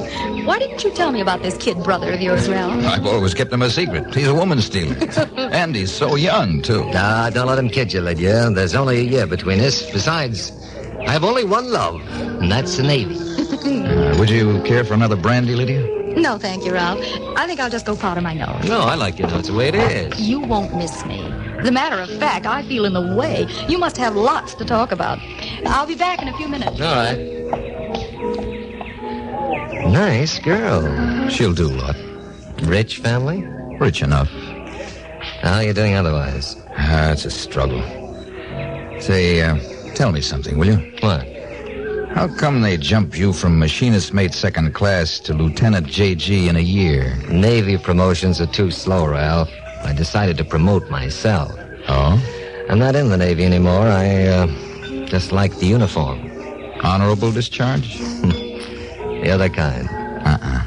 If they catch you wearing that uniform, it'll go tough on you. Yeah, they won't catch me. I move too fast. Do you have to move too fast? Oh, wouldn't you, if you had a bunch of bum checks trailing you? Yeah, but you gotta be careful, kid. Oh, I'm careful. Well, where do we go from here? I don't know. You're the host. Huh? Me? Well, didn't you invite me out to dinner? Well, sure, but I'm kind of short tonight. Of money, you mean? What else? Uh-oh. What's the matter? I've only got $7 to my name. You beat me. I've only got $5. That's not much help. Check will be over $30 with all the drinks. What about Lydia? Forget it. Well, she's well-heeled. Couldn't you tell her you left your wallet home? Forget it. I'm saving her for a bigger touch. Yeah, but she's going on to Cleveland tomorrow. And I'm going to Cleveland soon. Well, what are we going to do? Hey, how about you and I fighting over who's going to pay? That's got whiskers. Well, how about getting sick or spilling food or something? Hey, call that head waiter over here. What's the idea? Just call him. All right. Captain? Oui, monsieur. One moment. Now, when he gets here, tell him what a fine dinner we had and ask him to bring the check. But, Ralph, Do as I tell you. Here he comes. Can I be of service, Monsieur Lieutenant? Yeah, the dinner was excellent. Just right. Oh, thank you, monsieur. May I have the check, please? Oui, monsieur, in a moment. Say, isn't that Joe Davis? Oh, excuse me. Oh, it is nothing, monsieur. I will have the check in a moment. Now, tell me how that helped us, other than to bring the axe down quicker. The check will be over $30. Here, be a liberal tipper. Give him 40. Hey, where'd you get all that dough? From the head waiter. But he doesn't know it yet. Huh? Ralph, how long you been picking pockets? His is the first one. But when I have to, I can do anything and do it good. Well, let's get out of here before he misses that one. As soon as Lydia comes back, we'll take her home. Then I want to talk over a few things with you. Okay, Lord, let's turn in, huh? It's late. I've just been sitting here thinking, Ralph. What's there to think about? Aren't you sick of wondering where your next dollar is coming from? I am. I want to live off the fat of the land. Well, who doesn't? You came along just in time, kid. I was about to look for somebody to help me. Okay. You can count on your kid, brother. Good. I throw away that sailor suit, and we go into business. A nice little business. Sort of capital gains. Huh? We invest a few dollars in some guns, run them to a fortune. You know, Ralph, when you're cashing bum checks or even picking pockets, they don't look for you too hard. Robbery's something else. Look, Lot, when there's a holdup, the police look for criminals. We're not criminals. And we'll pick a town we both know well, like New Orleans. We'll do what we have to do, then get out immediately. Go to some place where we're respected citizens. Like Cleveland. Like Cleveland. We stay there and have a good time until we're ready for another business trip. Back to New Orleans. 2540, 1382. Right. Good morning, miss. Good morning. We'd like to see Mr. Florison. Who's calling, please? Detective Sanders and King, New Orleans Police Department. Oh, one moment, please. Yes? Mr. Florissant, Detective Sanders and King of the police department to see you. To see me? Yes, sir. They're right here. Well, send them in. Are you about finished making up that deposit? About, sir. I'll bring it in when it's ready. Mr. Florence's office is the first one on the right. Thank you very much. Come on. Well, I hope we get away with it. We will. Don't worry. Come in. All right, Lot. Well, there's luck. Mr. Florison? Yes? I'm Detective Sanders. This is Detective King. We hate to trouble you when you're busy. Well, that's all right if there's anything I can do for you. We'd like to do something for you. For me? Yes, sir. You're in the habit of making a large bank deposit every Wednesday morning at 11. Well, that's right. As a matter of fact, the deposit's about ready now. We had a tip from an informer last night. And this informer thinks 2 bandits plan to hold you up today on your way to the bank. Really? The lieutenant doesn't put much stock in the report, but he sent us to escort you to the bank. Oh, fine. I have the deposit, Mr. Florissant. Oh, good. I'll take it, please. Oh, would you bring back some deposit slips, sir? Oh, yes, of course. Thank you. You're welcome, Mr. Florissant.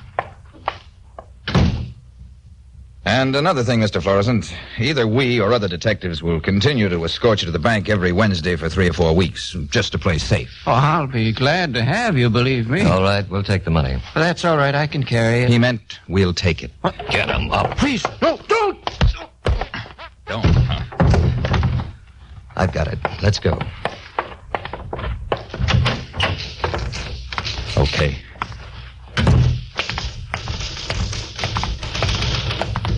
Oh, miss. Yes, sir? Mr. Florissant asked me to tell you that we're escorting him to the bank in a half hour. He doesn't want to be disturbed until we return. Oh, I won't disturb him. Good. Come on, Sergeant.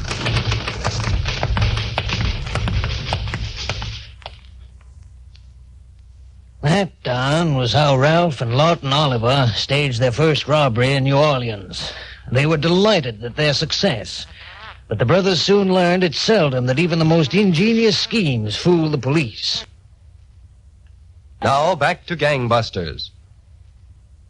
You were telling us, Sheriff Grosh, that the brothers Ralph and Lawton Oliver had worked out an elaborate scheme to stage robberies in New Orleans, then leave town before the police could make headway in their investigation. That's right, Don. And at least a half dozen cleverly executed robberies were committed in quick succession. After the last one, they planned to leave for Cleveland, where they'd make the rounds as respectable citizens. Lawton was waiting on a busy New Orleans corner for his brother when a brand-new Cadillac sedan pulled to a stop.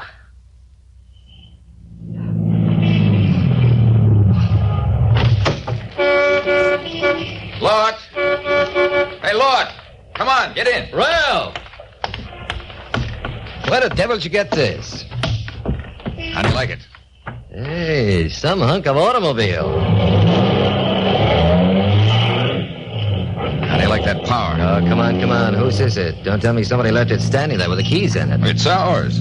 Ours? Yours and mine. We're going to Cleveland in style. You mean you bought it? Right off the floor. Oh, now stop kidding, will you? This car must cost $3,500 at least. 36 and a quarter. Oh, honest, Ralph. We'll make it up. What's money? Besides, the Cadillac's going to pay for itself. Yeah? How? Well, I figured out one more job for us before we kiss New Orleans goodbye. And we can use the car for it. But what about the plates? It's registered in our name. Oh, license plates are a dime a dozen, so we get a dozen. Then who knows it's our car? Then we head straight for Cleveland with a brand new Cadillac, free and clear. That's my brother.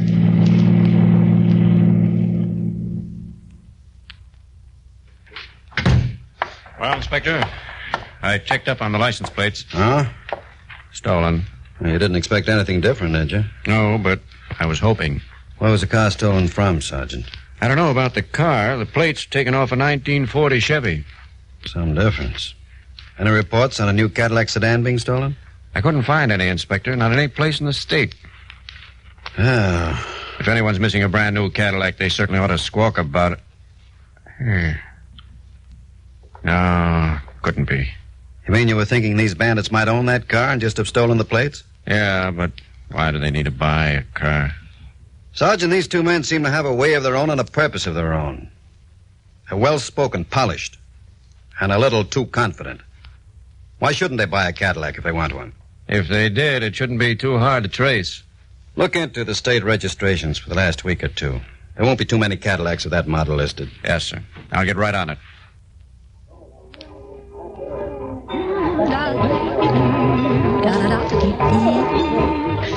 Lydia, What? you've been unfaithful. Unfaithful? Yes, you've been taking samba lessons from somebody else. Well, I never expected to see you in Cleveland, Ralph. Well, I promised I'd be here, didn't I? That was a Hollywood promise. You don't know how I dreamed about seeing you again. How I couldn't wait to get here and then to hold you in my arms. Dancing? Not just dancing. Lydia, look. Lawton and I'll be here 2 weeks. I want to see you every day and every night. Now, where are we going tomorrow afternoon? That's up to you. Tomorrow night? Tomorrow night, I'm busy. Oh, what's his name? A murderer. Let's sit down, Ralph. What's the matter with tomorrow night? Well, you can see me if you want to. It's up to you. This is our table, isn't it? Yeah. Oh, what do you mean, if I want to? Tomorrow night's the annual charity ball. Well, I believe in charity. It so happens that I'm on the ticket committee. Congratulations. I'll take 2 tickets. How much are they? Whatever you want to give. Well, I'll take 2 at $500 apiece. Oh, that's very generous, Ralph, but I've already got mine. Okay, I'll still take 2. Lawton won't want to stay in the hotel room. My whole family believes in charity.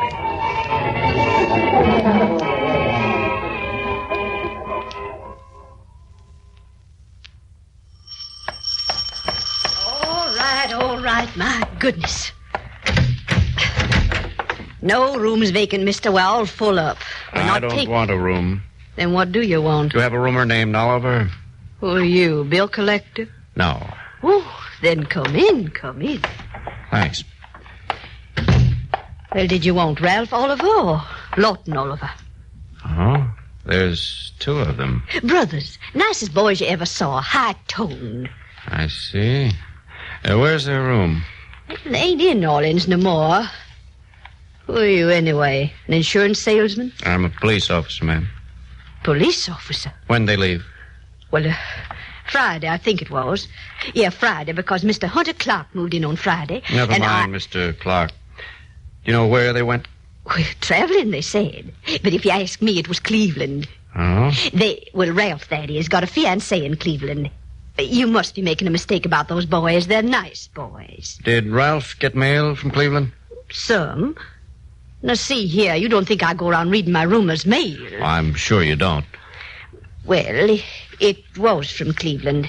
High society gal. She writes on good stationery, so you're after the wrong man. Anybody who has a high society gal don't go mixing up with the police. You don't want the Oliver boys for nothing. They're very high type. Yes, I know. Very high type. Now, please, show me the room they occupied. Well, I'll show it to you, but you won't find nothing there. I clean it every day. Yeah, every day. Right this way. $1,000, Ralph. $1,000 for tickets. It's an investment. Well, how long do you think the money's going to hold out? We've been here 2 days, and you've already spent nearly $2,000. Well, there's plenty more where we got this. Sure, back in New Orleans or someplace, but we're in Cleveland. You're dated up for 2 weeks. Lord. What? You know, associating with these people here gives you a lot of inside information. Now, the hotel across the street, for instance. Did you know that every Monday night the wealthiest businessmen in town amuse themselves with a game of poker? A game of poker for high stakes in room 1102? Oh, who cares? At the next game, Lord, they're going to deal us in. And we'll wind up the only winners. Ralph, we decided not to work in Cleveland. This is for fun. I've got it all figured out. Well, this is going against everything we decided. We wear masks and disguise our voices. About midnight, we knock on the door and say it's the bellboy. When they open up... Okay, knock. Go ahead. Yes? What is it? Get set. Bellboy. All right. Coming. We didn't sign Step back in the room and reach. Quiet, all of you. Shut up. Okay, on your feet. Quiet. Get up. Now leave the dough on the table. Empty your pockets and don't hold out. What can't Ah, shut up. We're going to search every one of you before we get out, so put it all out. If you don't, it's 11 floors out that window. Go on, empty your pockets. That's it. All right, come on. All right, now all of you get in the bathroom. But listen, Get in the bathroom and make it snappy. Get the dope out. Right. Go on. Get in there. Hey. Get in there. Shut up. You. Hey? Yeah. Shut the door and start counting. When you get to 1,000, you can come out. And count slow. Well, Go on, count. 1, 2, 3, 4, 5. Shut the door. 6, 7, 8. You got it all? Yeah, about. Take care of the phone. Right. That's that. All right, come on, let's get out of here. Not yet. Wait a minute. For what? Come on. Take it easy. Now walk up to the bathroom door with me, but quietly.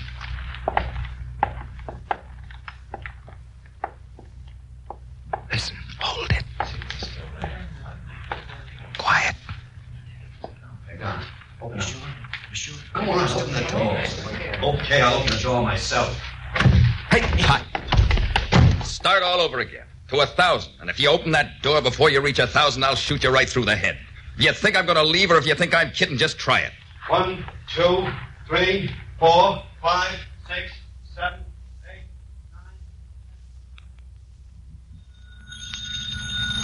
9. Inspector Lejard. This is Sergeant Wayne. Cleveland just called me back, Inspector. No? They've been checking up there, and they've got a line on the Oliver brothers. Good. As a matter of fact, they had a robbery of a poker game last night. The bandits wore masks, but it looks pretty much like it could be the Oliver brothers. It's their kind of stunt. How about plane reservation, Sergeant? I'll check on them right away. What time do you want to leave? On the first flight out. Okay, I'll get the tickets and wire Cleveland we're on the way. Well, here we are, home again. It was a wonderful party, Lydia. And thanks for letting me tag along. It wouldn't have been the same without you, Lawton. Come on, honey. Good night, Lawton. I'll see you in the morning. I'll be right out. Oh, don't hurry. Take your time. Ralph, Yes, honey? Mother and Father asked me to invite you to dinner tomorrow night. Good. I'd love to come.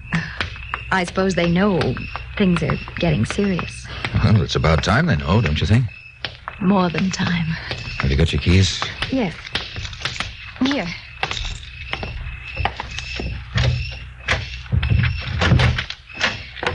Good night, darling. I'll see you tomorrow. Inside a minute, honey. Oh, sure. Lydia, let's get married. Ralph, Yes or no? That's all I want to hear. Well? Ralph. Yes. Oh, honey. Oh, Ralph. Baby, we Don't say any more. Let me remember every word. Good night, honey. Good night, darling.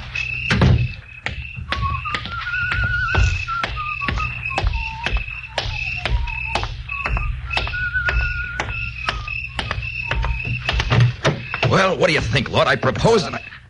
And what, Oliver? And nothing. We're police officers. Get in. Okay. I guess this is it, Ralph. Yeah. They were waiting here for us. Go on, Sergeant. Police headquarters. All right. Police headquarters.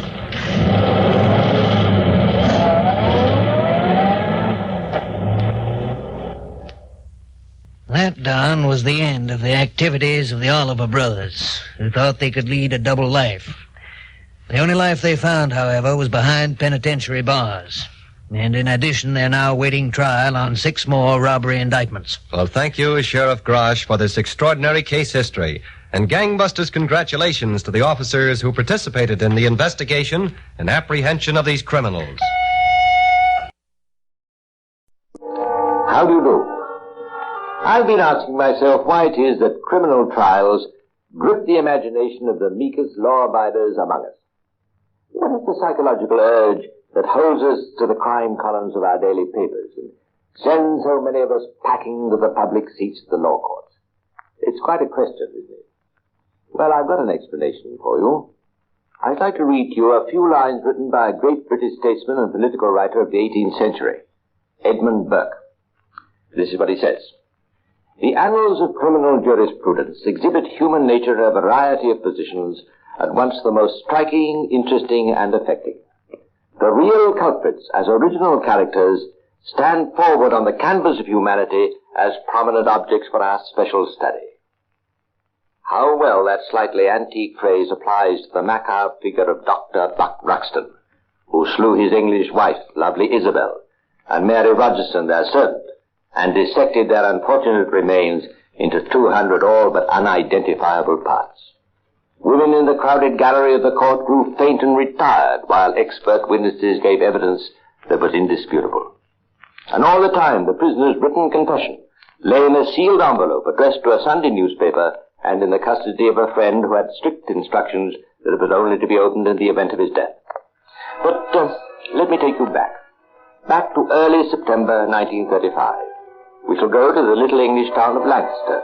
It's a pretty place, and at number 2 Dalton Square, we find the well-loved Dr. Ruxton at work in his surgery. Do you think the little chap will be all right now, Doctor? He will be all right, Mrs. Davis. It was quite a simple operation, you know. But if he should be a little fretful when the anesthetic wears off, just give him one of these tablets crushed up in water. Oh, thank you, Doctor. You're so kind. Now you run along and look after yourself and try to get a good night's rest. And keep the little lad quiet, won't you? Oh, of course. And thank you again. You're so patient with children. Not at all, my dear lady. Good night to you. Good night, Dr. Ruxton. I'll look into him in the morning. Isabel! Isabel! Madam's gone to bed, sir. Oh, it is you, Mary, eh? She had a headache and turned in early, sir. Ah, she did she? Yes, sir. You have a cigarette, Mary? No, thank you, sir. Nice stockings you are wearing, eh? Sit down. No, thank you, sir.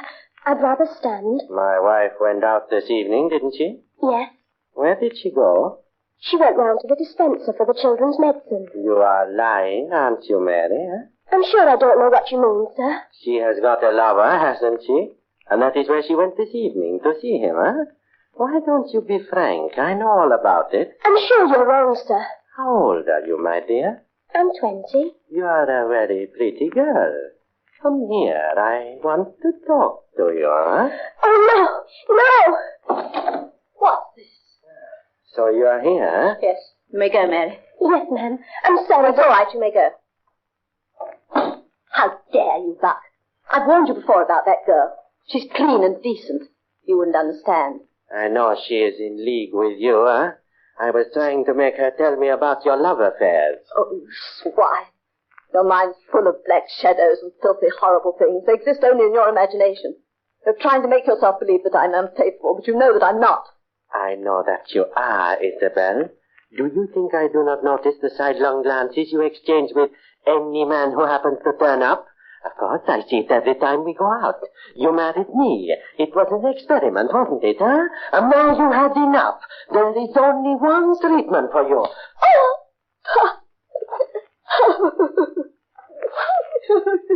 Isabel. Speak to me, Isabel. I am sorry. I am not fit to live. Please forgive me. Oh, of course, I forgive you, Buck. I always do after these scenes. If only you would strike me or punish me for my wickedness, I love you so much. Mommy! The children are awake. I must go to them. The complex story of Ruxton's abnormal personality was never revealed during the trial. He had an inferiority kink, which he carried throughout his life, and did his poor unfortunate wife suffer for it. As an officer in the Royal Indian Medical Corps, he had associated with Englishmen on equal terms, on duty.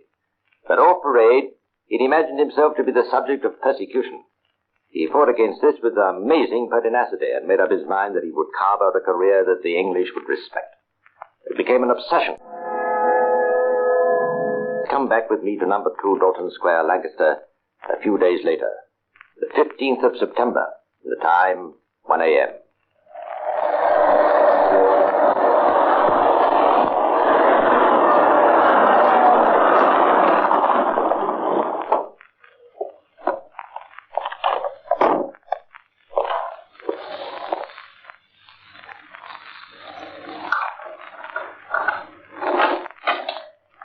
You, ma'am? Oh, yes, Mary. You made me jump. Whatever are you doing up at this time? Shh. What's happened? It's him. He's been going on like a madman since the surgery closed. He's been threatening to kill you when he came back. I nearly went for the police, but I thought of the scandal, ma'am. Oh, poor Mary. Didn't do anything to you, did he? No, I locked myself in with the children. I'd have run away if it hadn't been for them. And you? Oh, my poor child. You must leave here in the morning. It isn't a fit place for you. Give me your hand. You're trembling. I'm not really afraid. It was the look in his eyes. There, you should sleep with me. The children are all right, are they? Yes, I've locked them in. Here's the key. Oh, this is dreadful. I don't know what to do. If only I didn't love him. I've tried to be a good wife to him. You've given him 3 lovely children.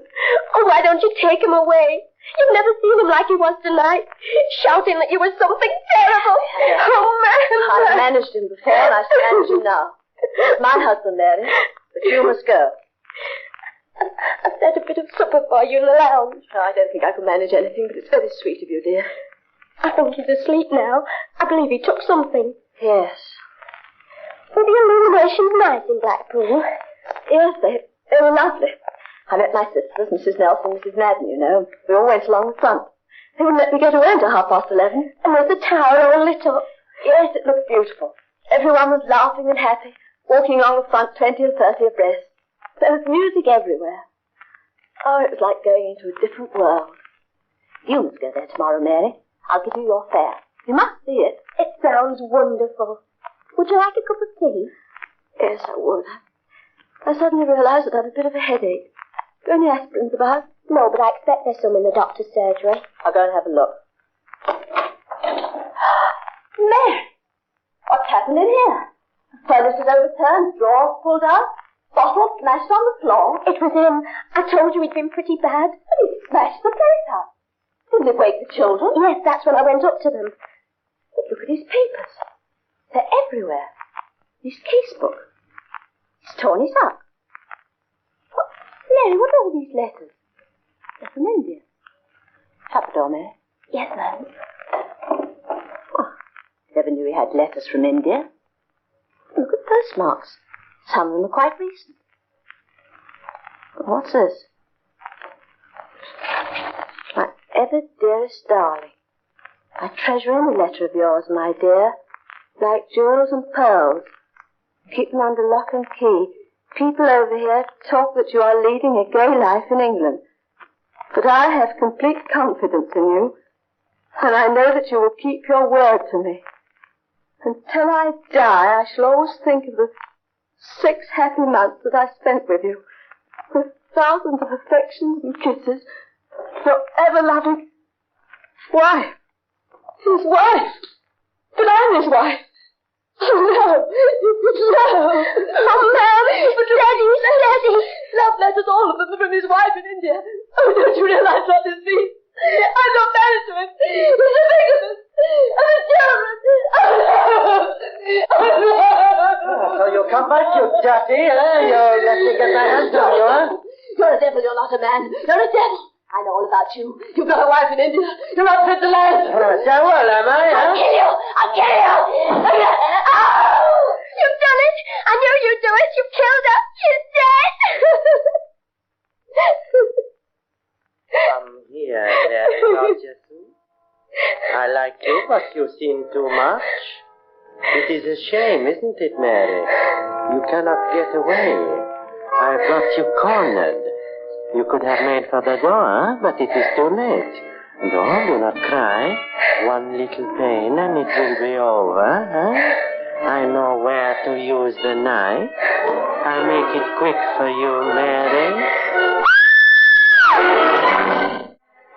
He stands forward on the canvas of humanity for our special study. It's a little bit terrifying, isn't it? And it's real. But don't you think that perhaps the study of such a man as Ruxton may have helped us to understand the awful possibilities of the human mind?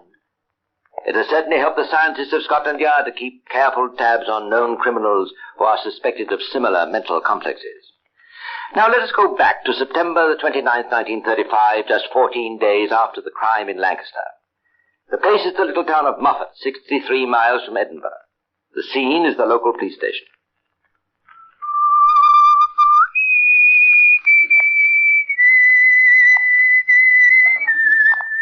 Very nice too, Sergeant, if I may say so. I was just looking in the book. I see old Maguire's reported the loss of his bull terrier. That'll be the one that bit Mrs. McPherson, or I'm a Dutchman. Aye, and I'm a Dutchman if I didn't hear Mr. McPherson's gun go off in McPherson's cowshed yesterday morning. I asked him what he was doing. I reckon I know now. Did he have a gun license? Aye. Pity. I'm rather partial to bull terriers.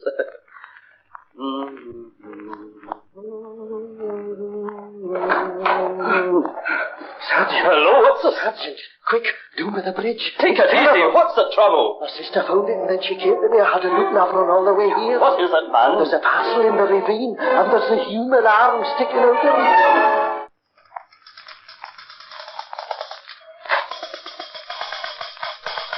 A Scottish report for information CID just come in. Oh, let me see it.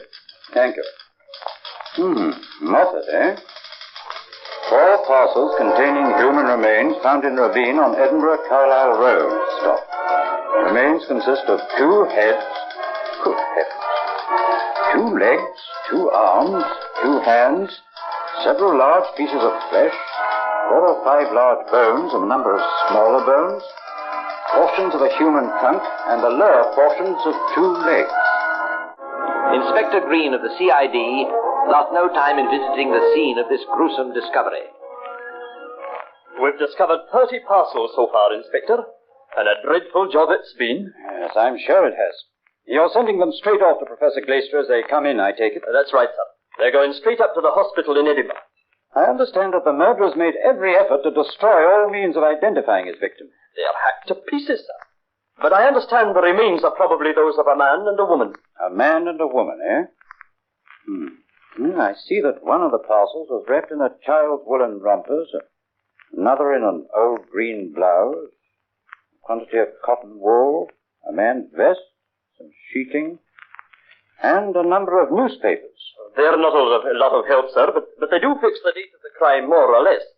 This Sunday one, you see, is dated September the 15th, so it couldn't have happened before then. And a number of the parcels were found along the River Lynn. That's a contributory stream of the River Annan. And the remains were well above the level of the water. You had any heavy rainstorms lately? Aye, sir. Let me see. It rained heavily on September the 18th and again on the 19th. Ah, so the packages would have been carried high up the banks of the stream by the swollen waters, and when the water subsided, they'd have been left there, wouldn't they? You're right, sir. So we can fix the date of the crime as being somewhere between the 15th and 19th. Somewhere between the 15th and 19th of September, 2 people out of a population of 48 millions had disappeared. There was little hope of identifying the bodies, and the first step was to make inquiries regarding all missing persons in England and Scotland. The investigation proved unproductive. Hardly surprising, you say? But the investigations were working along other lines. All the shreds of newspapers which had been found in the packages had been sent along to their appropriate publishers, and at last, the first real clue was furnished by a Sunday paper on September the 15th. Published in London, this copy proved to be of a limited edition, and it had been circulated in the district of Lancaster. Investigations were concentrated on the Lancaster area, and within a matter of hours, police officers were making their reports to Captain Van, the Chief Constable of Lancashire. Come in. Yes, Inspector Green, got anything? Yes, sir. I think I have. A girl named Mary Rochester is missing from her home. She's been employed as a nursemaid in Dr. Ruxton's house. Have you seen the doctor? No, sir. I went round, but both he and his wife were out. But I spoke to a neighbour, a Mrs. Oxley, who's been charring for the Ruxtons, and she said the doctor had told her that Mrs. Ruxton had gone away for a holiday and taken Mary Rogerson with her. I see. Find out the relationship between the doctor and his wife. Right. Oh, and one more thing. You see those articles on the table? Yes, sir. A green blouse and Kitty's rompers. See if Mrs. Rogerson can identify them. Mrs. Rogerson's Mary's stepmother, by the way, identified the green blouse immediately by a patch which she herself had sewn underneath the arm. In the words of Scotland Yard, the case was now developing satisfactorily. Reports were coming into the Chief Constable's office from different parts of the town. Remember, with a small population, news is apt to travel quickly. Have you observed the constantly returning date in these statements, Green? You mean the 15th of September, sir? Yes. You appear to know quite a lot about Dr. Ruxton's movements on that day. Read this. Thank you, sir.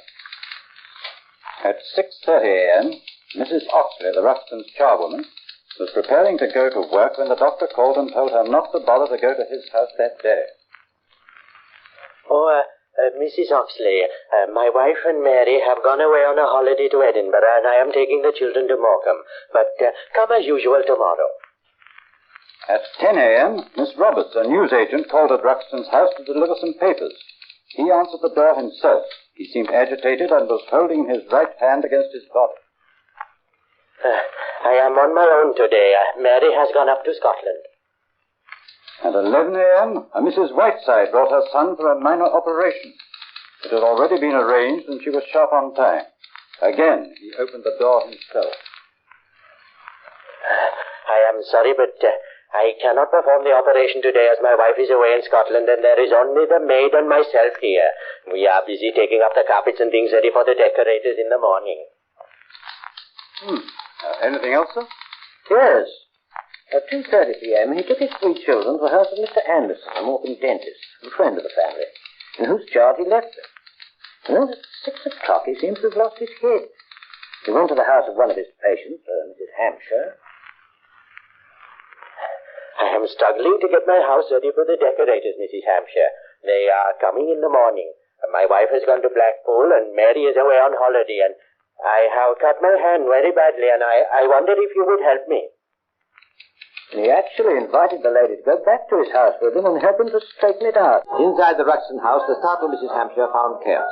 The radio was blaring, stair carpets had been pulled up, straw was scattered everywhere, and plaster had been ripped from the walls. A supper meal laid in the lounge was untouched. Upstairs, doors were locked, and the bath was discolored a dirty yellow up to within a few inches of the top. His action in taking Mrs. Hampshire to the house was inexplicable, for, in consequence of what she saw there, she later became one of the principal witnesses for the Crown.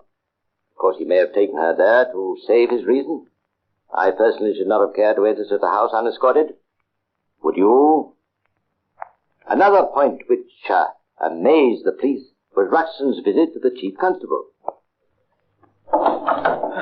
Captain Van, I have come to you for protection. Have you heard the stories in the town? Sit down, Dr. Ruxton. Please calm yourself. Now, what is it? They are saying that I know all about the Moffat bodies. They are saying that this horrible crime is connected with the disappearance of my wife and maid. Even the papers are making these awful suggestions. The publicity is ruining my practice. Captain Van, you must please publish that there is no connection between the two. You must help me to find my wife. The Chief Constable consoled him to the best of his ability and proceeded with the investigations. Inspector Green was making good headway. I've collected some fresh evidence, sir. Ruxton told a friend that his wife had gone away in his car, not returned, but he allowed the car to be seen in Lancaster. He's also invented a totally untrue story that Mary Rogerson was going to have a baby and had disappeared for that reason. When I asked him how he knew, he replied, by her eyes and other symptoms. I'm certain he was lying, sir. The case for the public prosecutor was approaching completion. At the Crown Laboratory in Edinburgh, Dr. Leister and a team of experts had assembled large parts of the 2 bodies. Artificial teeth were made and fitted to secure an indication of what the mouths had looked like in life. In all, 20 sets of 250 pictures were completed, and these included photographs taken from an overhead scaffolding after portions of the bodies had been assembled on the floor. By the 11th of October, Ruxton knew that he was a doomed man. He even approached Inspector Green. He took me by the shoulders and shouted as he flourished a newspaper in my face. Look at this, Inspector Green, look at it. Why do they accuse me of the Moffat murder?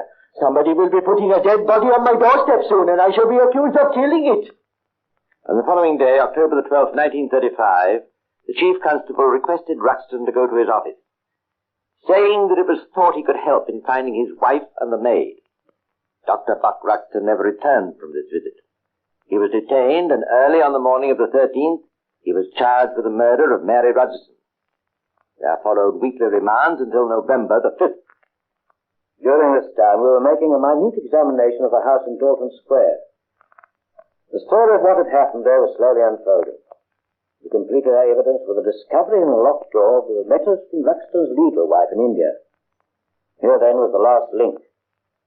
On November the 5th, Ruxton was charged with the murder of his wife, Isabella Ruxton, and the maid, Miss Mary Rogerson. On December the 13th, he was committed for trial on both charges at the Manchester Assizes. In his charge to the jury, Mr. Justice Singleton referred to the distinguished body of evidence in the highest terms. He concluded by saying to the jury, Gentlemen of the jury, you have heard the evidence, but if, in your opinion, there is any doubt in this case, the prisoner must have the benefit of that doubt. But if there is no doubt, then your verdict must be equally clear and justice must be done.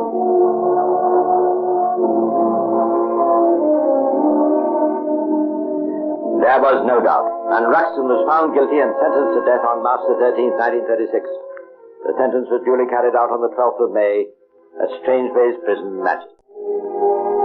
And a little footnote in this case?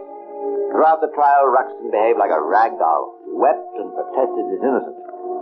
At the moment the square piece of black cloth was placed on the head of Mr. Justice Singleton, he became still and composed.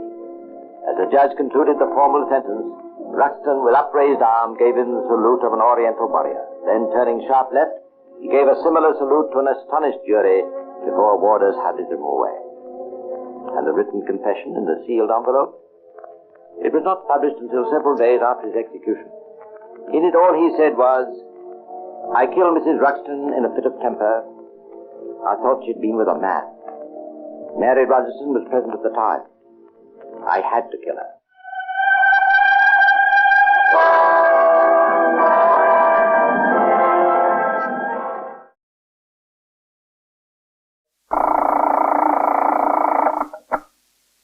"21st Precinct, Sergeant Waters. What do you mean you were robbed?" "Oh, broke into your apartment. Oh, where is it? 761? Oh, what apartment number? Is that B or C?" "You are in the muster room at the 21st Precinct, the nerve center. A call is coming through. You will follow the action taken pursuant to that call from this minute until the final report is written in the 124 room at the 21st Precinct." "Yes, sir, all right. I'll send an officer right over there." "Yes, sir. They'll be there in a few minutes. You just wait." "That's right. Yes, sir, you just wait there." 21st Precinct. It's just lines on a map of the city of New York. 173,000 people wedged into the 9/10 of a square mile between Fifth Avenue and the East River. The security of their homes, their persons, and their property is the job of the men of the 21st Precinct. The 21st. 160 patrolmen, 11 sergeants, and 4 lieutenants, of whom I'm the boss. My name is Keogh. Thomas P. Keogh. I'm captain in command of the 21st Precinct. I was doing night duty, 4 p.m. to 8 a.m. It had been 1 week exactly since I had been transferred to command of the 21st Precinct from Borough Headquarters of the Bronx, where I had been assigned since my promotion from lieutenant to captain in August 1954. On assuming command, succeeding Captain Vincent T. Cronin, who had been transferred to the office of the chief inspector, I spent the first few days getting acquainted with various conditions in the precinct by remaining on patrol as much as possible during my time on duty. This is my first assignment in Manhattan since I was a detective attached to the 34th Squad. As a sergeant, and subsequently lieutenant and captain, I did duty in Brooklyn, Queens, and the Bronx. On this particular night, I had been out on patrol since 6:30, and it was nearly 9:30 when I returned to the station house and walked into the muster room, where Lieutenant Snyder was desk officer and Sergeant Waters had telephone switchboard duty. "Hello, Captain." "Sergeant, what's doing?" "Nothing much. Lieutenant King's been wanting to talk to you." "Is he upstairs?" "Yes, sir, I think so." "Swing up there and tell him I'm back while I sign the blotter." "Yes, sir." "Hello, Lieutenant." 21st Squad, Detective Novak. Sergeant Waters on TS. Would you tell Lieutenant King that Captain Keogh is back in the house? Yes, sure. Lieutenant, Captain Keogh is downstairs. Yes, sir. All right. Yes, the Captain wait there. Lieutenant King is coming downstairs. Yeah, okay. Good, Lieutenant King? Yes, sir. He's on his way downstairs. Directives came through just after you left, Captain. Short sleeve shirts and open collars are permissible for all men on day tours. Okay, have Fallon posted on the board. I already told him, Captain. Excuse me. Yes, go ahead. 21st Precinct, Sergeant Waters. Lady, I told you before, there's nothing we can do about that. We chase robbers. We're not plumbers. I know about Captain. Matt, what's doing? Lady, Can I talk to you in your office? Yes, sure. I'll be in my office, Sergeant. Yes, sir. I can't send a policeman What have you got, over man? there for that, lady. Yes, go ahead. I know, but why don't you keep trying? Yes, sit down. Yes. Well, what is it? Looks like we've got a cop in a jam. From here? Yes, sir. Who? I don't know yet. Well, what's it all about? Well, the commander of the 6th Squad called up here about an hour ago. 2 uniformed men jumped a burglar coming out of an apartment building. Had to chase him into the courtyard, but they finally collared him. Yeah? They brought him into the station house. He admitted he was in an apartment there. He dropped a pillowcase during the chase.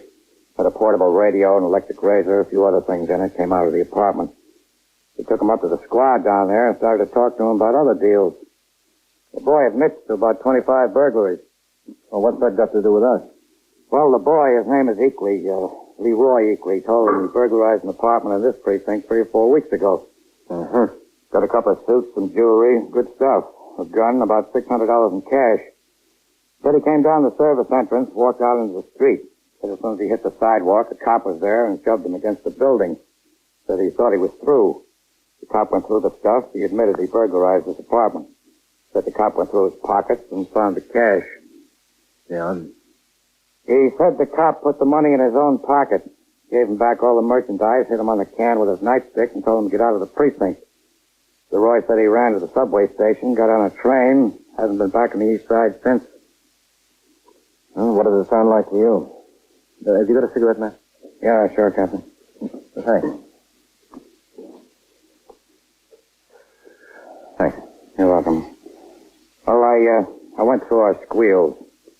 June 18th to Mr. Philip Ruxton, 761 East 68th Street, a lawyer with offices at 156 Wall. Reported his apartment had been broken into. 3 suits of his, a diamond ring, a wristwatch, and a diamond pin belonging to his wife, 32 caliber S&W revolver, for which he had a permit, and $575 in cash were taken. Well, that sounds like the same deal this boy was talking about. Yes, sir, it does. Check the story. Police said he burglarized the house. He reported this on the 18th? Yes, sir. When did the burglary occur? At night of the 17th? Could have been either the 15th, 16th, or 17th, Captain. It was a weekend. Mr. and Mrs. Ruxton left the city Friday afternoon to spend the weekend in the country. Mm-hmm. They discovered the burglary when they got back Monday morning. What time of night did all this occur? Did you find that out? No, sir, not yet. The squad commander down there, Lieutenant McInerney, told me they were still questioning the boy. Wanted to let me know what they were developing. Uh-huh. 21st Precinct, Sergeant Waters. Sergeant, 761 East 68th Street is on what post? Post number 9, Captain. Get out the telephone switchboard record and the post list for the 4 to 12 and the 12 to 8 tours for June 15th, 16th, and 17th. Yes. Bring them in here. And bring the blotter, too, right away. Something the matter, Captain? Yes, something's the matter. Get those records out and bring them in here. Yes, sir. Right away. For this and other purposes, the records of the precinct contain a detailed account of the movements of every member of the command. The blotter, for instance, shows for each tour in the handwriting of the desk officer the assignments of patrolmen to posts and motor patrol duty, the time each post is vacated for meal period, all post changes and movements during a tour of duty, and a notation of the nature, time, and location of duty performed by each member of the command. From these records, Lieutenant King and I narrowed the possibilities down to 4 patrolmen who had worked post number 9 on either the night or late tours, June 15th, 16th, and 17th. In order to narrow the list still further, we drove to the 6th precinct at 135 Charles Street in Greenwich Village to interview the burglary suspects. There, with Lieutenant King, I went upstairs to the 6th Detective Squad.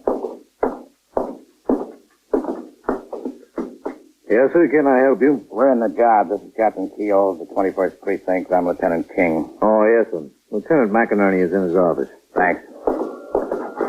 6th Squad, Detective Ross. Ed? Come in, man. Yes, ma'am. This is the detective.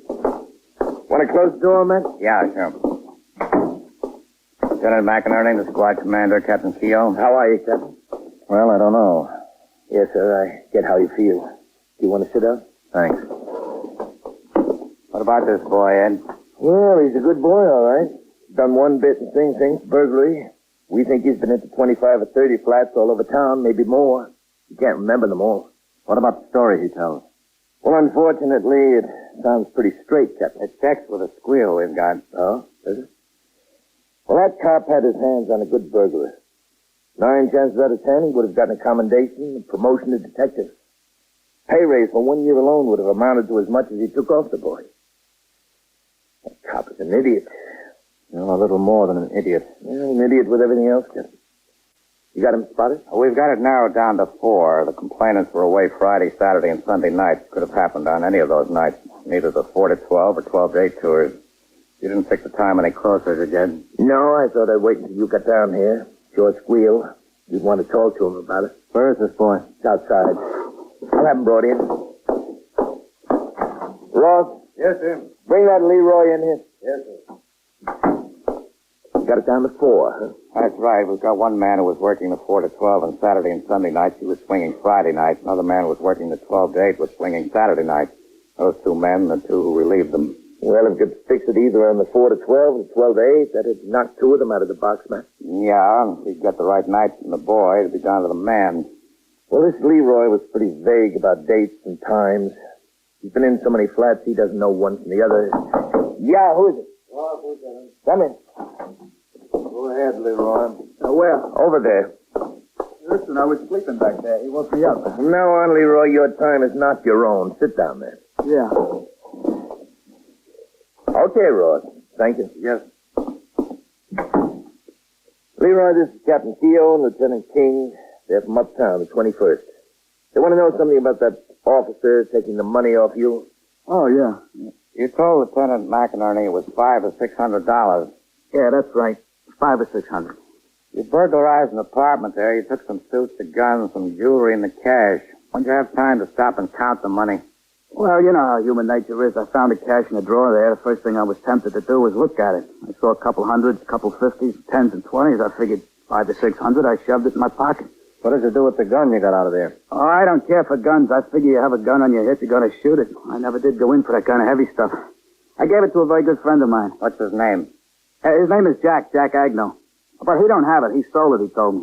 A lot of nerve. I gave him the gun and he sold it. To a stranger. Where is this Jack Agno? Can we locate him? That's the easiest thing in the world. But he don't have the gun. Well, where is he, Leroy? In the Tombs. He got picked up last week on a deal. Where'd he get picked up? In Times Square, yeah. I told him a dozen times if he's going to go in a public place like Times Square, he shouldn't wear a sports jacket that's 3 sizes too large for him. You know, a real fine sports jacket. What do you call it? Cashmere. He got it out of some flat and he fell in love with the cloth. The cloth was fine, but in a million years, it couldn't have been his jacket. Some detective stopped him on Broadway and said, "Hey, Bud, where'd you get the coat?" That was that. That's what comes of being too much a clothes horse, you know. Well, to get back to the night you got the gun and the money up on the 21st. I don't know. It's the 21st. I couldn't swear it. Well, it was. You remember what night it was? What night? Well, what? What do you mean? Well, it had to be either Friday, Saturday, or Sunday. No, I couldn't remember what night it was. I've been working almost every night, nearly. My memory don't serve me on that. June 15th, 16th, or 17th. Friday, Saturday, or Sunday night. It beats the living daylights out of me, Lieutenant. That Sunday was Father's Day, the 17th.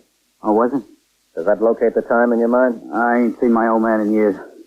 Oh, my friend, Jack Agno. It's in the Tombs. Yeah. Jack was worried what to give his old man. I said he ought to give him a hit in the head. When was this you talked to Jack about it? Well, it was the night before. He said Father's Day was tomorrow. He didn't have a thing to take him. Oh, that was after I did this deal, the one with the cop. I did? Yeah, because he mentioned this Father's Day to me while we were out at the trots between races. And that was the night after the night I went into that particular flat. So that must have been Friday night I was in the flat and the cop nailed me. Friday night, June 15th. If you say so, okay. What time of the night was it, Leroy? Time of the night? Yes. Oh, that also would be kind of hard to say. Well, let's start at midnight. Would you say it was before or after midnight? Or does it make a difference? Yes, it does. What'd you do before you went over and broke into that flat? Oh, let's see. I don't know. I can tell you what I did after. I met Jack, and he and I went to my place to drop the suits and the scum I got. Jack sure figures into your life a lot, doesn't he? Oh, he's my best friend. And then from my place, we went over to meet a girlfriend of his after she got off work. Oh, yeah, it must have been 10:30 or 11 I hit the flat because this girlfriend of Jack's works in the cafeteria down here in the village over 7th Avenue. She gets off at midnight. You're sure about that? Yeah, I'm telling you. Well, that's pretty well set the time for you, Captain. Friday, June 15th, during the 4 to 12 tour. Yeah. Leroy, do you think you'd be able to identify the officer who took the money off you? Well, to tell you the truth, I don't know about that. Well, what did he look like? A cop with a blue suit. Was he young? Was he tall? What? Well, look, Cap, I wasn't interested in what he looked like. Young, tall, short, I don't know. All I could see was a cop. I was nailed. When he took the money, slapped me with a stick and said, go, I went. I didn't turn around to see what color eyes he had. Well, we're going to give you a chance to identify him, if you can. Well, if I can, I will. I opened up and told you about this, didn't I? If I didn't want to help you, I could have clammed. A cop catches me and takes me in. I got no beef against him. But if he turns out to be a bigger thief than me, I got no regrets. No regrets at all. Except maybe that my good friend Jack is laying in the tomb. All alone in the world. Well, don't you worry about that, Leroy. You'll be down there to keep him company. Lieutenant King, Lieutenant McInerney of the 6th Squad, and I continued to interrogate the burglary suspect, Leroy Eakley. The officer he referred to was most likely Patrolman Philip Austin, who, the record showed, was assigned to post number 9 during the 4 to 12 tour on Friday, June 15th. It was decided to continue the investigation at the 21st, and arrangements were made to transport the prisoner in the custody of Patrolman Gerber of the 6th Precinct, one of the arresting officers. Before we left, I phoned through CB to Lieutenant Snyder, the desk officer of the 21st, and gave him instructions to detain Patrolman Austin and all the members of his squad, which again was working the 4 to 12 tour, for my arrival. At 12:10, after having been relieved from his post, Patrolman Austin returned to the station house and walked through the front door into the muster room. Austin. Yes, Sergeant. Come here. What is it, Sergeant? Just a second. 21st Precinct, Sergeant Waters. Lieutenant who? Lieutenant Gorman isn't due in here until 8 a.m. Yes, sir. Oh, that's all right. What's the trouble? The captain wants to hold your squad. Yeah? He's on his way uptown. Wait for him in the back room. Why? Just wait. Well, look, Sergeant, my wife's brother has a birthday party tonight. I told him I'd get over there soon after 12 as I could. He'll have another birthday next year. What do you say, Phil? Farrell. Yes, Sergeant. Come here. What's it all about? You want to see me, Sergeant? Yeah. Wait in the back room for the captain. He'll be back any minute. What's the trouble? There's no trouble. Just wait. Okay, Sergeant. Oh, and don't change from your uniforms. Leave them on. Look, Sergeant, he's liable to be another hour. Will you stop giving me an argument? Go ahead. Sure, Sergeant. Come on, Phil. Yeah. I don't know. Why do I have to get all the dirty details? Well, it's not that bad. Hi, fellas. Anybody know what this is all about? No, it's me. Big deal. The guy is in the precinct a week and he's got us jumping. Come on, Phil. Sit down. There's no sense getting worked out. I don't know if the captain wants to see us. Where is he? Look, we're all in the same boat. No, but you got no place to go except home and to bed, Farrell. Every time somebody can think of some extra detail, they think of us. Well, don't get mad until you find out what it is. Hi, Austin. Now, you know as much as we do. Grab a seat.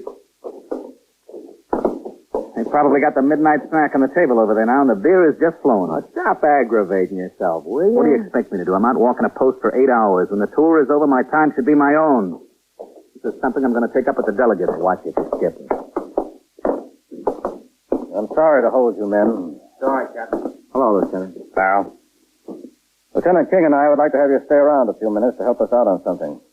Is that all right with you? Yes. How long will it take, Captain? Not very long, Austin. I have to go into my office. We'll be ready for you in a few minutes. Come on, man. Okay, Captain. So that's Austin. Had you met him before?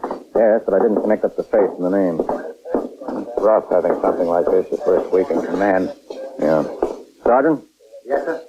You're getting the other men in here? Yes, sir. The rest of them should be on their way. All right, Sergeant.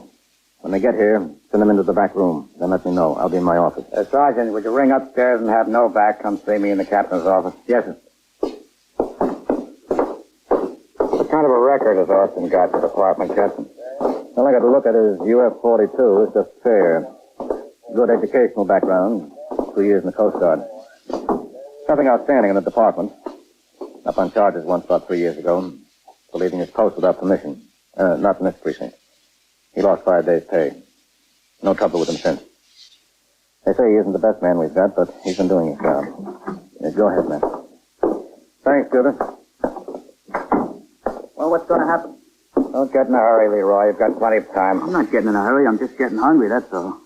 Is there a delicatessen close? I'd like to send out for a sandwich. Just my luck to get collared right before supper. You'll get something to eat in a little while. But there's no time like the present. Leroy, you told us you burglarized a flat, and on your way out, a police officer collared you. Yeah, that's right. That's the honest to goodness truth. Now we want you to identify the police officer. Well, I told you I didn't know whether I could do that. You stood there and talked to him, didn't you? For how long? It was only a couple of seconds like that, that's all. That's long enough to get a look. It was in the nighttime. It was dark. Let me get this straight. Where was this? Right outside the service entrance of that apartment building? Yeah, that's right outside. As soon as you came out the door. Yeah, it was like he was waiting there for me when I came out the door. Listen, could you send out for a sandwich for me? Soon, Leroy. I like a corned beef on rye with coleslaw and some pickle. Also tough. Yes, as soon as we get through here. Yes, who is it? Novak. Come in. Want me, Lieutenant? Yeah, Novak, I want you. Yes, sir?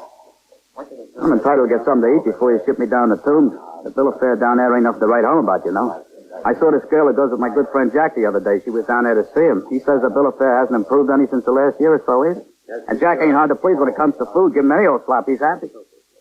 All right, get going, Novak. Yes, sir. Right, I guess we're about set, Captain. What's that for what? To give you a look and see if you can identify that police officer. Well, I told you I didn't know whether I could do that. I couldn't tell him from Adam.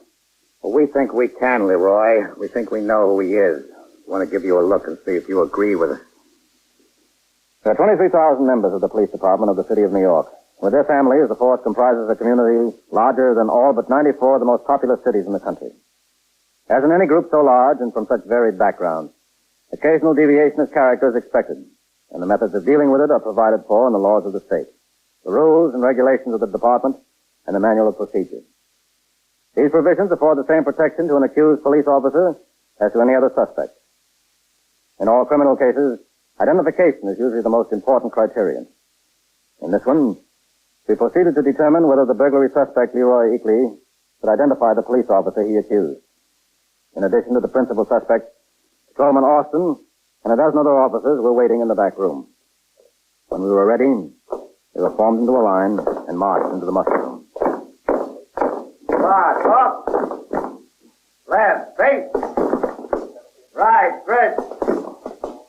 Front, at ease. All right, I'll tell you what the story is. All right. We're conducting an investigation. We're holding a man who has made an accusation against a police officer. I want to see right here and now if he can identify that patrolman. Farrell, would you go in the captain's office, ask him to come out here? Yes. Right away, Lieutenant. What's this cop supposed to be accused of, Captain? Among other things, receiving stolen property and failing to take proper police action. All right, come over here, Leroy. I'll come in, but I don't know what good it'll do. There's a number of police officers there, Leroy. Take a good look at every one of them. Yeah? And tell us if you see the man who took the money off you. And Leroy? Yeah. You say this police officer spoke to you. If you want to hear the voice of any one of these men, just ask him to talk.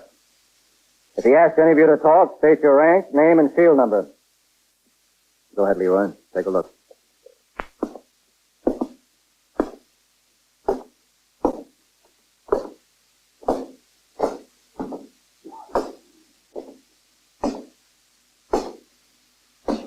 You see the man, Leroy?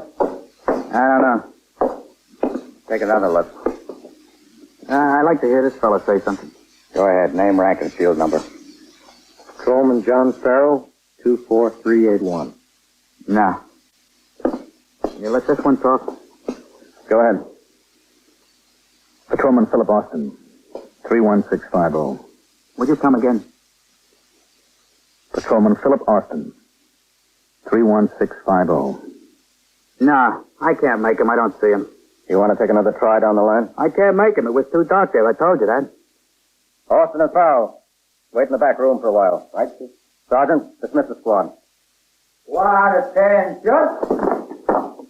Dismiss. Come on, Leroy. Yeah, I'm coming. Let's go back in my office. I'll go anyplace. Well, don't look at me like that. What do you want me to do? Say it was somebody if I wasn't positively sure? What do you take me for? Did you think it was any of the men there? Didn't I tell you it was dark? Go ahead, inside. Lieutenant. Yes, Novak. Sit down over there, Leroy.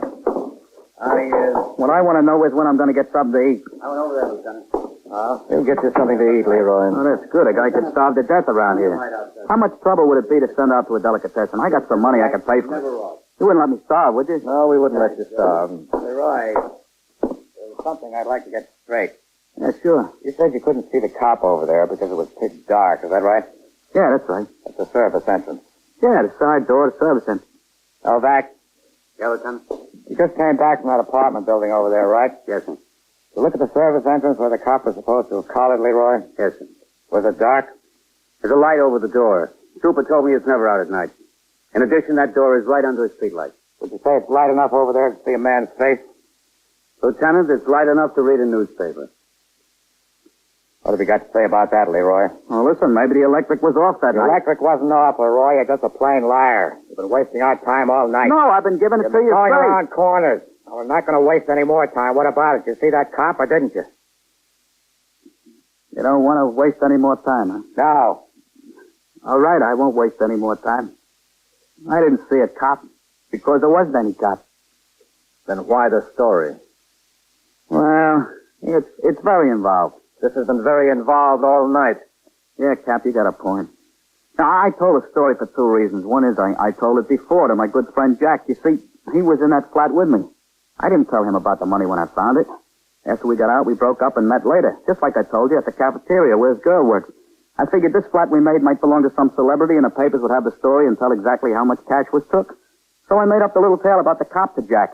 He bought it because, being a thief, he believes that's the logical thing for a cop to do. That's what he would think. Yeah.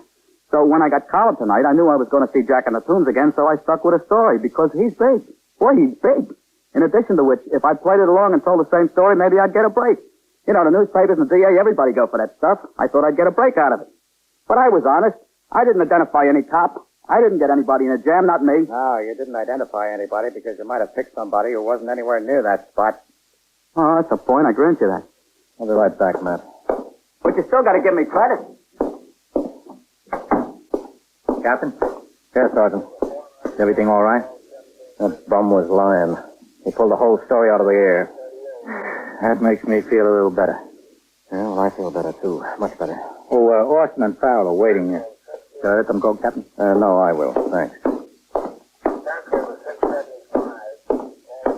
You men. Yes, sir? You can get changed now and go home. Right, sir. Just a second, Austin. Yes, sir. Never mind. Good night. I'll see you tomorrow. Good night, Captain. How do you like that? What?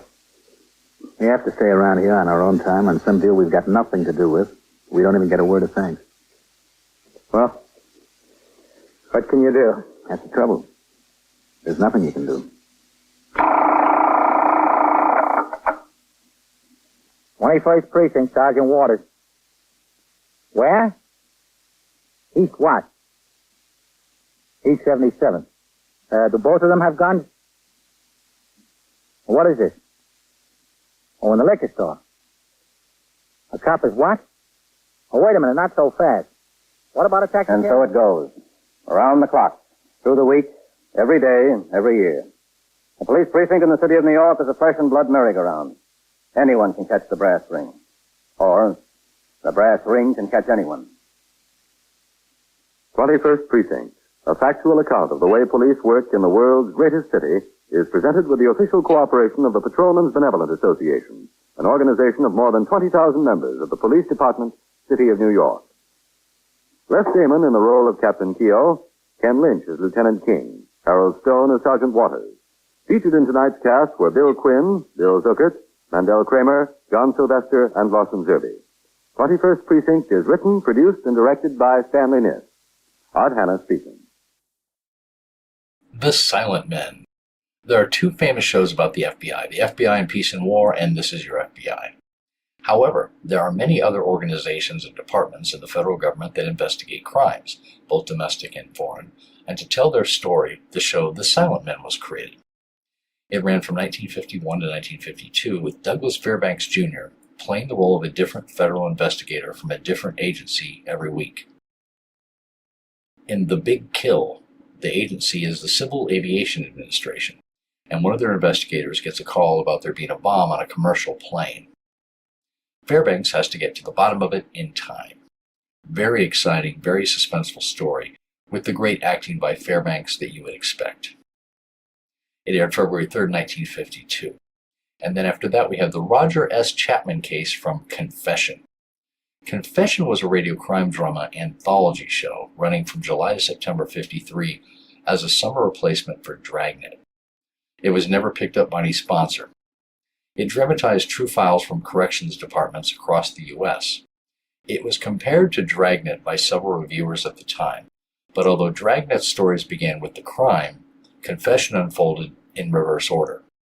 It starred Paul Frees, Parley Bear, Herb Butterfield, and others. In this one, we hear about the crimes of Roger S. Chapman, a hypnoanalyst who forged a check from his employer to help his father. He tells the backstory that leads up to his crime, starting from when he was a child. Now, it sounds like a relatively minor crime, and yet the format of the show and the way the stories are told really gives a lot of dramatic weight to each one. My only criticism is the annoying beeps that are supposed to represent timestamps on the tape recorder supposedly being used by the police while interviewing the criminals.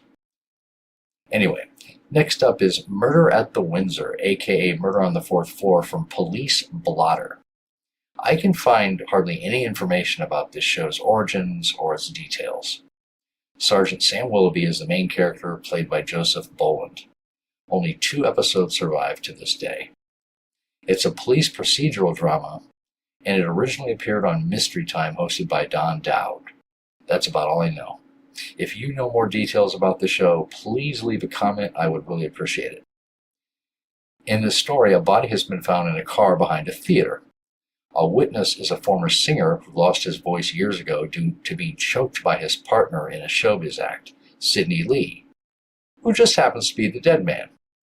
Sidney had come to the theater to see Lana, a burlesque queen, and he walked on stage and ruined her act. They had an argument in her dressing room and he left. The coroner finds that Sidney was murdered by a judo chop to his head. Now it's up to Sergeant Willoughby to find the killer. This is a really great story with lots of confusing clues that lead to several people with motives. And I don't know the original air date.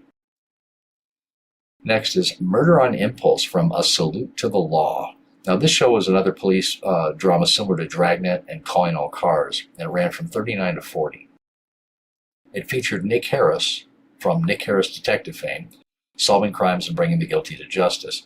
Unlike the other shows of its time, it preached a moralistic theme about crime and portrayed the police as not only punishers of criminals, but examples of moral guidance. The actual Nick Harris stars in a story about the murder of a woman in the woods. I will say that even though this is a really good story, the acting in it is definitely subpar.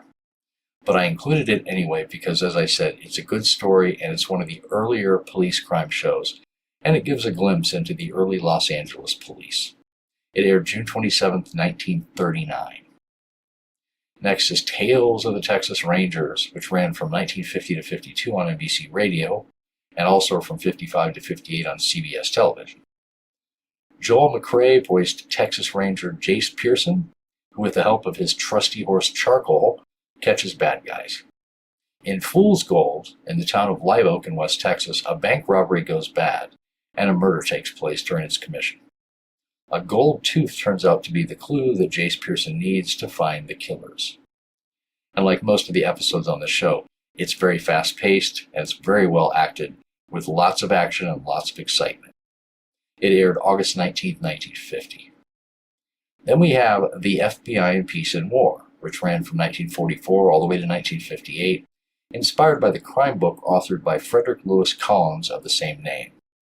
Martin Blaine and Donald Briggs headed the cast. In the 45 Automatic, the story begins with a couple of young criminals who are part of a gang trying to buy a stolen .45 automatic pistol because they plan to murder a rival. The story is told from the perspective of the gang members, their background, how they came into gang life, and how the stolen .45 pistols wind up in the hands of the thugs and what they're used for. A really good dramatization with some modern-day lessons about how and why young people gravitate into gangs. And then our last show of the collections, The King Ransom from Calling All Cars. Aired from 1933 to 1939, it was one of the earliest police dramas on radio. It dramatized actual cases from the Los Angeles Police Department and was hosted by Chief James E. Davis of the LAPD. It was written by William N. Ruxton. Over 300 episodes survive to this day. In this one, the story begins with a car being stopped by some thugs on a road on the way to their home, and the man and woman occupants being kidnapped and their car stolen.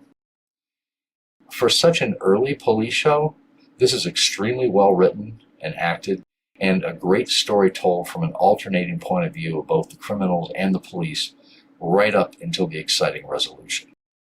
It aired May 19th, 1938. All right, that is enough from me.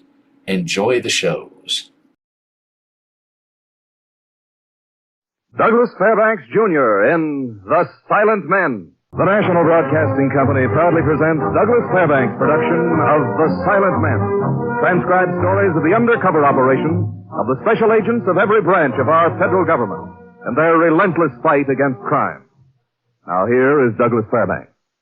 Many people assume that the special agents of our federal government are concerned only with foreign intrigue, espionage, or international problems. But this is not the case.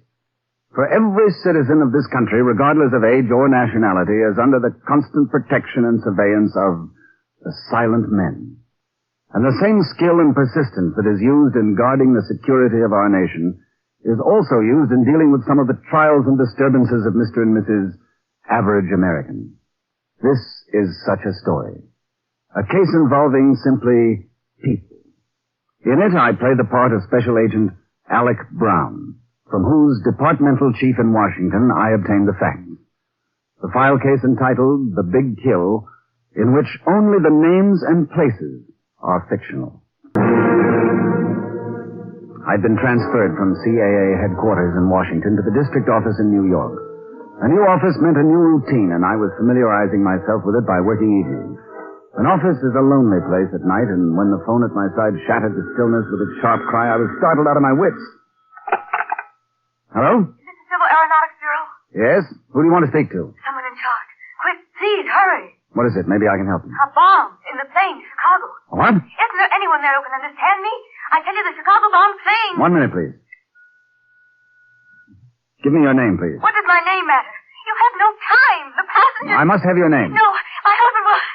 I've got to go now. My boss is leaving. What flight to Chicago? 7:55. 7:55? Yes, I couldn't call till now.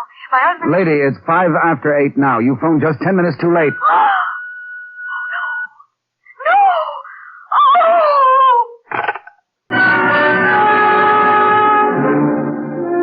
In my line of work, I get a lot of crank telephone calls, but I couldn't take chances on this one. I called the control tower at the airport immediately. Control tower? Brown at CAA. You have 7:55 flight to Chicago? Yes, sir, but... Contact the pilot immediately. Have him make an emergency landing at once. Unload the passengers and let no one in or near the plane till I get there. I'll stand by. I've been trying to tell you, sir. The Chicago plane hasn't taken off. Oh. Fog settled suddenly on the airfield, and we're waiting till it lifts. Where is she now? The far end of the strip. Well, leave her there. Warn all personnel to keep clear. I'll be there as soon as I can. But what is it? Well, I don't understand. Do as I tell you.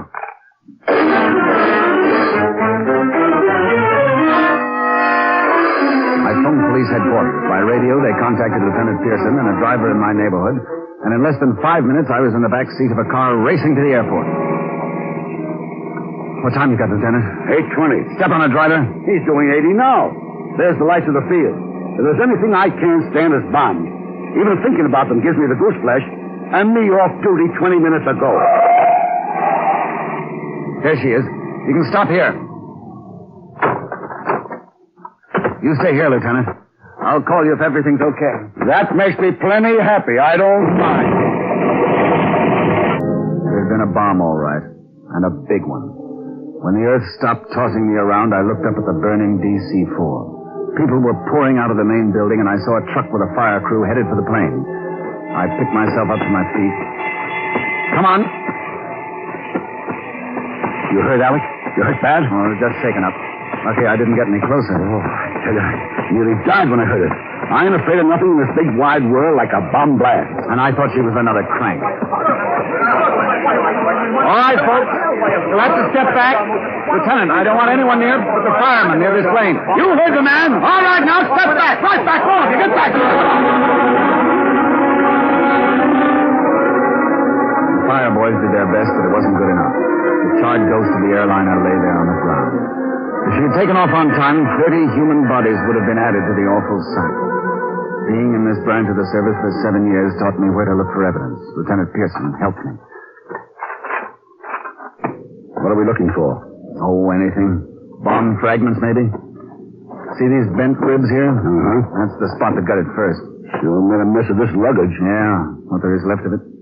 What's that you got in your hand? A piece of sharp metal I picked up. Here, put it in this handkerchief. It's a bomb fragment. If you see any more, don't handle it.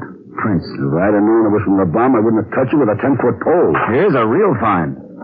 Piece of leather with a fragment embedded in it. Could just be it. Be what? A suitcase the bomb came in. Passengers still waiting? Yeah. They're celebrating the miracle that let them go on living. I'm afraid one of them is going to stop celebrating. Let's go. I want to have a talk with them. You think the bomb was in one of the passenger suitcases? I'm sure now. But it don't make sense. Why would a guy put a bomb in his own luggage if he knew it was going to blow him the kingdom come? I don't know. Maybe insurance. Just ship his luggage, and when the plane goes, he's registered as dead. Stranger things have happened. Never thought of that angle. Who's in charge of this investigation? Both of us. Why? My name is Stephen Bradley. So? I want to go back to my hotel. I'm badly shaken up. You have no right to hold us here. I have a lot of right to find out who tried to murder 30 people. Then it was murder. I knew it. You have a copy of the passenger list, Lieutenant? Yeah, have one. All right, folks. We'll call you up one by one. See if you can identify this piece of yellow pigskin leather. If you think it was your luggage, please say so. We'll begin with you, Mr. Bradley. Bradley. Stephen Bradley. Okay. Is this your luggage? Look anything like it? No, that wasn't mine. All right. Next one, please. Come on, folks. We ain't got all night. Get moving. Come on.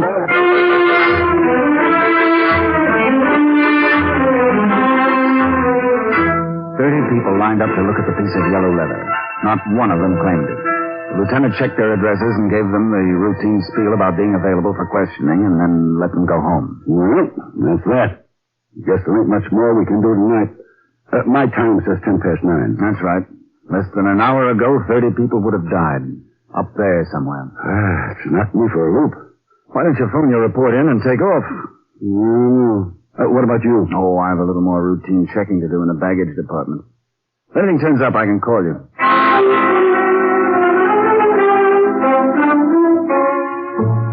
The baggage man was reading a 10-cent comic book. He put it down reluctantly as I approached. What can I do for you? You handle all the luggage?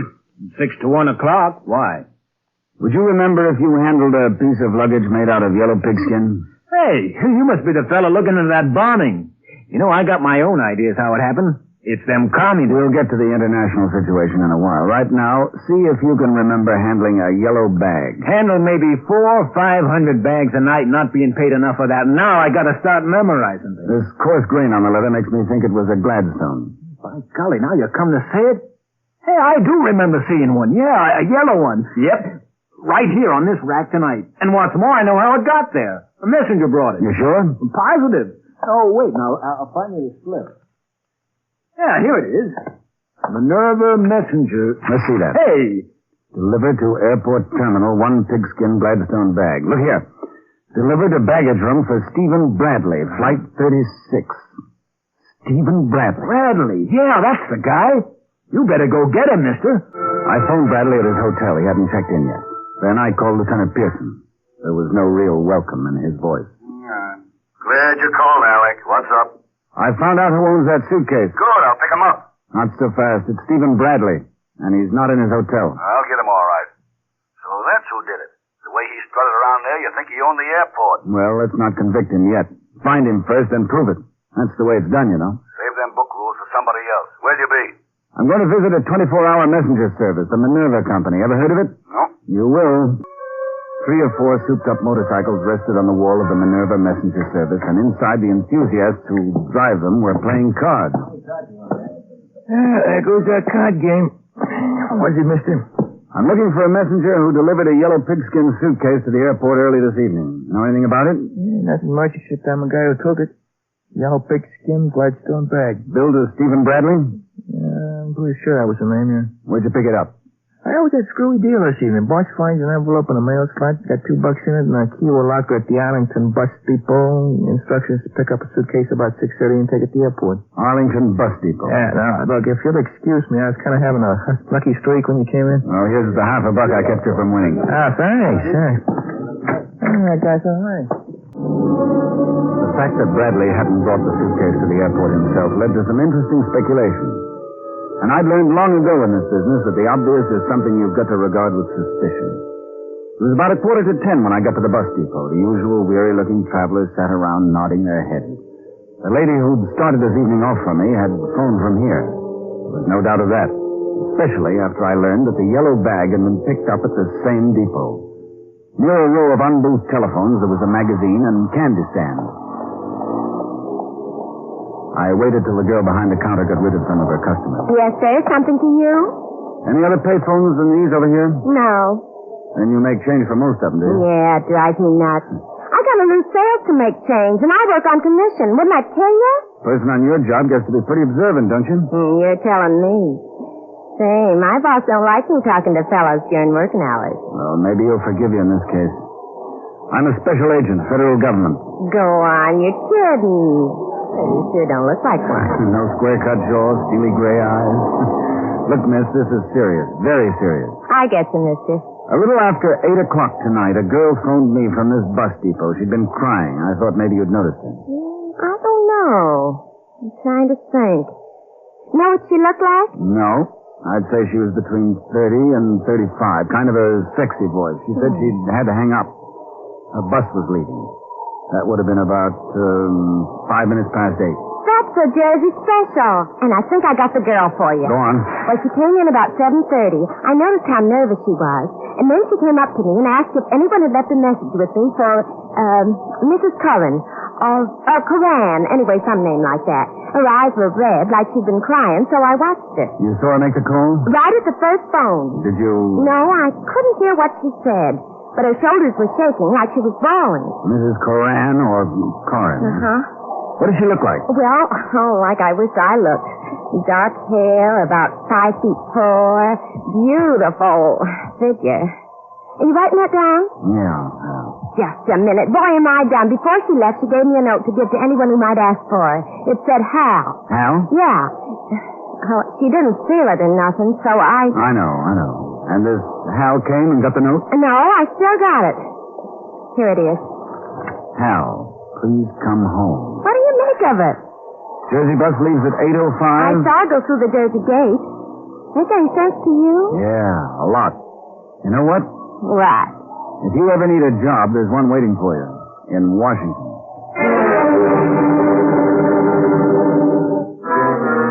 The girl had left the trail easy enough for a tenderfoot Boy Scout to follow. The phone book told me there was a Hal Coran living on 96th Street in Jersey City. Caution should have warned me that it was a little too pat, too easy. The way things looked at this point, I'd have a case for or against Bradley by morning. In less than 2.5 hours after the woman had called to tell me about the bomb, I was standing in front of the door to her apartment. At first, I thought there was no one home. Then I heard some movement behind the door. Is that you, Hal? No. Please open the door. Who is it? The man you called on the phone early this evening. Well, I don't know you. What? I'd know you, Mrs. Coran. Your voice. It's very distinctive. I've heard it only once before, but I'd know it 10 years from now. You heard my voice? I think you're mistaken. You spoke to me on the telephone at my office this evening. Me? I think you better go. Mrs. Coran. You phoned me this evening from the Arlington bus depot to warn me that a bomb would explode in a Chicago-bound plane. Oh, no, I didn't. I made a recording of the conversation. As I said, Mrs. Coran, you have a very distinctive voice. What? You're mistaken. I see. You didn't leave the apartment? No. I have a note here for your husband, Hal. Oh. That is your husband's name? Yes. You gave it to a girl in the bus depot. Is this your writing? Maybe you can see now how useless it is to... Yes. Yes, I gave it to her. And you phoned me at the Civil Aeronautics Authority? Oh, I tried to stop it. I begged Hal not to do it. But she was like a crazy man. Better give me a description of him. We've got to pick him up. It's no use. You won't find me. Why not? He said he was going to take his own life. I got his description and phoned it into police headquarters.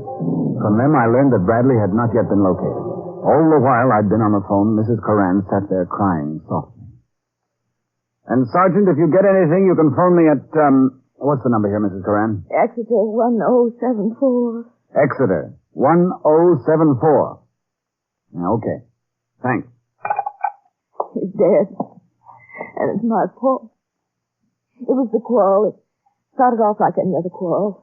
Husband and wife disagreeing. Would you like to tell me about it? I suppose I'll have to sooner or later. My husband and Stephen Bradley started the union machine shops together. They were equal partners to begin with. They did exceptionally well, I understand. No, not at first. Then Hal did something. He used some of the company's funds. He gambled with it. When Bradley found out he wanted the money put back at once or he would prosecute, well, Hal couldn't raise that much. Bradley took over Hal's half of the business instead. And then? He lost all of his initiative. He became a laborer in the business he'd created. Bradley used him for all he could. We quarreled about it. You always refer to him in the past tense. He's dead. I see. Then we learned that Bradley had sold out to an eastern con mine for $150,000. Bradley hadn't said anything till the deal was completed. And that night, Hal came home from work. I'd never seen him look that old.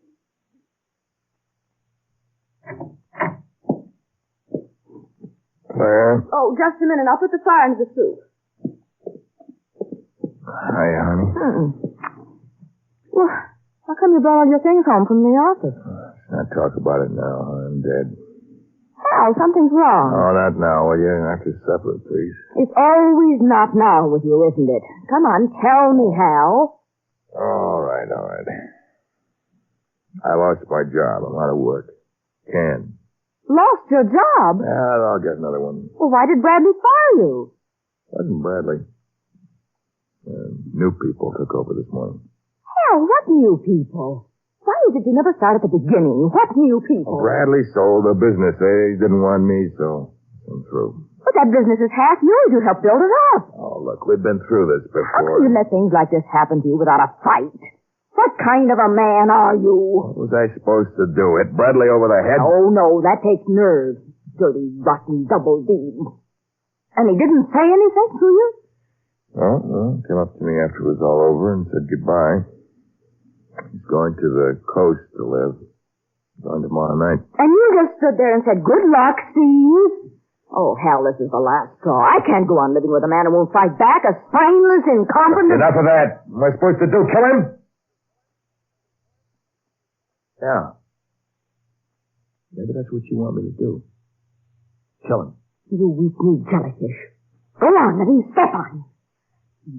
Coward. All right. I'll show you. It's the last time you're going to call me that. What are you going to do? What you want. Kill him. Kill Steve Bradley. Who said anything about killing? Just go up to him and demand what's coming to you. Half of that money is yours. You know how far that's going to go. Oh, hell, please, talk sense. I'm talking it for the first time in my life. See you later. Hal! Come back, Hal!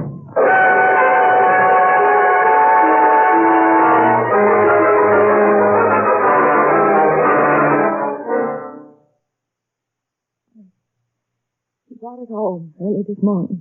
The bomb? Hal put it in a suitcase and made me go with him and put it in a locker.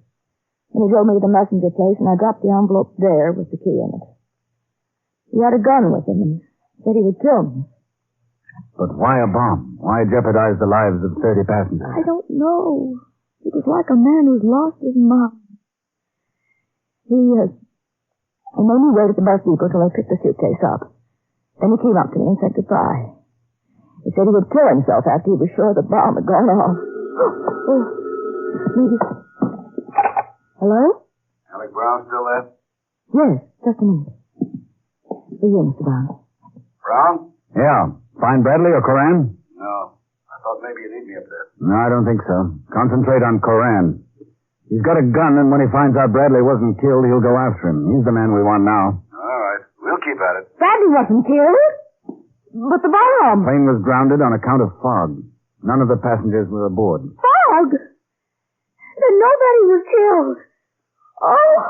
What is it? That fog saved the lives of... But Hal! He killed himself for nothing.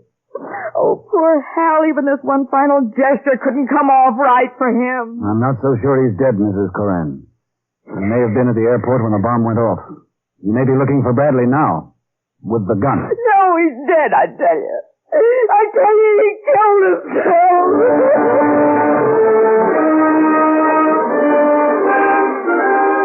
The poor woman was in a state of semi-hysteria. And I was only too glad to bring her some sedative pills she kept in her medicine chest. She took 2 of them and fell back exhausted on the couch. I phoned headquarters. Still no news of either Bradley or Coran. It was near midnight and I was getting a little drowsy myself when I heard someone turning the doorknob. He stood in the doorway a moment. An old man in his 30s. His shoulders sagged and there was a look of utter dejection about him. He blinked stupidly at me. Then he walked over to the woman on the couch. What's the matter with her? Claire? Are you Hal Coran? I got to talk to her. Claire, Claire, wake up. What? What do you want? Me, Hal. Open your eyes. Hal, you didn't... I couldn't do it. I couldn't go through with it. He couldn't do it. He didn't have the nerve. What's the matter with her? I told you to let her be. She's upset, hysterical. The poor kid. It's all my doing. Look, Claire, baby. Get away from me. Don't touch me. I hate you. You've never done anything right, have you? Never. I'm arresting you, Mr. Coran. Me? What for? That's pretty obvious, isn't it? What are you talking about? She doesn't know. Do you? About the bomb. The bomb you put in Bradley's suitcase. Oh, that's what I've been trying to tell her. I couldn't go through with it. Thinking about all those people, the women and kids. It's no fault of yours that they're alive at this moment. If the plane hadn't been held up on account of fog... I don't know what you're talking about. I just couldn't go through with it. I understand I was going to, but like Claire says, I got no guts. I'll have to take you in. You're under arrest. Are you a cop? Yep. Then listen to me. Look, this is the way it was. I took the suitcase to the depot. I left it in the locker. I came back later, and I took the bomb out. Now, look, I'm telling you the truth. Hell, lying won't do you any good. Haven't you even got the strength to admit what you've done? I brought it home. See, I disconnected the fuse. I put it in this drawer right over here. Come on, I'll show you. It's right in here. Well... no, I was here. I put it here myself. Oh, it's funny. Honest, it's funny. The mess he makes of things. I'm going to phone the police to come for you, Mr. Coran. Put the phone down. Give me that gun. I mean it. I took the bomb out of the suitcase and somebody put it back there. All right, Hal. What's this? Claire, will you listen? Somebody put that bomb back there. How long do you think you'll last? Long enough. Don't you try to follow me.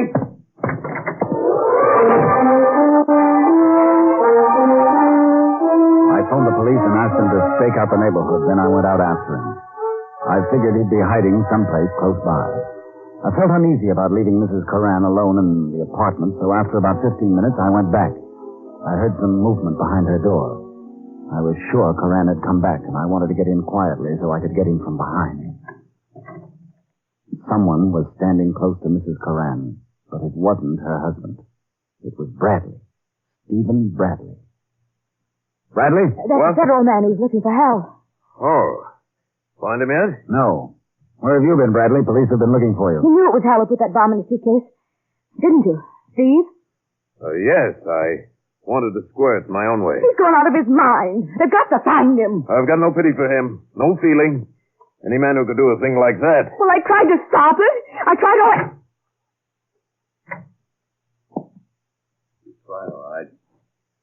Hal, what are you doing? Locking the door. All right, line up against the wall, all of you. Give me that gun, Coran. You get back too. I'll shoot you in a minute. You step back with the others. You're fooling with the federal government. Oh, my gun don't know the difference. Ready? Oh, gun, Mr. Federal. How about you, Bradley? Huh? Oh, yeah, Bradley's got one. Come on, give it to me. Thank you. Oh, hell, darling, now, put it down. What's on your mind, Corinne? Look, maybe we can talk this whole thing over, huh? You're making things worse for yourself, Corinne. Hal, honey, I love you, Hal. Came to me all of a sudden, a lot of little things that meant nothing till I started putting them together. Today I got the total. Add it up. You see, Mr. Government? I did take the bomb out, but somebody put it back. He never came back to the house all day. I asked myself who put it back, and the answer was so simple. The laugh. Claire. She put it back. We can have this whole thing out in the proper place, Corinne. Right now, I'd suggest... Stay there, please. Anybody tries to stop me now gets killed, believe me. Why bring Claire into this, Hal? Why don't you be man enough Just what I asked myself. Why would Claire? There's nobody going to stop him. Hal, what are you doing to me? That hit me. See, Claire had been working me up on Bradley, not because he was running out on me, but on her. He's crazy, officer. I remembering crazy little things, like little trips Bradley would send me on that didn't make sense, things like that. Then, when I told her Bradley was leaving tonight, she went wild. The police will be here soon. It'll go better for you if I tell them you submitted of your own free will. Because Bradley was running out on her. She was the one who wanted him dead. And when I took the bomb out, she put it back, but I didn't know it. See, I just knew that I had no reason to go on living, so I said goodbye to her and told her I'd kill myself. Oh, Steve, don't believe it. See the way it added up to me, government? No. If you can prove that in court, Hal, you'll be in good shape. Give me that gun. No. I can't wait for the court to settle my account. It's got the total tonight. I gotta pay off. Steve, he's going to kill you. Crime. Look, you're not yourself. But what do you want? Money? I'll give you lots of money. Hal, Lots of... Hal, Bradley will make it right with you. He will. Tonight I got the picture. See, Bradley, Claire, and Hal. Claire, Bradley, Hal. Hal always laughs. It's not true. So I figured there's no use running through the streets when I left here. I knew they'd find me. I got to the fire escape on the next building and... Open up in there. Know which room I could see from that fire escape, Claire? This one right here. Hal! Yeah. You saw. Oh, honest, Hal, it didn't mean anything. You in there? Yes, but he's got his corner. Don't take any chances. Shut up there. I saw Bradley come in. I saw you rush up to him. I saw that look on your face, the same look I used to see when we were first married. Alex, you okay? Wait! You'd taken it away from me and you'd given it to Bradley, see? I made it a clean sweep for him. My business, my job, my wife. Hal, I'll make it right. Just give me a chance. Ah, you don't owe me anything. It's Claire. She's taken from me. There's only one way to square it. Me? Oh, Hal. You're going to kill me. Yeah. You love me, Hal. Don't you? Yeah. I love you. Goodbye, Claire. Oh. Corinne! Claire!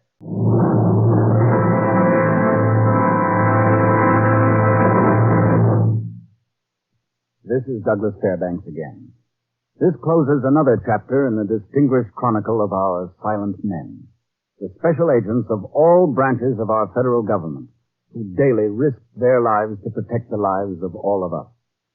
Next week, we will tell you a story involving a missing boatload of plasma in the file case entitled Blood Money, another venture undertaken for our protection by the Silent Men. The Silent Men is produced and directed by Warren Lewis. Tonight's case was written by Lewis and Rusoff and transcribed in Hollywood. Only the names and places were fictional. Featured in tonight's cast were Lorene Tuttle, Lamont Johnson, Harry Lang, Paul Freese, Betty Moran, and Jack Carroll. Your announcer is Don Stanley. Douglas Fairbanks is currently presenting Betty Davis, Gary Merrill, and Emlyn Williams in the motion picture Another Man's Poison. Listen again next week and every week to other exciting cases involving the law enforcement adventures of the special agents of our federal government. For they are the Silent Men.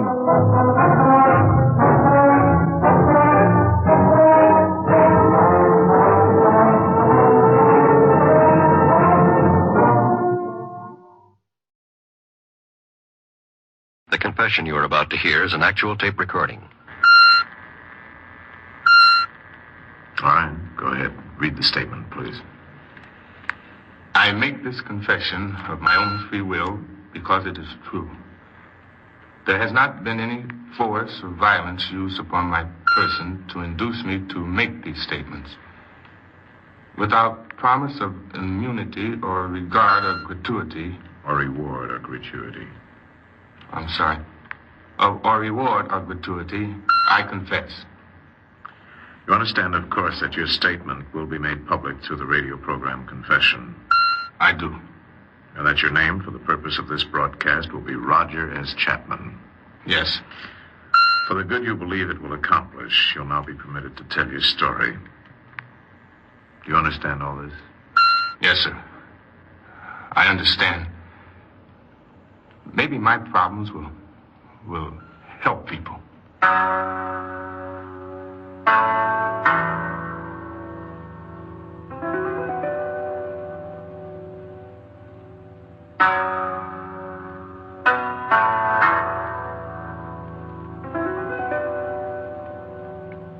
You are listening to Confession.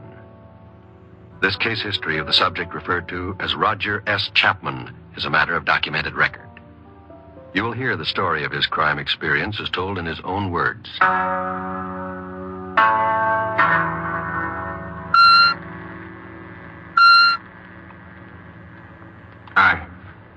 I don't know where to begin exactly.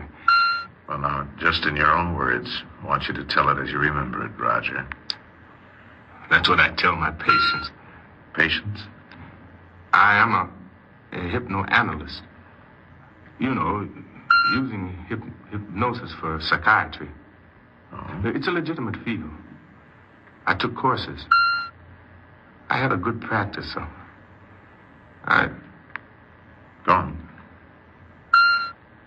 I was helping people who needed help. They liked me, respected me. I was somebody important. Even my father admitted that. I was somebody. Even your father? Yes. He wanted us, the whole family, to be proud of him. He insisted on it. He'd quote the Bible and make dramatic speeches about how we overcome his problems and all that sort of stuff. What kind of work did your father do? He sold real estate and managed a building on San Pedro Street, right here in Los Angeles. Mm-hmm. He didn't make a lot of money, but he was proud of his job. He thought it was something special, managing an office building. Maybe it was. Many of our people become porters and janitors and, well, you know. Mm-hmm. All right, go on, Roger. I used to tell him I wanted to do something special, too. I wanted to be somebody. Of course. But he'd just laugh, and he'd call me an oddball and tell me I'd better stay in my place and keep out of trouble. I guess that's why I got into trouble. Oh? How do you mean? No, I was about 16 then. Maybe a little over. There was a kid in our block. Lester McKay. He thought I was an oddball, too. A bookworm. That's what he'd call me. Well, I had to show him I wasn't. You know how kids are. How did you do this? We broke into the store on Los Angeles Street. We got caught. The judge was pretty nice. He saw we were kids, and he suspended the sentence and put us on probation. I see. Well, after that, I thought my father would give me a break, too, seeing the judge did. I thought he might understand how a kid feels when he's in a jam. You, Paul. You, my son. What have I done to deserve you? What have I done? Oh, I'm sorry. Shut up! Listen, Paul. Shut up, I said. A credit to your family you are. My son. My son. Huh? Paul, please, I'm sorry. Keep your mouth shut. You ain't got a right to speak around here anymore. I try to raise you up to be fit to live with. I try to give you something to live up to. And is this what I get for it? Is it? I guess I was dead wrong. A little crazy, maybe. Crazy is right. It's in the Bible all about you. Unstable as water. Thou shalt not excel. Paul. How am I going to face up to my clients tomorrow? How am I going to hold my head up and conduct my business with the whole world pointing a finger? Old Chapman's son is a crook, they'll be saying. Old Chapman's son is fallen among the thieves. Honest, Paul, it won't happen again. Man is born unto trouble. The book says so. And you were born to me, my son. Why do I deserve you? Why? Paul, have a heart. It's the first time. The first time. But how about the last time, Roger? Is it the last time, or ain't it? Sure it is, Paul. Wide is the gate and broad is the way that leadeth to destruction. That's what the scripture says, Roger. Are you going to change the scriptures? Well, are you? That's how he was, always quoting the Bible, never letting anyone else talk, especially me. Was I glad to get out of there. Then you left home? Sure. He wouldn't talk to me after that. He wouldn't let anybody else talk to me either. I got out as soon as I could. And where did you go? Bummed around mostly. Took odd jobs. Washed dishes in a hash joint on Main Street. Ran an elevator in a building on Alameda Avenue. Worked on a delivery truck for the Times for a while, too. I quit that job because I wanted something better. I didn't find it, though. I didn't find anything. Around the holidays, Christmas time, I was still out of work. Broke. And you can get awful lonesome around Christmas. I wished I was dead. Tell me, all this time you'd been completely out of touch with your family? Sure. They didn't want me. I didn't belong there. I didn't belong anywhere. And everybody was busy shopping and rushing home. I had to do something. Like what? Well, I knew Les McKay was working pretty steady. He was a pin boy at the Paradise Bowling Alley. So I went over and asked him to lend me some money. You kidding, Roger? How you figuring on paying it back? Look, Les, it's Christmas. After Christmas, I'll get a job. Nobody hires anybody during the holidays. How do I know I'll see you after Christmas? You got my word. Ain't enough. I got to get back. Wait a minute. Yeah? You got to lend me some money, Les. Look who's telling me what I got to do. I said I need money. I need it bad. Let go of me. It's your fault I'm in this spot. You got me into that store-breaking rap. Let go of me, will you? I didn't make you do nothing. I'm making you do something. I'm making you give me some money. Hey, Roger, cut it out. Put that down. Put it down, Roger. I'll give you... Ow! I guess I lost my head all right. There was a bowling pin there in the locker room where we were talking. I slugged him with it and took his wallet. What about your friend Les? Was he hurt badly? Not too bad, I guess. There was about $20 in the wallet. That was more money than I'd seen in weeks. First thing I did, I bought myself a big dinner. A Christmas dinner. Mm-hmm. I was still eating when the cops picked me up. Robbery, assault with a deadly weapon. Violated my probation. How long did you get? They sent me up for 5 years, minimum. Where'd they send you? San Quentin. It wasn't too bad. At least I finished my high school education up there. Got interested in psychiatry, too. Even took some special courses. I was paroled in 4 years. You had a job? Yeah, I had a job, all right. They fixed me up with a good job. Janitor in a cheap apartment house on Olive Street. Parole officer even came around to see how I was doing. Hi, Roger. Oh. Hi, Mr. Swanson. How are you getting along? Okay, I guess. You didn't check in yesterday. I thought I'd stop around and see how you were. Oh, I'm doing great. I'm the best janitor on Olive Street. I love my work. Nothing I'd rather do than empty garbage cans and scrub floors. Now, take it easy, son. Sure, take it easy. Look, Mr. Swanson, why do we always have to be janitors? Janitors and porters. I learned a lot in prison. I took a lot of courses. Why can't I study medicine or be a psychiatrist? You know why, Roger. You know as well as I do. But I could be good at it. I could Those fields are closed to men with prison records. Aren't there any exceptions? Oh, surely. But you have to show us you can handle yourself before you start giving advice to others. How? Emptying garbage cans? Well, if necessary, yes. It takes some time to prepare for a professional career. And you have to eat. Even exceptions have to eat. Yeah. You're right, I guess. But a janitor... You know, you can make this job count, Roger. You can save some money. Start going to night school. Learn all you can. You may not be able to practice as a psychiatrist, but there are plenty of jobs in psychology you can do. Just give yourself a chance. You, stayed on the janitor job, hmm? Yes. I hated it, but I kept it. I thought about what Mr. Swanson told me, and it sounded all right. I could save some money and go to school and, well, maybe someday open up my own business. Have my own office as a consultant or do psychological research or something. And you started night school? No. Oh? No? Why? Education costs money. And janitors don't make much money. At least I didn't. It costs money to be somebody these days. Had you been working long? Just a couple of months. But I was impatient. I felt like I'd never save enough. And then one night I was walking home. It was late, so I stopped into a place for some coffee. A couple of men were in the next booth. I heard them talking about photography. Mm-hmm. One of them said he hoped the cameras would be okay out in the car.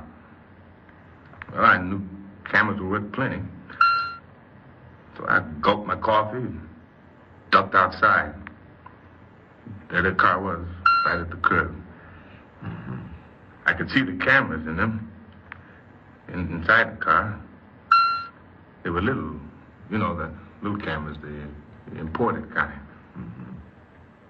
I knew imported cameras were worth a lot of money, and I needed a lot of money, so... Well, I don't know why I did it. Did what? The car wasn't locked. I opened the door and...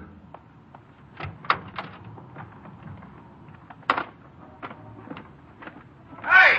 Hey, you! What? Oh, no. Hey! Hey, come back here, you! Hey, come back here with those cameras!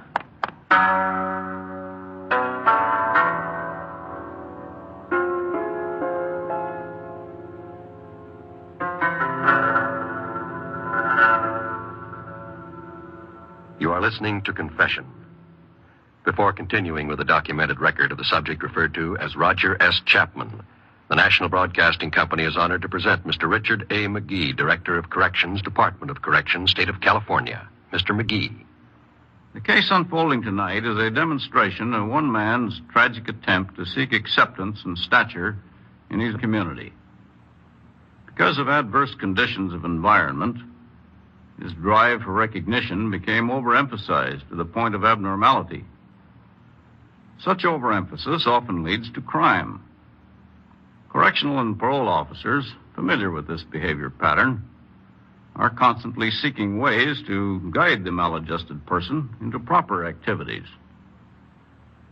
When our rehabilitation program reaches its fullest development, society will then be able to redirect the energies of such individuals into healthy and useful channels. Thank you, Mr. McGee. Now to continue with Confession and the documented record of the subject referred to as Roger S. Chapman.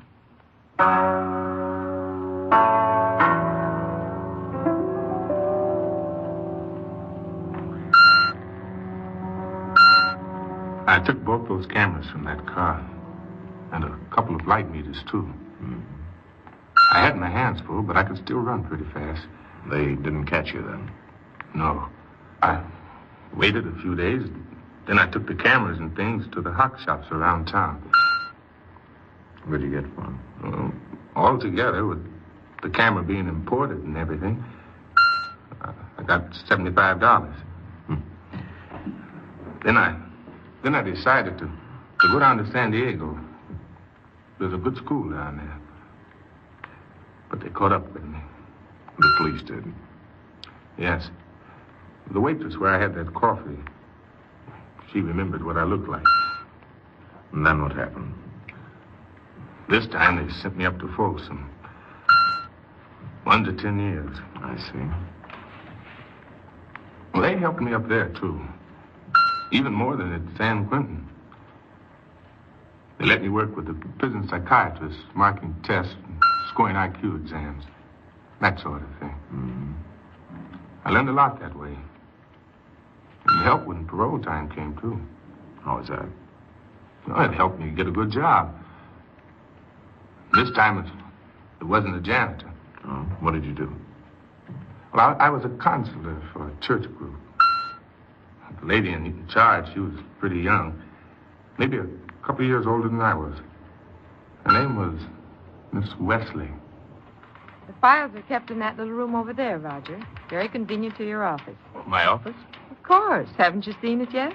No, I haven't. Fine thing. Come on. I think you'll like it here, Roger. You won't get rich, but the work is very satisfying. Well, I don't care about getting rich, Miss Wesley. I just want to do work that means something. Here it is, panel door with your name on it and everything.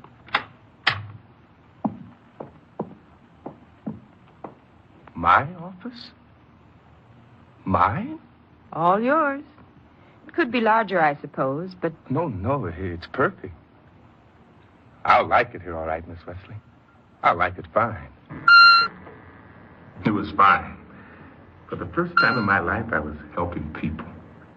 People asked me for advice. Treated me with respect. They listened to me. They acted as if I was really somebody. I wanted to help them some more. I wanted to do more, to learn more. And that's when you started school? Yes, there's a good school of hypnotism in town. It's not a phony. Nothing like that. It's got a good reputation, and it teaches hypnoanalysis. The course was pretty expensive. It took most of my salary, but I learned a lot. Well, I learned enough to start a private practice. Private practice? Yes, as a hypnoanalyst. Mm-hmm. I did that while I kept my job as a church counselor. I didn't tell that to the parole officer. We talked on the phone every week or so, but I didn't tell him. They're very pleased with your work at the church, Roger. Well, I'm sure glad, Mr. Swanson. Are you still dreaming of going into business for yourself? What? You mentioned it a long time ago. Oh, that. Well, if I could, I'd do it. But if I can't, Well, as long as you're happy at the church, stay put for a while. The more you learn there, the more you can help yourself. Okay, Mr. Swanson. And, Roger. Yes, sir? Things are going your way now, son. Don't take any chances. I couldn't help feeling he knew something about my private practice. I felt as if he were trying to warn me. Well, why didn't you just tell him about it? I almost did. But I knew he'd tell me I couldn't practice without a license. I couldn't qualify for a license. I didn't want to lose all of this. Not now. Not the way things were going. You say you didn't want to lose all this. Were things that good? Oh, I wasn't making much money. Not much to speak of. The school took most of it. I needed special books and some equipment, too. But the church was still paying me, and I got along. Funny how you can get along when people want you around. I had 15 clients. Patients. I did a good job treating them. Even Mr. Swanson admitted that. Then Mr. Swanson knew. Yeah, he dropped in on me at my office one day by surprise. Sorry to interrupt your work like this, Roger, but I'm afraid it won't matter now. Won't matter? What do you mean? Roger, you know better. This hypnoanalyst business. You're practicing without a license. Well, I don't qualify for one. I thought... Exactly. You're operating outside the law. You can't afford to do that. You have too much to lose. But I'm not doing anything that isn't legitimate. I'm doing a good job here. Look at these files. Here, these charts, case histories, these letters from patients. Look at these letters. Look, I've helped these people. I'm doing a good job, Mr. Swanson. Here, look. Please look, Mr. Swanson. Look at these. I know, Roger. I know. The parole board checked into it. They know you're doing a good job, better than a lot of men in the field. Then... But you've been convicted of a felony. The law states that you've lost your civil rights. That includes the right to qualify for a license for... Is that what laws are for? To keep people from making a decent living? Is that what they're for? Roger. I do something worthwhile for once in my life. I help people. I do a good job, and I'm against the law. Roger, listen to me. You help other people, but you aren't helping yourself. You've got to learn to help yourself. What for? What's the use? For your own sake, and the sake of those others. Now sit down and listen to me. Sit down.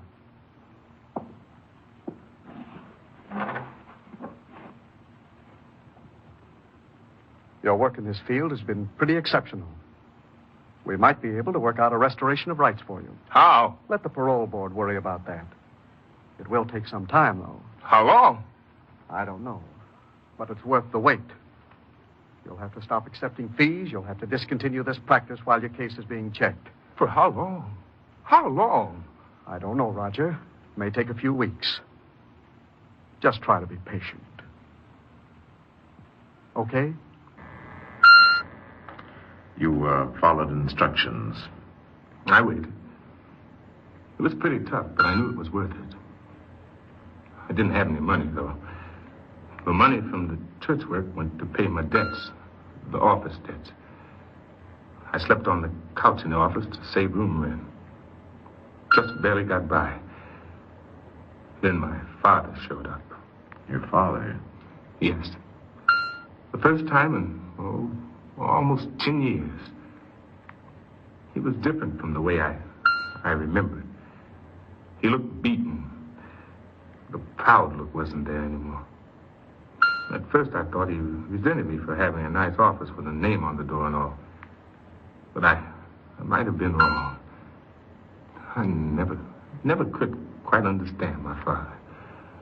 This is good, son. It's good. I'm proud to see you making a name for yourself. Well, it took quite a while, Pa. And worth every minute of it, too, eh, boy? I admit this surprised me, Roger, but you make me very happy, son. You mean that? A wise son maketh a glad father. The book says that, you know. And it takes wisdom to be somebody these days. Thanks, Pa. Yeah, I've heard all about it. You're making good. You're doing good work. Work that reaps rewards in heaven. Blessed is he that considereth the poor, as the scripture says. You think you could help your poor father? I sure can.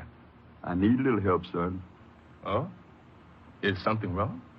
Well, things haven't been so good, Roger. Since your first trouble, things have gone from bad to worse for me. Will you help me, boy? Well, sure, if I can. I could pay it back by Monday at the latest. Oh. Well, I don't have much money. $300? I haven't got it. Not that much.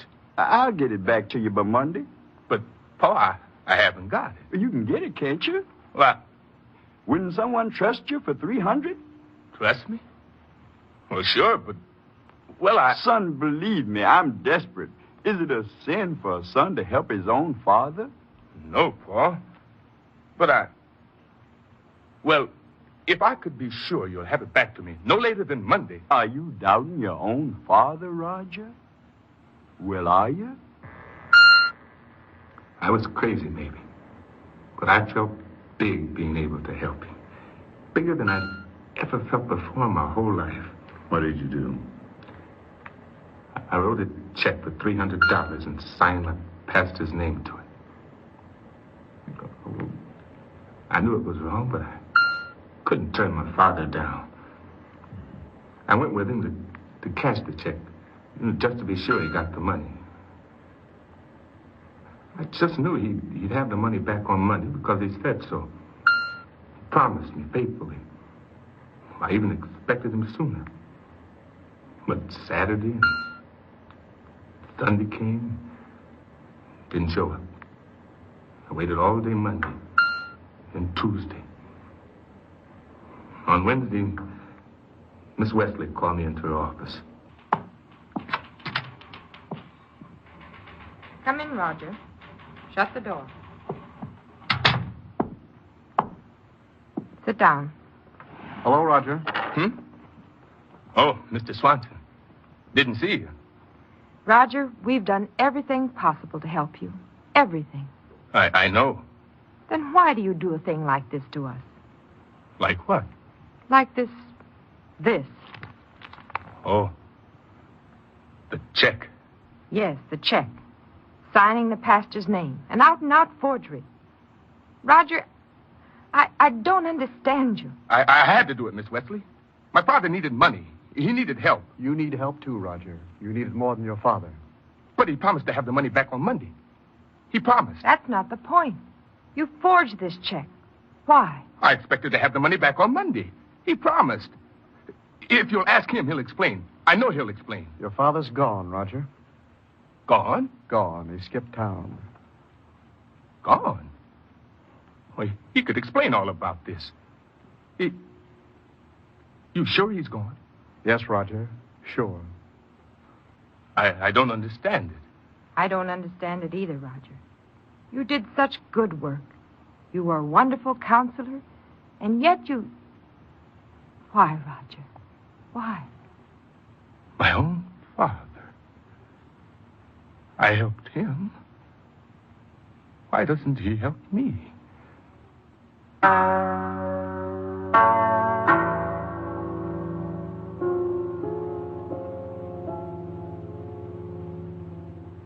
You have just heard an actual confession.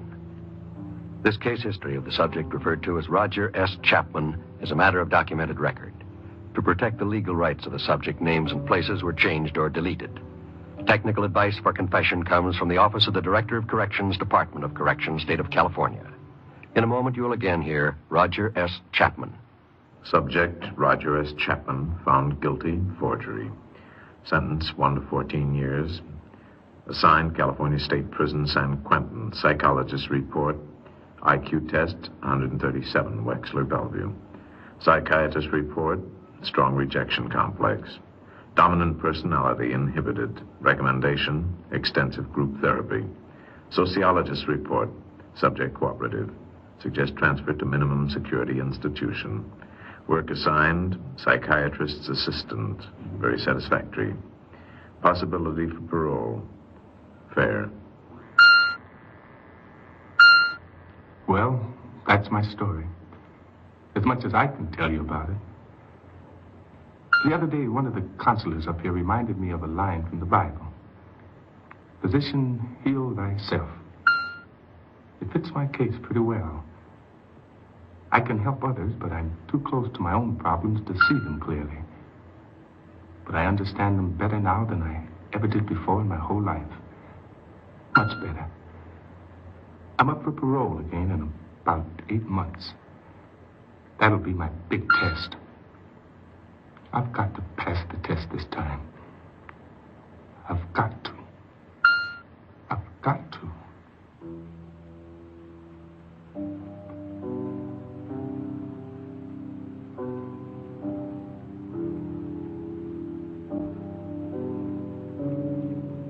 This has been Confession, transcribed statements of actual crimes.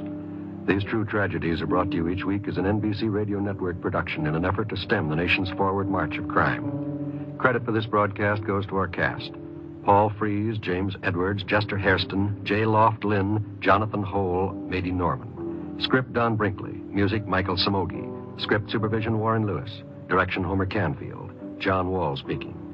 Confession, a Canfield Lewis creation, came to you from California. This is NBC, the national broadcasting company. Tonight, Police Blotter, featuring Joseph Poland as Sergeant Sam Willoughby, standing in for Sergeant Brad Peters, who is vacationing. Name? Eric Davies. Address? 54 Jefferson Street. Charge? Suspicion of murder. Good evening. This is Don Dowd, your host for Mystery Time. Tonight, Mystery Time brings you live Police Blotter, authentic dramas of police work and the constant battle that goes on night and day against crime. Tonight, Police Blotter brings to life an exciting story of police detection. So listen now as Mystery Time presents Murder at the Windsor on Police Blotter.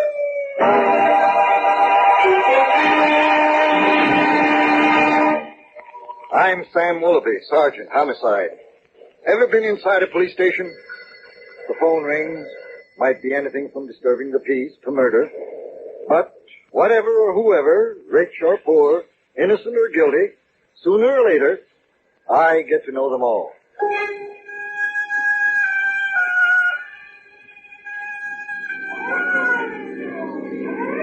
"9:30 p.m. Received a call on the car radio. Man found dead in red convertible in alley back of Windsor Theater.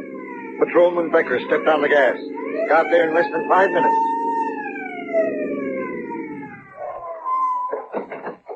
Officer on beat dispersed the crowd.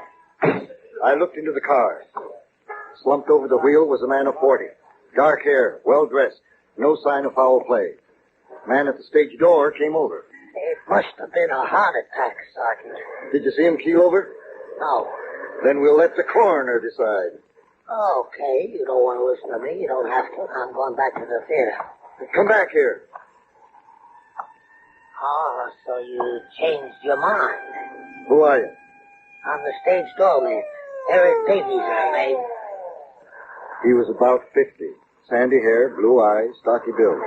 Not the usual type of stage doorman. What's the next question, Sergeant? Know the man in the car?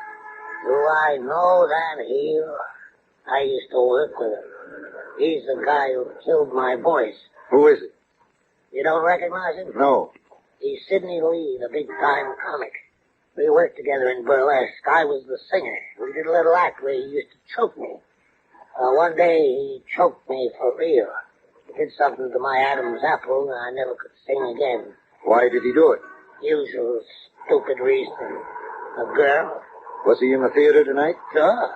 This happened after he left. He came to see you? He came to see Lorna. Who is she? I guess you've never been to this theater, Sergeant. Lorna's the burlesque queen. She's still as pretty as when we both made a play for her years ago. Did he see her tonight? Not when he first came in. She was on the stage doing her act. She's up on a trapeze, wearing tights with 4 garters on each leg. She sings and swings over the audience. Then she takes off the garters and throws them to the bald heads down below. It's surefire. He waited for her to finish? Not that ham. He walks out on stage, leans against the proscenium, and starts kidding the act. Lorna's as mad as hops, but the audience eats it up. I never heard such laughs. The act was a riot. But Lorna don't appreciate it. When she finishes and meets him in the wings, she slaps his face. That's when he left? No, not Sidney. He followed her to a dressing room. I heard them yelling at each other inside. Then he came out, slammed the door, and beat it. You followed him out? What for? I'm doing the asking. Well, I tried to give him a kick, but he was too fast for me. Well, meanwhile, the coroner had arrived. He examined the body, called me over, told me it was not a heart attack. Extreme pressure behind the ears, a judo trick. Sidney Lee had been murdered. I went into the theater with Eric, waited for the intermission, went backstage. Looked for the door with a star. Who is it? Sergeant Sam Willoughby. What do you want? I've got to talk to you. Come in.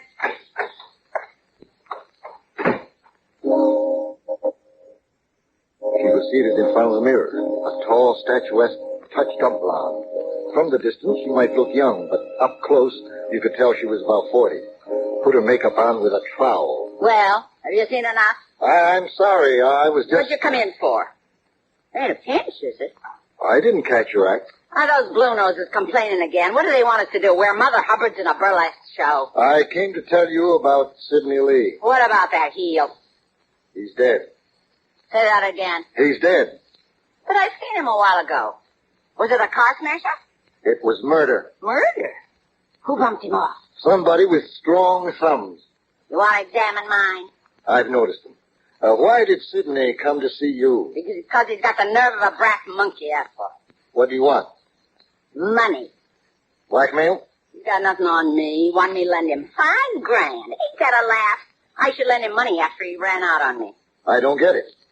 Sidney and me were in the same burlesque show too long ago. He was the toppin' and I was the soubrette.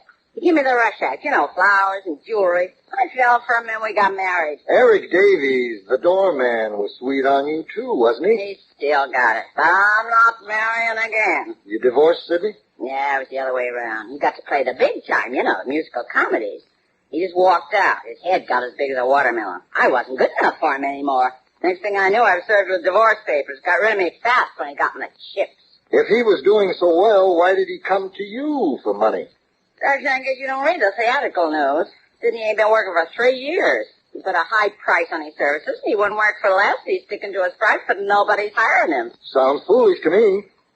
Sidney.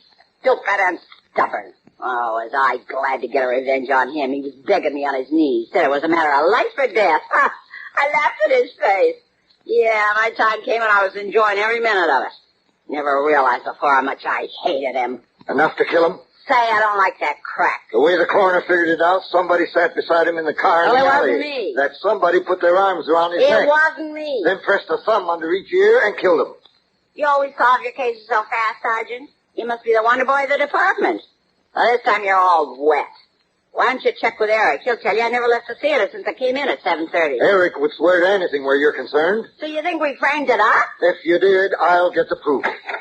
We're rid of him for good. We won't have to see him. Get out, kid. Get out. Hey, hold it. Come on in here. He was a young fella, good-looking, about 25, in white tie and tails. You were referring to Sidney Lee. Well, they took him away. What's your interest in Sidney? Oh, nothing. Let him go, Sergeant. He opens the second half of the show. We've still got a few minutes. But he's got to rehearse with his partner. Why are you so anxious to get him out of here? I don't want him to miss his cue. Oh, I see. The show must go on. All right, what's your name, mister? Barry Blythe. Let's step outside so we won't annoy Lorna. Well, nah, you stay here. I don't mind. Sit down, Barry. Sorry, Lorna. This is confidential. Come along, Barry. We found a corner backstage. Barry was nervous. He kept shifting his weight from one foot to the other. Ran his handkerchief under his collar. We haven't got much time, Sergeant. Margie will wonder what happened to me. Who's Margie? My dancing partner. Oh, there she is, standing near that prop tree. Looks like a young Lorna. Yeah, she's Lorna's daughter. Was Sidney her father? Yeah, that's right. He deserted her after he divorced Lorna.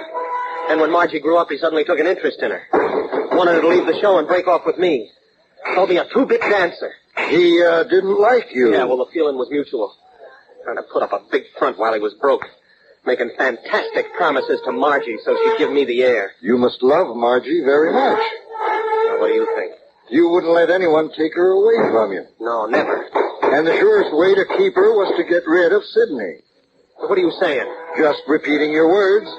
You dashed into the dressing room and said, Lorna, we're rid of him for good. Look, I didn't do it. You hated him. Lots of people hated him. You wanted him out of the way. Well, yeah, sure, but I didn't kill him. Sergeant, you leave this kid alone. If you're looking for somebody that hated Sidney, I'll take the grand prize. So don't pick on anyone else. Run along, Barry. Curtain's going up in a minute. I went back to the stage door. Eric was tilted back in a chair reading a newspaper. Hey, the kids are on now. Why don't you watch the show, Sergeant? I'm not here for entertainment. You shouldn't miss it. Great dance team. The boy don't look it, but he's all solid muscle. He lifts her up in the air as if she didn't weigh an ounce. What time did he get to the theater? About 7:30. Stay in all the time? No, I remember he went out once for a pack of cigarettes. You've got a vending machine here. Yeah, well, didn't carry his brand. Did he go out after Sidney left? I can't exactly remember that. Did you go out after Sidney left? You asked me that before. You trying to trip me up? I forgot. If you want to know what I think, Sergeant, nobody in here did that job. I'm not so sure. That's okay with me if you want to waste your time. A stocky fellow, a 6-footer, came in from the street. Wore khaki pants and a brown shirt. Bushy hair, black eyes. A big grin on his face as he chewed a mouthful.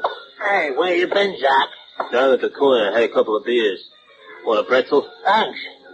Hey, you know you ain't supposed to drink when the show's on. Okay, so I ain't. Anybody after me? No. All right, so there's no harm done. Have a pretzel, Sergeant. Oh, thanks. I'll eat it later. Just keep your lip buttoned, Derek. So long. Who's that?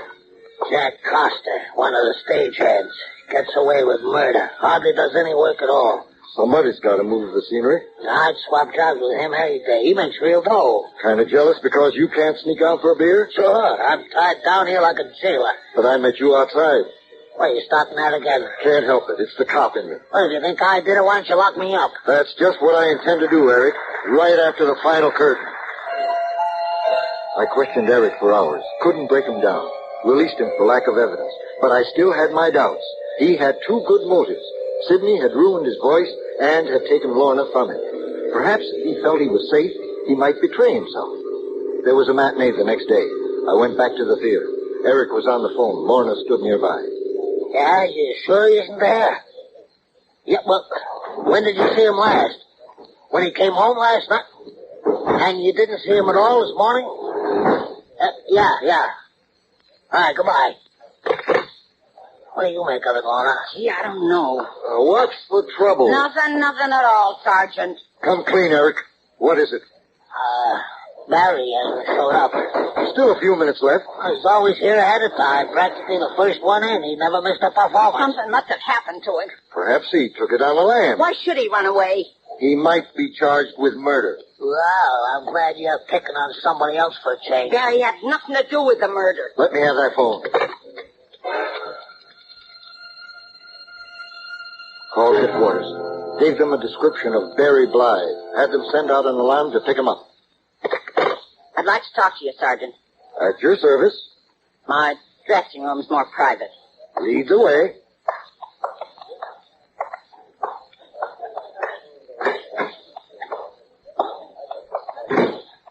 Sit down, Sergeant. I'll take it standing up. Well, you remember I told you Sidney came to borrow $5,000? So? Well, couldn't his murder be tied up with that in some way? I thought of it. I want you to find out why he needed the money. I'll get to it. You'll get to it. Why don't you do it now instead of wasting your time hanging around here? Are you trying to get me off Barry's back? I'm not worried about Barry. Not much. You get out of here, cop, and leave me alone. All right. With pleasure. I went back to join Eric. Decided to wait in case a call came in that Barry had been picked up. Nothing happened for a while. Then... Hey, look what's coming in. All right. Don't make no wisecracks. Hey, you must have walked into two doors to get two black eyes. Oh, boy, they're beauts. And that nose is pointing east-west. I told you to shut up. What happened, Jack? I was in a fight. I'd never guess it. So you're making with the cracks, too, huh? You don't have to tell me, Jack. I know just how it happened. Who asked you? You're standing at the bar with half a dozen beers under your belt, and somebody picks on you. Shut up. Hey, don't I get a pretzel this time? Buy your own, big mouth. They must have ganged up on him, Sergeant. Maybe. No, maybe about it. No one guy could have done that to Jack. Probably caught him off guard. Oh, fiddlers are tuning up. The show will start soon. Hello, Sergeant. You here again? Oh, hello, Lorna. Did you hear from Barry? No, not yet. Clayton's going up in a few minutes. Looks like he won't make it. He's never missed a performance before. Always a first time. I'm worried. I wonder where he is. Well, don't worry. If he hasn't left town, we'll find him. I waited an hour, then went back to the station house. The police couldn't find Barry. Checked the hospitals and more. No Barry. Early the next morning, decided to make a search for him myself. Just as I got up to leave the desk, Sergeant Willoughby, homicide. Hello, Sam. This is the coroner. What's on your mind, Lou? Got another murder for you. Where? 76 Crenton Place. That's not my precinct. But I want you to come over. Something very interesting to show you. Okay. It was a $50,000 house with a swimming pool. Metal tables with beach umbrellas. Lying on the cement walk near the pool was the body of a man in swimming trunks. Slightly bald. Had a big paunch. Could be about 50. It's not a drowning, Brad. Who is it? Fred Markley, a loan shark. What's he got to do with me? He was murdered. I told you, this is not my precinct. But he was murdered the same way Sidney Lee got it. Judo behind the ears. Might be some connection between the two. When did this happen? Couple of hours ago. No witnesses, I suppose? No, none. He usually takes a morning swim alone. When he didn't come back to the house, his wife went out to look for him. Found him like this, and she called the police. Anyone else in the house? No. You make anything of it? Not yet. Well, we'll take the body away. I just thought I'd give you a chance to see it. Thanks, Lou.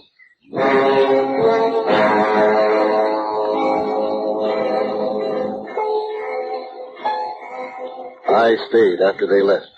Went over the grounds. Then, back of the hedges that surrounded one side of the swimming pool, I found something.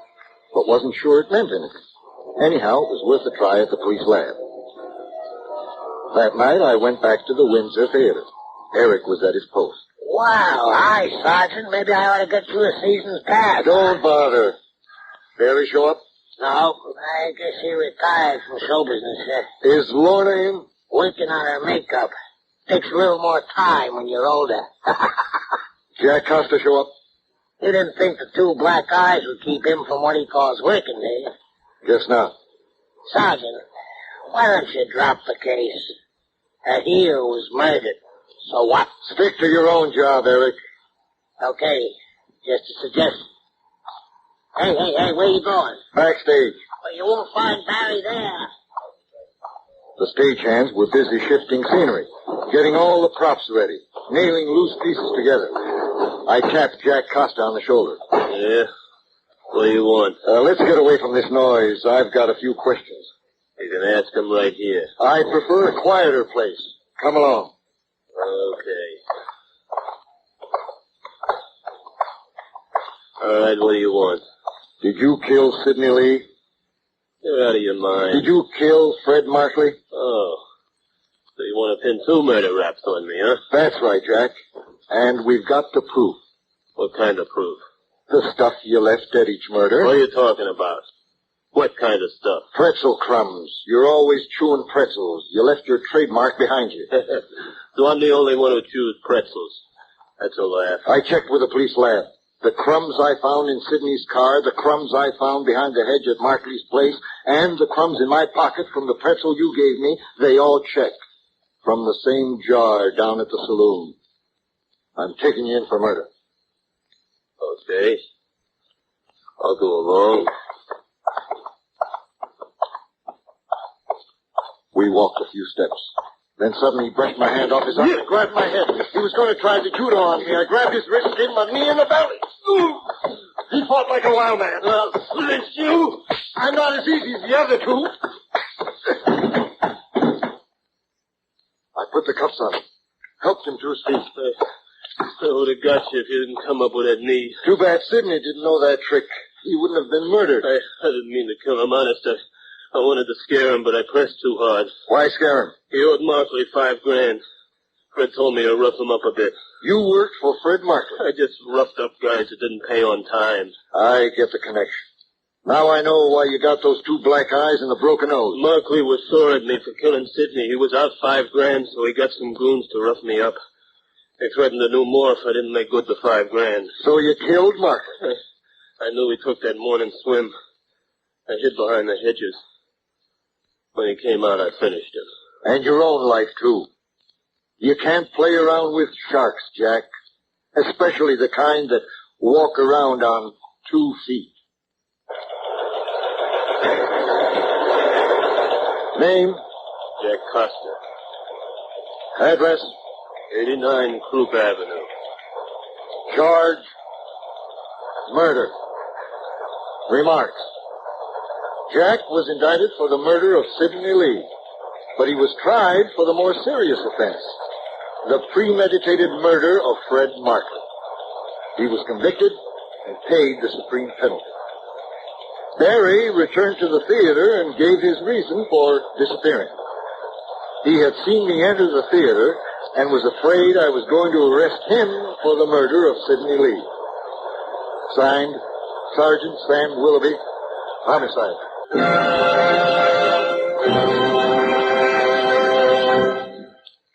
You have just heard Police Blotter, featuring Joseph Boland as Sergeant Sam Willoughby. The cast included Nancy Sheridan, William Redfield, and Robert Dragnet. Tonight's drama, Murder at the Windsor, was written by Ed Ettinger and directed by Clark Andrews. Police Blotter came to you live on Mystery Time.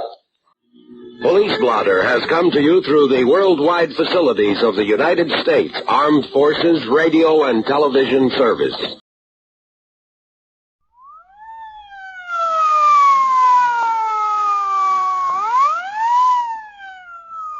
Presenting Detective Nick Harris in a salute to the law.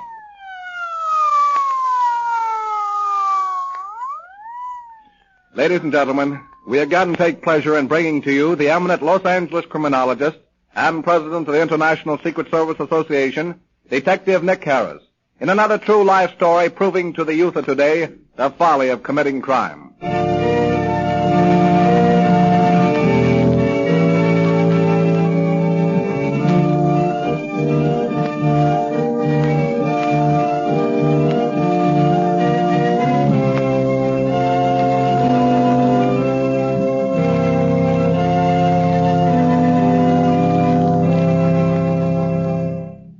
And now, Mr. Harris. Thank you, Mr. Gibson, and good evening, everyone.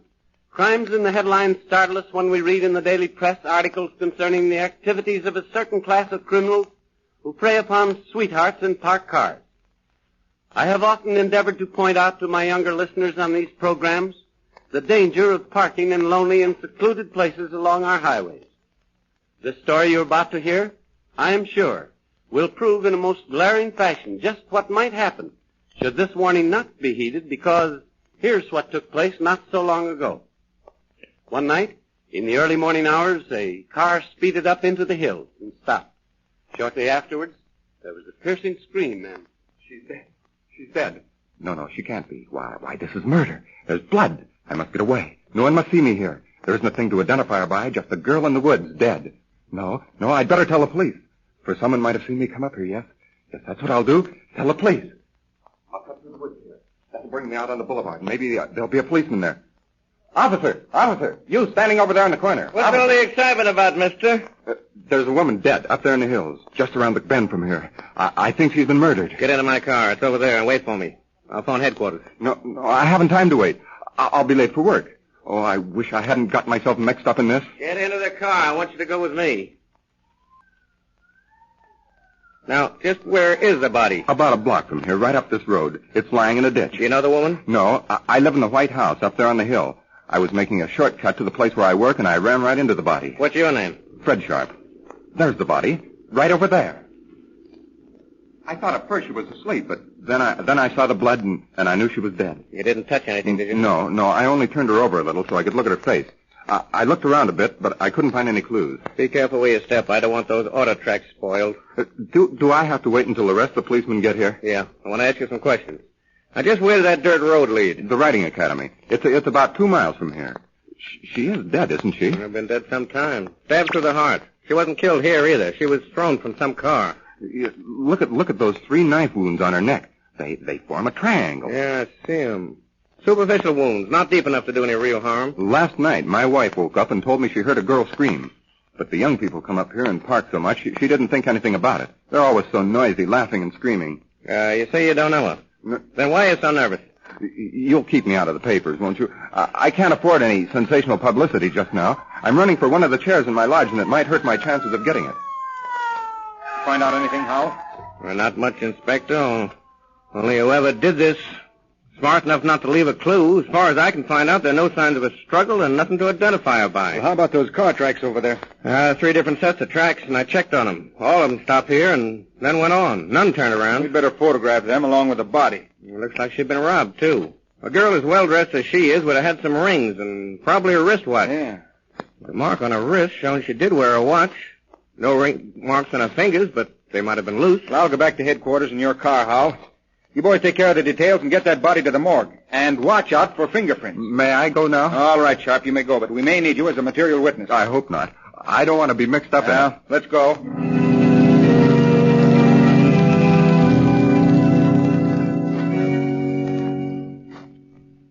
Just come this way with me, Mrs. Bain. Oh, and Lola didn't come home last night. Oh, I was so frightened. But she never stays out all night. Oh, she's such a good girl, and always so happy. Well, I know this is hard for you, Mrs. Bain, and I wish there was some other way. But we must have someone to identify the body. Now, try to be calm. It'll be easier for you. Oh, Lola. Oh, Lola, my baby. My pretty little baby. Oh, who could do this terrible thing to you? Then you do recognize her? Oh, yes. This is my little girl, Lola. Oh, I'll never hear you laugh again. Oh, she was always so happy, laughing and singing about the house. Oh, she worked so hard. She was so ambitious.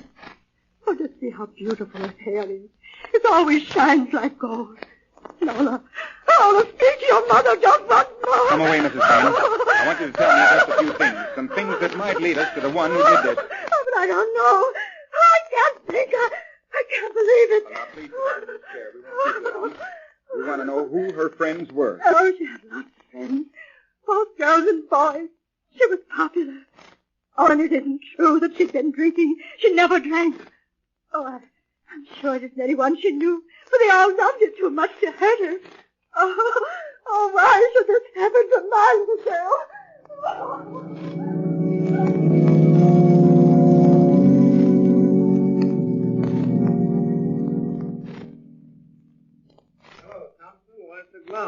Sit down, Hal, and take a load of her feet. Did Mrs. Bain recognize the body as that of her daughter? Yes, she did.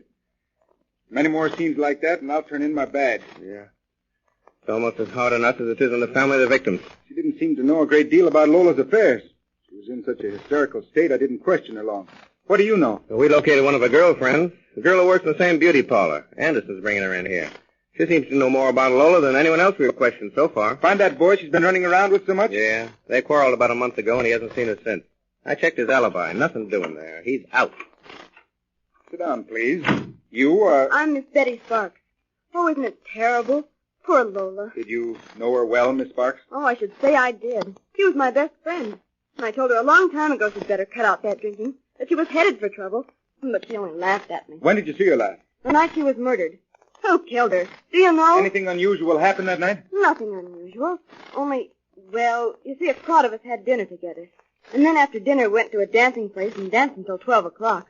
Lola didn't have a date. She just went along with her gang. When we started home, Lola told me she wasn't going, that she had a heavy date for 2 o'clock. That late? Yes. I told her she'd already been drinking too much. The thing for her to do was to go home and get some sleep. She looked like heck in the shop the next morning. Us girls have to look our best, you know. It's part of the business.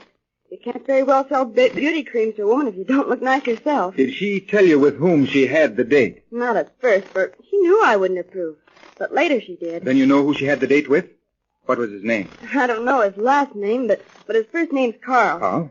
She didn't know him very well, but she was kind of crazy about him.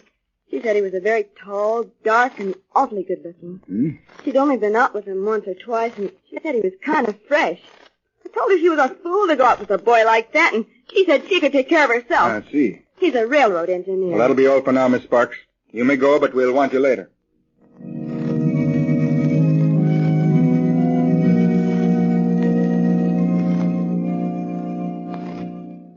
This looks like the place, Thompson. Yeah.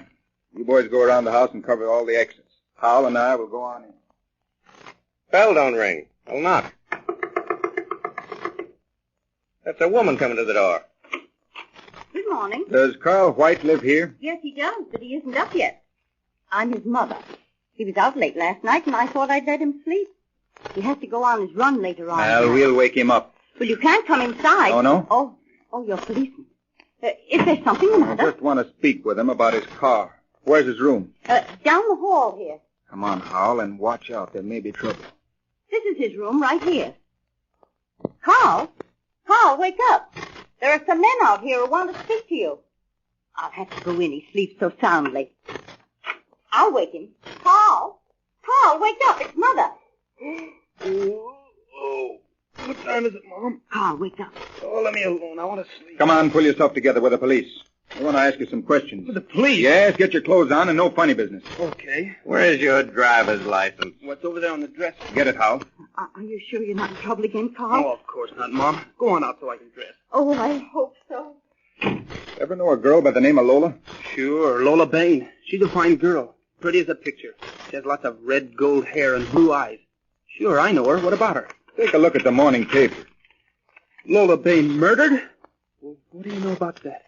I told that girl she'd better watch her step. You seem surprised. Didn't you see yesterday morning's paper? No, I didn't see a paper all day yesterday.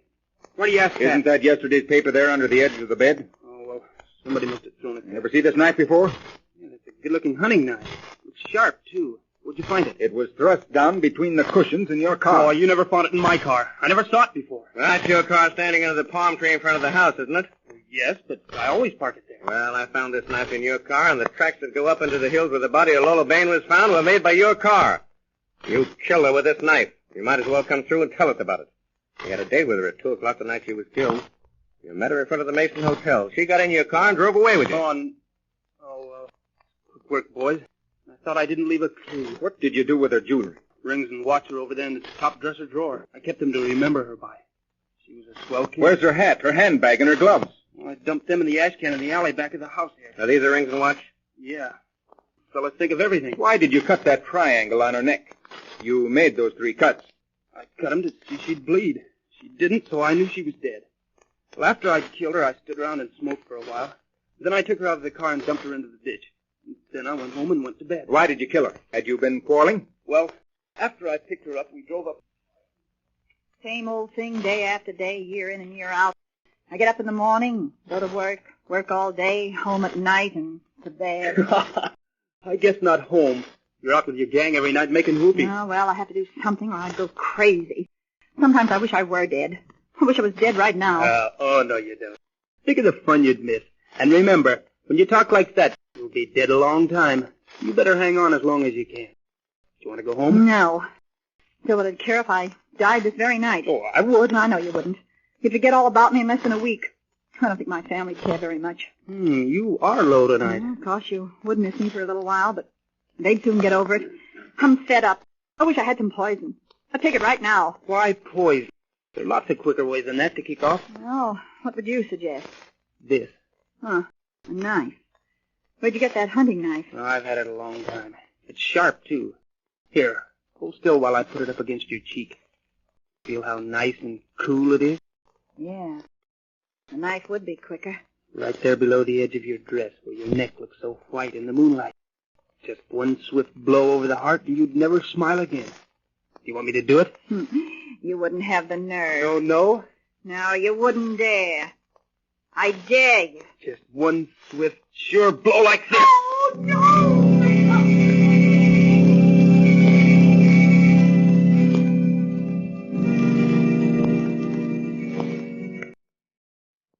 That's how it happened. Gee, I don't know why I did it.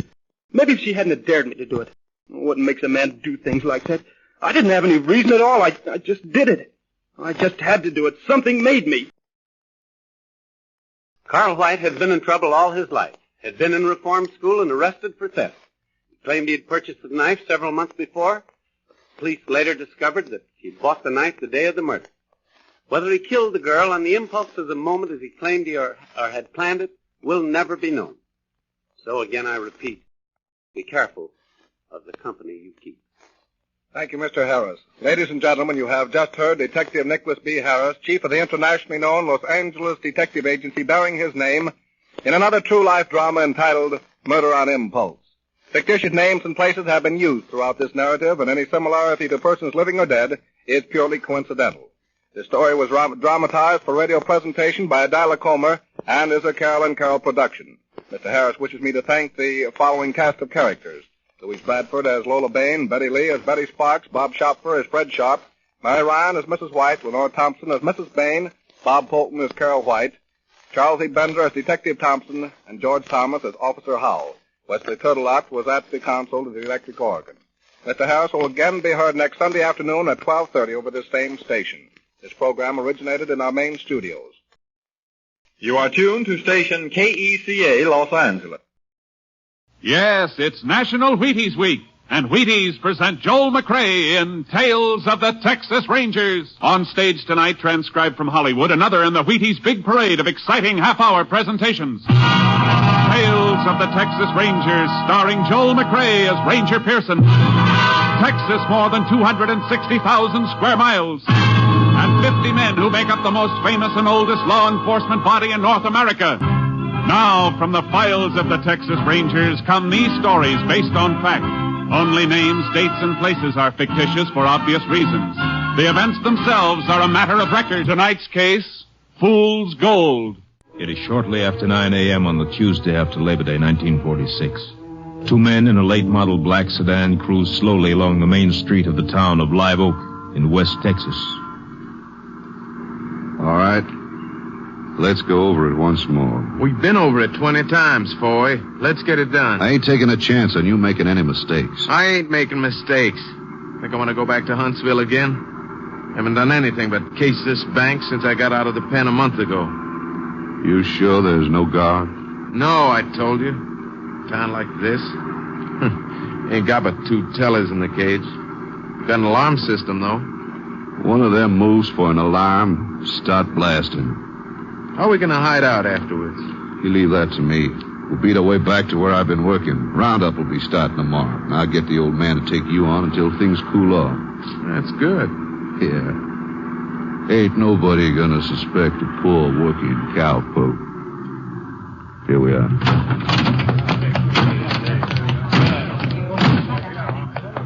You keep me covered while I cash the check. Yeah. Bet they ain't never cashed a check like that before. Shut up.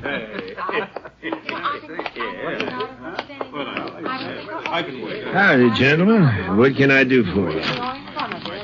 Cash this. Sure thing. What?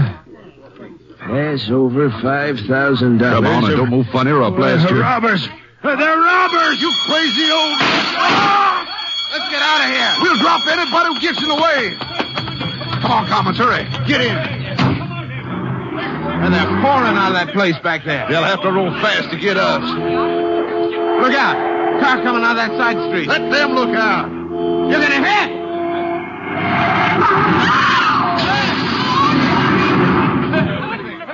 Look at that poor child. There's blood all over him. Look at Bleeding. Gotta get out. Gotta get away. Hey, the driver of the sedan is alive. Oh, he's still alive. Look at that poor little boy.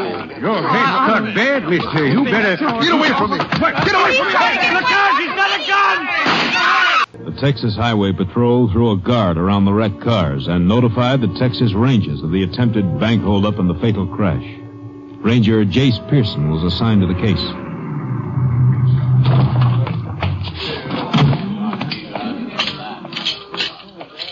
Howdy, Jace. Glad to see you. Howdy, Rhodes. Pretty bad. Who got here first? I did. Was patrolling near Landmark when the call came through. Which one was the bandit car? It's a black sedan. Who was in the coupe? Man and his kid. They took away. You didn't miss anything by not seeing it, Jace. Where are the bodies? The doctor had him taken to the hospital basement. How about the bank teller? He's alive, but he's unconscious. Deputy sheriff's with him. One of the stick-up men got killed in the crash, you know. Yeah. Been able to find the driver? No, not yet. Cut down that street and into the hills, according to witnesses. Sheriff has the dogs and posse after him. Who owns the sedan? Don't know yet, Jace. We're checking on it. Let's have a look at it. Okay.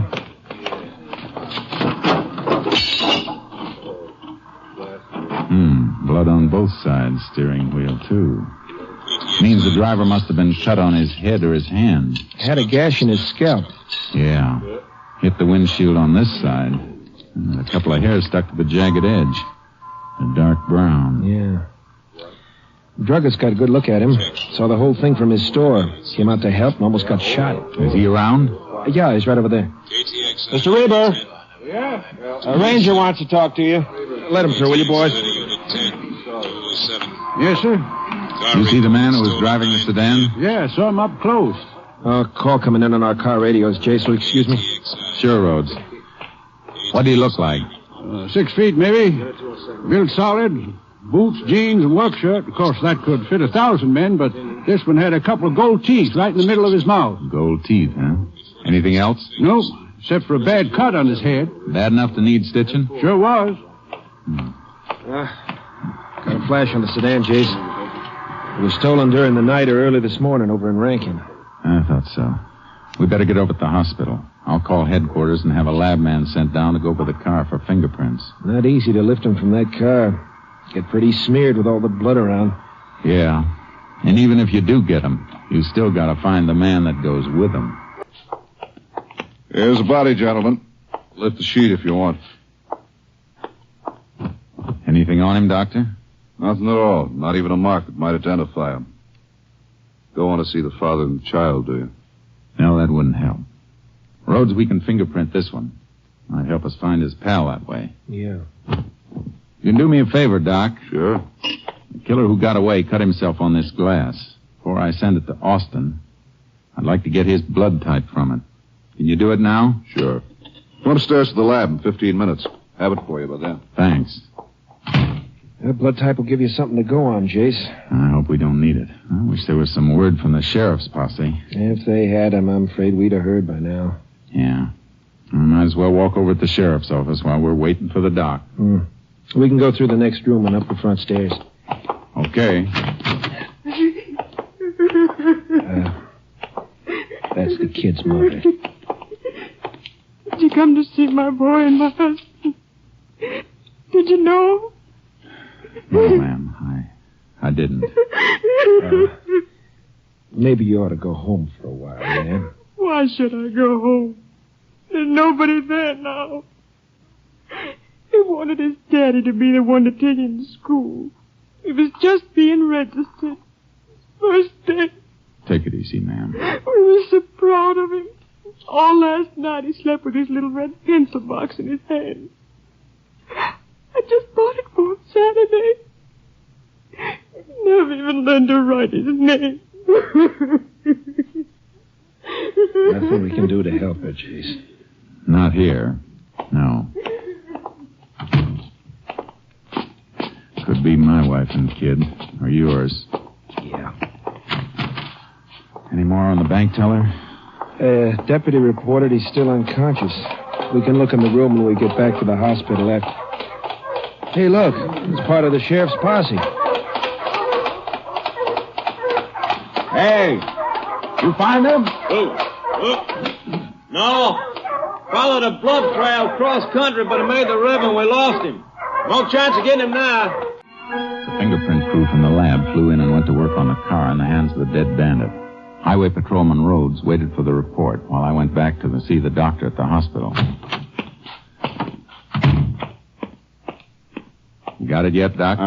Just finished. Blood type's AB. AB, huh? We'll come across that very often. No, it's very rare. About 1 in... Oh, excuse me, Ranger. Go ahead. Hello? Yeah, I'll be right in. What? VA's here now. I'll tell him. Goodbye. That was the deputy from the bank teller's room. The teller just died. Unconscious all the way? Nope, came to for just a second before he passed on. Did he say anything? Nothing you don't already know, Ranger. The man who shot him had gold teeth. It was night before the fingerprint crew found anything. I unloaded my horse Charcoal from the car trailer and was watering and feeding him at a livery stable when Highway Patrolman Rhodes brought over the reports. Come on, boy. Come on. Well, Chase, we know who the dead one is. Let's see. John Commons served 4 years Huntsville armed robbery. No family, no known associates since leaving penitentiary. That's no help for finding the other one. No, could have known him before he went to prison or after. Anything on the car? Yeah, here. Lots of prints, but no clear ones. Except a full thumb impression on the cap of the gas tank. Haven't got anything on that print yet, though. Whoever it is, he has no record in Texas. He will have. FBI may have something on him. I'm not going to wait around here, though. I don't like it either. But which way can you go? Both ways. Car was stolen in Rankin. That's west. I'll head back that way. You take the highway east. You got a plan? Something will keep us busy while we're waiting for a report on that thumbprint. Check every doctor along the way and see if any of them have stitched a head wound for a man with gold teeth. For a good part of the night and half the next day, I covered the towns and the back roads between towns, country doctors and emergency hospitals, but none of them had seen the man I was after. Then finally, KTXI in San Angelo came through. KTXI calling Unit 10. KTXI calling Unit 10. Unit 10 to KTXI. Go ahead, KTXI. Have report for Unit 10 on thumbprint found on gas cap of stolen car. Subject known as Robert Tromer. Believed to be in or near Santa Rita. May be working there. Occupation, automobile mechanic.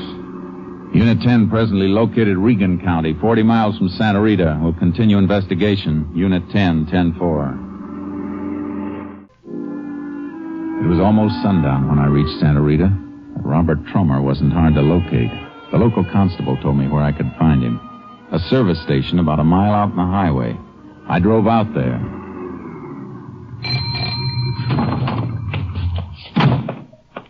Howdy, Ranger.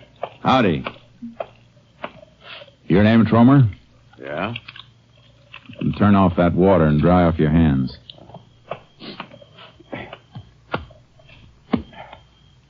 Where were you yesterday morning at 9 o'clock? I was right here working. Why? You sure you weren't in the Drover's Bank at Live Oak? Of course I wasn't. Wasn't, huh? Move over here under the light. All right, now smile. What? I said smile. Say you weren't at Live Oak yesterday morning, huh? You heard me. Those gold teeth say you were. Look, Ranger, The bank teller's dead, Tromer. So is a 5-year-old kid and his father. And your pal Commons. I don't know what you're talking about, Ranger. Try remembering, Tromer. You got a cut on your head. Take your hat off and let's have a look at that. Sure, I'll take my hat off. Well, you're looking, Ranger. You see any cut? No. No, Tromer, I don't see any cut. So if the guy you're looking for has a cut on his head, Ranger, it ain't me. I took Tromer with me and drove back to Live Oak. There was no cut on his head, but he fitted everything else. His print matched the one on the gas cap. I stopped at the hospital, and Tromer consented to have his blood type taken. When the doc gets through testing that, he'll only tell you what I told you before. My blood type is O. Come in. You sent for me, Ranger? Yeah, Mr. Raber. You ever see this man before? He looks like the fella. Why, you... Hold it. Now sit down. Well, Mr. Raber, is he or isn't he? I've seen him before. Where? Was he the man who climbed out of that wreck? Look, mister, maybe you did see me before. I run a gas station 30 miles down the highway. You might have seen me there. But you didn't see me here yesterday. How about it, Mr. Raber? Ranger, I'm not sure. After all, fella that got out of the car had a gun in his hand and blood all over his face. All I remember is them gold teeth. I ain't the only man in the world with gold teeth. You may be telling the truth, Ranger. You're after a blood type AB. This man's blood is pretty common. Type O, like he said. The case against Tromer was falling apart in my hands. I only had one thing left, his fingerprint, tying him with the stolen sedan. I took him over to the local garage.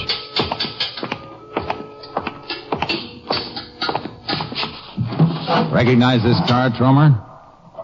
Your thumbprint was right on this tank cap. So I gassed the car up at the station, maybe. That's how my thumb... Hey, let me see that cap. Well? I sold a tank cap like this yesterday morning. Had to pry his old cap off with a chisel. Look. Here, you can see the marks. The car wasn't hit on this side. Keep talking. Well, this guy came in for gas early, 6 a.m. I was just opening up. His tank cap was the kind that locks, and he didn't have the key. Said he lost his key. Even had to jump the switch to get the car started. Here. See the wires that jumped on this one. I know that. That's how it was stolen.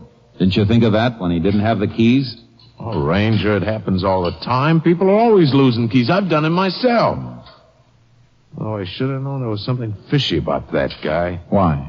Oh, because he didn't have any money to pay for the gas. Didn't tell me till I'd filled it up, either. Why'd you let him leave? He took 10 gallons and the gas cap. Bill came to, $2.93. Left me a hunting knife and a sheath for security, worth maybe $8 or $9. Did he come back for it? No, I got it locked in my tool chest back at the station. Would you know the man if you saw him again? I think so, but it's just getting daylight. And, one customer's face looks like another. But I'd remember him. He have gold teeth like you? That's something I can't tell you. He was chewing a cud of tobacco and talking through it. Come on, I'll drive you back to your station and have a look at that knife. Jace, saw your car outside. Hi there, Rhodes. I checked a lot of doctors on the East Highway. None of them did the kind of stitch job we're looking for. I may have a lead. Get in your car and tag after me.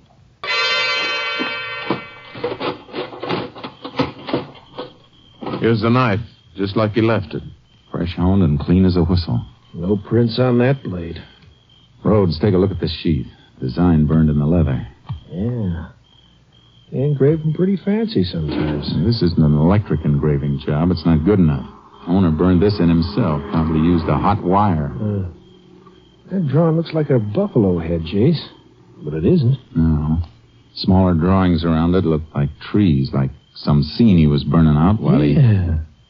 Yeah, Jace, there's something like that you see way off from the highway. State 23, west of Rankin. That's it, Rhodes. Buffalo Mesa. Let's get up that way and see if we can find a doc who stitched a head cut. It was mid-morning when we reached the area. There were 3 doctors in a 20-mile radius. The first one had nothing for us, but the second one... Yes, I stitched a head wound like that day before yesterday. Cowpoke, Joe Foy. Fell off his horse. Matter of fact, he was in here this morning, about 3 hours ago, to have the dressing changed. If you put on a fresh dressing, the one you changed is in that trash container, isn't it, Doc? Why, yes. Any blood on it? Of course. Cut was deep. Hasn't healed yet. Can you get that dressing out and check it for blood type? Well, it'll take a few minutes. I waited a couple of days for this, Doc. I can wait a few more minutes. Here you are, Ranger. Unusual classification, type AB. That's it, Chase. Yeah. You know where this Joe Foy works, Doc? Why, Ben Kinner's place. Left at the crossroads and 6 miles out. Right near Buffalo Mesa. Thanks, Doc. Come on, Rhodes. Right. Oh, Doc. Yeah. Foy has a couple of gold teeth, doesn't he? Gold teeth? Why, no, Ranger. He doesn't have gold teeth.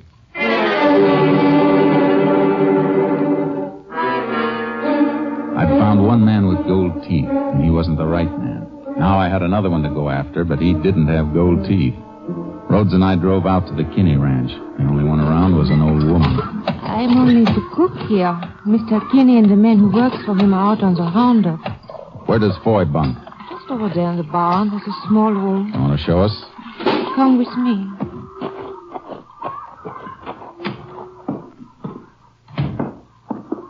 This his bunk? Yeah. Hey, Jace, look.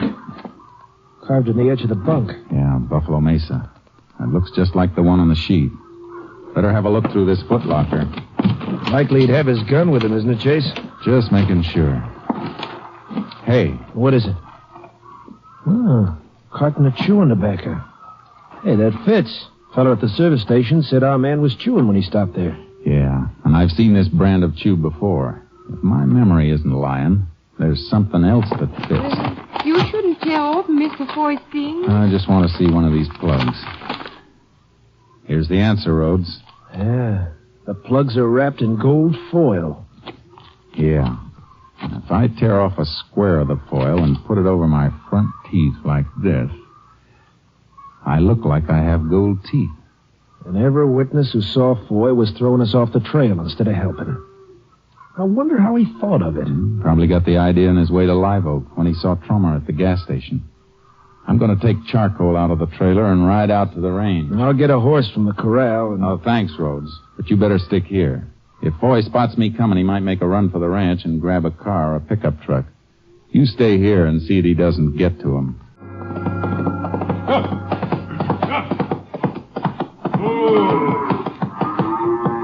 Looking for something? You Joe Foy? No, I'm Kinney, Ranger. Foy in some kind of trouble? I'd call murder plenty of trouble. Murder? Yeah. Where is he? Down the Royers, rounded up strays. Glad to show you. All right, let's go. You know where Foy was Monday? Took the day off to fix his gear up and get ready for the roundup. You see him during the day? Nope. Went over to his bunk that night, though, to see why he didn't show for supper. Had a cut on his head. Said he fell. Doc had him patched up. I know about that. Hey, there he comes now, around the mesa. Hey, he spotted us. He's turning back for cover. Get up, Charcoal! Get up! Yeah, turn behind, here. Oh! Whoa, boy. Ranger, you're hit. I got to get him. You hit him, but he's up. He's running for the river. I got to get him. Come here, Charcoal. Come here, boy. Left shoulder looks mighty bad, Ranger. You can't chase him like that. I hit him. Come here, boy. If If he can move with a bullet in him, so can I. Get up, Charcoal. Whoa, boy.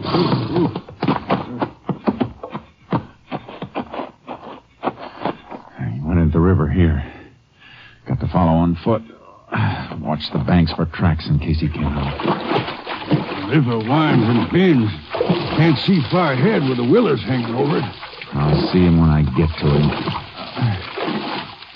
I'm going to bring you in, boy. Next slug will kill you, Ranger. You better kill me, boy, or you'll never leave another dead kid in the street.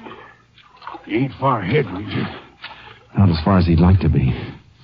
You hear him moving? Yeah. Stop. Listen. He ain't waiting anymore. He stepped out of the stream, or he's waiting in ambush. You better stay behind me, Kenny. I moved forward slow, watching the bank for tracks and watching the willow clumps where he might hide. Not far ahead, several of the willows overhung the stream, dipped clear down to water. Leaves floated downstream from it, and on one of them was a clear red blood spot. Look out, Ranger! Come on!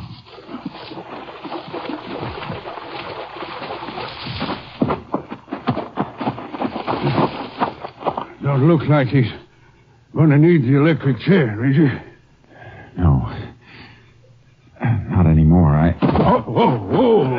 Here, let me help you. You got to get to a doctor. Yeah, I guess you're right. I sort of forgot I was hit. Thinking about what he did to a few other people.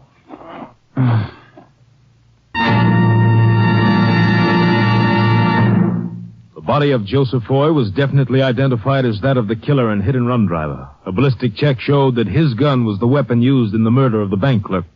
Ranger Jace Pearson was taken to the nearest hospital where, after a blood transfusion, he was pronounced out of danger. Next week, Joel McCrea in another authentic reenactment of a case from the files of the Texas Rangers. Joel McCrea will soon be seen in the Universal International Technicolor production Saddle Tramp. Tonight's cast included Tony Barrett, Hy Averback, Paul Frees, Herb Butterfield, Dave Ellis, and Lillian Byatt. This story was transcribed and adapted by Joel Murcock, and the program was produced and directed by Stacy Keach. Hal Gibney speaking. And this is the Wheaties man, Frank Martin, inviting you to listen on Wednesday night to Brian Donlevy in Dangerous Assignment on the Wheaties Big Parade. The FBI in Peace and War. Another great transcribed story based on Frederick L. Collins' copyrighted book, The FBI in Peace and War. Drama, thrills, action. Tonight's story, 45 Automatic.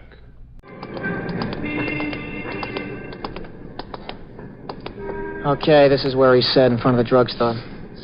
What time you got? A couple minutes off. Oh, he'll be here. Look, Finney, while I'm in the car with him, you watch out for cops, understand? Yeah, I'll watch out. If they ever pick this guy up, he'd get 10 years for what he's got in that car. No kidding. Maybe more. Listen, I was with Harry when he bought that .22 pistol. Guy showed Harry a whole suitcase full of stuff. You're not going to get a .22, are you, Ray? What do I look like? I didn't think you would. I'm going to get something that'll show Mr. Loudmouth where he gets off once and for all. Harry? Yeah, Harry. Him and that .22, waving it around like he's got a gun or something, telling everybody else what to do. I'm fed up with Harry. Me too. Yeah, a lot of guys are. Time to change the whole setup. Sooner the better. Hey, Ray. Yeah? Is that the car? Yeah, that's it. You stay here and keep your eyes open, understand? Okay, Ray. Hop in, kid. Okay. All right, now let's make it fast. What do you got in mind? I want to get an automatic, 32 or even better. I've only got a couple of things tonight. Look in the bottom of the suitcase. You can handle them down there. Oh, I don't have to. That's what I want, that one right there. That's a 45, isn't it? Uh-huh. Brand new. How much? $125. What? Well, you can have the 32 for less. It's not as good. 25? Yeah. How much dough have you got with you? 50. I thought I could... What are you wasting my time for, kid? Well, Harry only paid 50. I thought maybe I could... Come on, beat it, Sonny. I got 2 more calls tonight. Wait a second. I want that gun. Would you take the 50? Get out, kid. Make it fast. Listen, I want the gun. If I get the 125... When you get it, call me. Come on, step out. Look, don't sell that. When will you hear from me, huh? What did you get, Ray? I didn't get anything, but he's got something I want. Look, Vinny, we got to get hold of $125, and we got to get it fast. 125? Yeah. Where will we get that kind of money, Ray? I don't know yet. But we're going to get it someplace, I'll tell you that much. One of the most serious crime problems in the country today is the teenage gang. In many gangs, the leader is the boy who has managed to procure a pistol and is willing to use it. Many of the pistols sold to these boys are stolen on the waterfront from overseas shipments, and as such, they are local police problems. But one consignment of pistols was U.S. government property, bound for an army base in Europe. 100 military model 1911 A1 pistols, 45 caliber automatic, were stolen. And this brought our bureau into the case. What are we coming to? Babies, practically, and they hold up a filling station with guns. Look, not even 16, this one in the picture. Oh, he's dumb.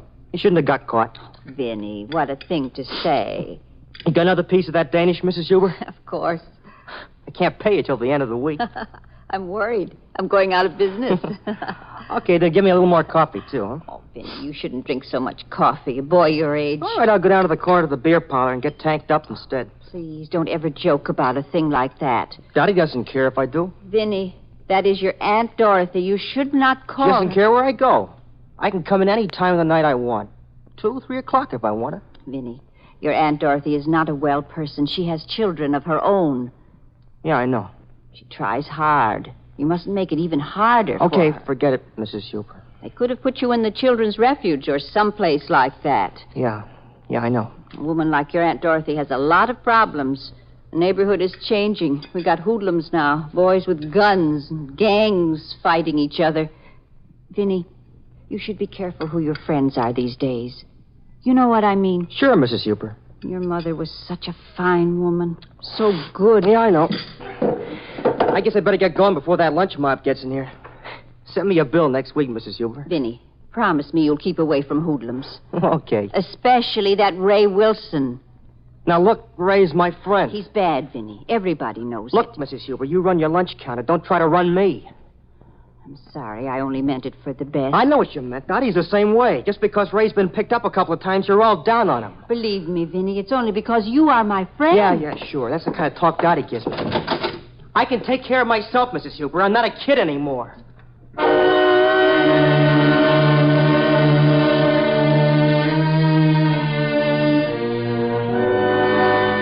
Several weeks after the case of army pistols was stolen, a young boy held up a filling station, was caught, and was found to be carrying an army automatic. The boy claimed that he found the pistol in an empty lot. Prolonged questioning by local police failed to make him change this part of his story. An empty lot and the cops swallow that story. You think the guy got the gun from your friend, Ray? I don't know where he got it.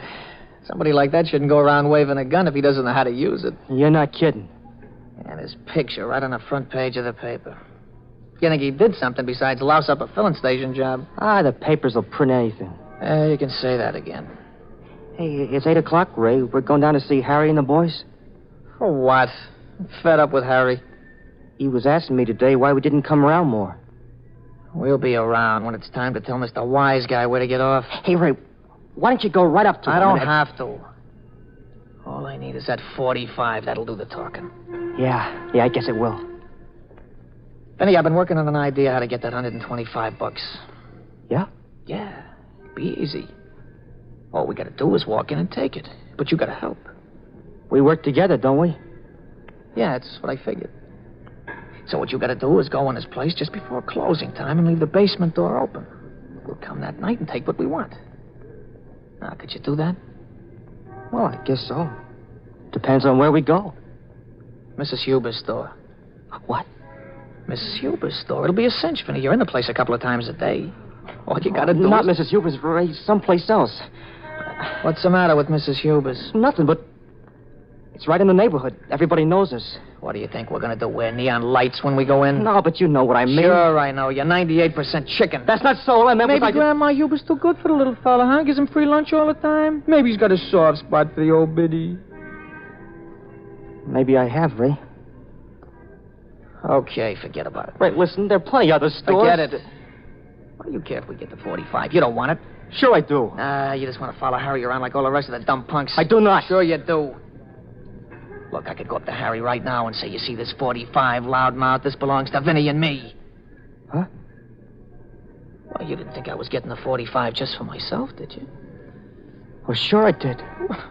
You're doing half the job to get the money. You got half the gun, haven't you?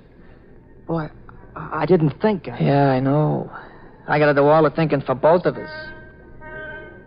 I'll see you tomorrow, Vinny. I'm going downtown. Well, wait a second, Ray. Nah, you don't want to come. I'm going to have a couple of beers with some big boys. Well, I could use a couple of beers. Oh, you're underage, Sonny. I'll see you later. Ray. Time for your bed, Jim. Hey, Ray, listen. Couldn't we try some other place? I'll go in any store you want. I like Mrs. Hubris. It's convenient. I like to do business locally. She's been good to me, Ray. I can't help it if I Neither don't... can I. You want a piece of that gun, okay. If you don't, that's up to you. Just don't take too long to think it over. When our bureau entered the case, we began an investigation down at the pier where the pistols had been stolen. Agent Reynolds, after a long and detailed briefing by local police, got a job as a longshoreman. And let it be known around the hiring halls that he had a criminal record. The foreman of an unloading crew seemed to be interested in a man with a record. So you served time, huh? Yeah. How come they gave you an okay to work? Why not? I got a sob story that'll tear your heart out. All I want is a chance to work, mister. I want to level off and go straight. They swallow that, huh? Sure. You see, my trouble is I come from a busted-up family, and I couldn't get past the second grade in reform school. All right. I get the idea.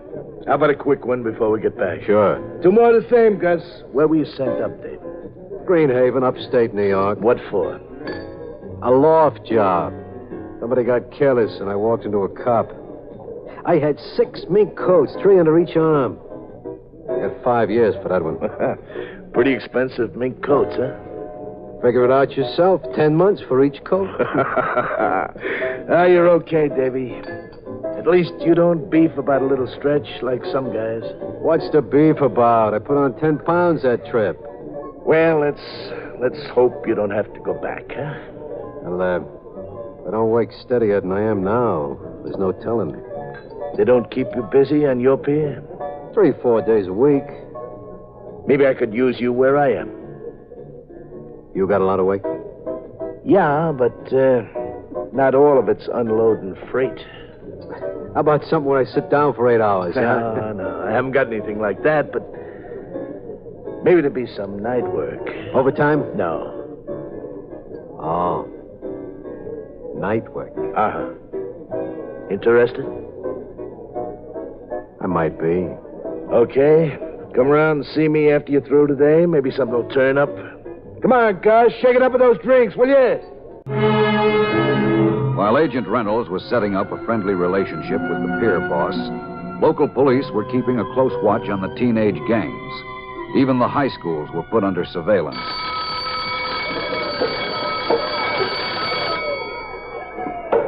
Hey, Vinny. Oh, hiya, Ray. What are you doing down this end of the hall? Waiting for you. I want to talk to you. I can't now, Ray. I gotta go down for study period. Skip it. You're bright enough. No, I can't. They take the roll down there. I want to talk to you, Vinny. Anybody in the chemistry lab now? I don't think so. But honest, Ray, I'd go back to study period in a couple of minutes. All right, but they got that Miss Coffee down there, and she'll start asking questions. Yeah, I know. Go ahead. She's tough, that Miss Coffee. Last time Never mind, Miss Coffee. You know what I want to see you about? Ray. You didn't find out about that basement door. Ray, I can't go up to her and say, is there a key in the basement door, Mrs. Huber? Don't be a Weisenheimer, Vinny. Well, you gotta give me time to work this out my way. You had since Monday. How long is it going to take you? I don't know. I gotta figure some excuse to go down there. Look, Vinny, maybe you don't want to come in on this 45 with me. Maybe that's the trouble. Well, sure I do, but what's all the rush? There's no rush. I'm just beginning to get the idea you're trying to back out on a deal. Who's trying to back out? All I'm doing I know what you're doing. You're stalling. That's a lie. was in the place yesterday, right up until closing time. Okay, what did you do? Well, I was there. I was trying to figure an angle. Uh-huh. Well, I'm going to give you an angle. Either you set this thing up today or get out and I'll handle it alone. Ray. I'm tired of fooling around with you, Vinny. If I'd known you haven't got any guts, I'd never... Don't you ever say that. Hey, what are you grabbing hold of me for? You want a good clot in the head? Well, don't say that, understand? Let go, Vinny. Okay, now. You just cut out the storm and you set this up quick, you understand? This is the last chance I'm giving you, Vinny. I mean it.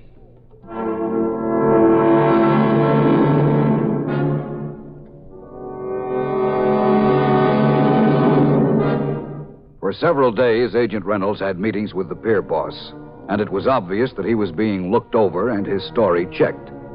Finally, he was taken to meet someone higher up, undoubtedly the last step before he would be given a job to do. Okay, Dave, I'm glad Al brought you up here. We'll have some work for you pretty soon. Thanks. Don't make it too long. I need the money. You'll hear from us. Okay, I'll be waiting. So, what do you think? Oh, I guess he's all right. You need him, huh? Yeah, he's new down in the docks. Nobody's asking him a lot of questions. They still coming around about that case of stuff from the Army? Sure, every day some cop is nosing around. Okay, maybe it's a good idea using somebody new. I thought so. When do you want him? Pretty soon. I'm getting a lineup on something that's going to South America.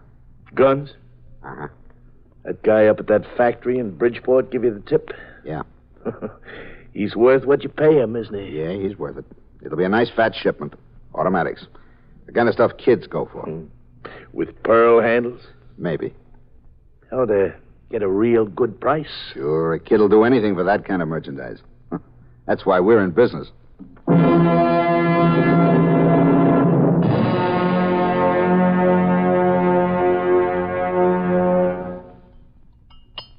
Could I have another hunk of Danish, Mrs. Huber? Oh, listen, you've had enough Danish for 10 boys. And anyway, it's closing time. I got to go home and make supper for Mr. Huber. Well, you can close up. I just want to sit here a little while. All right. I can't chase away my best customer. But your Aunt Dorothy will be wondering where you are. She won't miss me. Don't worry. Vinny. She won't. Oh, all right. I won't argue with you. Mrs. Hubert. Yes? If you want to take that stuff down in the basement, I'll help you. This doesn't go downstairs. It goes in the freezer. Vinny, why do you keep talking about the basement? What's so interesting in the basement? Nothing's interesting. I just wanted to help, that's all. I'm sorry. Sorry about what? If you want me to go home, go ahead, kick me out. You can stay as long as you want. Go on, kick me out. I'm used to it. What's the matter, Vinny? What's bothering you? Nothing's bothering me. I can take care of myself. Of course you can, but something's the matter ever since you came in tonight. Here's $50. Never mind the change. I'll get out. Vinny, don't say things like that, please. Go on, open the door. What is it? What are you trying to tell me? Vinny. If you've got a lot of cash in the store, take it home, Mrs. Hubert. What? Don't leave any money here tonight. Why, Vinny? Because there's going to be a robbery, that's why. A robbery? Yeah, a robbery. 2 guys are going to come in here tonight. You, Vinny? Yeah, me and Ray Wilson. Oh, no. I got to do it. Don't ask me why. Just get your money out of here. Nobody be hurt. We'll try someplace else next time. You were going to rob my store, Vinny? I just said so, didn't I? Now take your cash out of here and leave the basement door open. You hear me, Mrs. Huber? Yes, I hear you. Well, all right. Are you going to do it? Yes. But first, can't we talk a little bit? No, I haven't got anything to say to you. Maybe not. But please... I haven't got anything to say to you or anybody. Yes, you have. Sit down, Vinny, and we'll talk.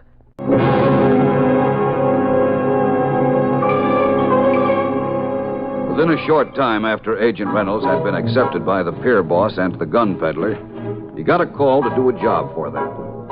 The place was the waterfront. The target was a South American freight ship with a case of guns aboard. You keep your eyes open, Dave. I'll try the gate. Okay.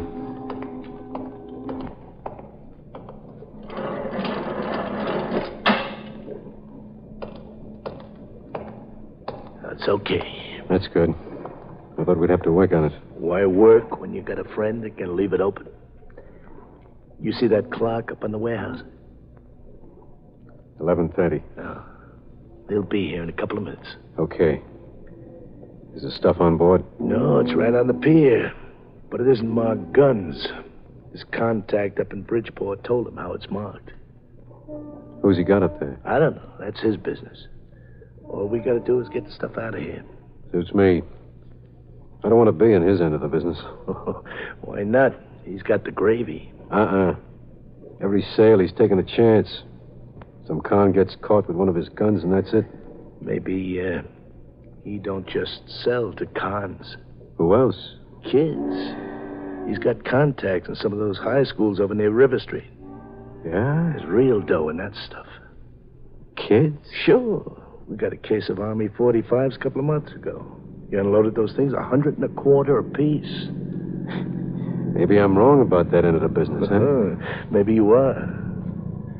That's his car. Come on. Hello, Benny. Hello, Al.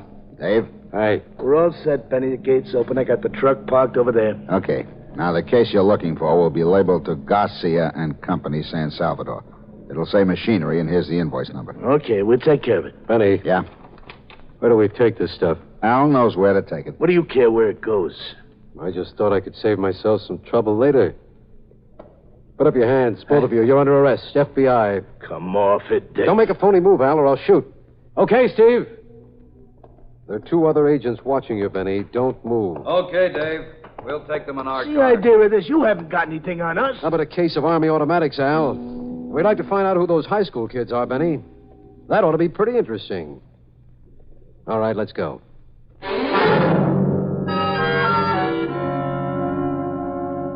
Even before we began to question Al Stearns and Benny Haber, we found a sales notebook in Haber's pocket with the names of his high school contacts. These names were immediately given to the local police, and a roundup of teenage gun carriers got underway.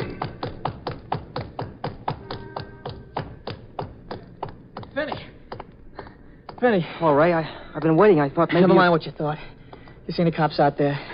No, what's the matter? Oh, plenty. The whole neighborhood is full of prowl cars. They're picking up everybody. What for? I don't know. Guns, probably. They got Harry and Joe Dennis. I'm getting out of here for a while. You better come with me. Why? We didn't do anything. Don't be a jerk. They get you downtown and start asking questions. You went out with us in that liquor store deal. All I did was wait outside in the car. What's the difference? You want to spend a couple of years in reform school? No, but... All right, then we'll get out. You haven't got any money, have you? No. Yeah, I didn't think so. Let's hope there's enough in Mrs. Huber's place.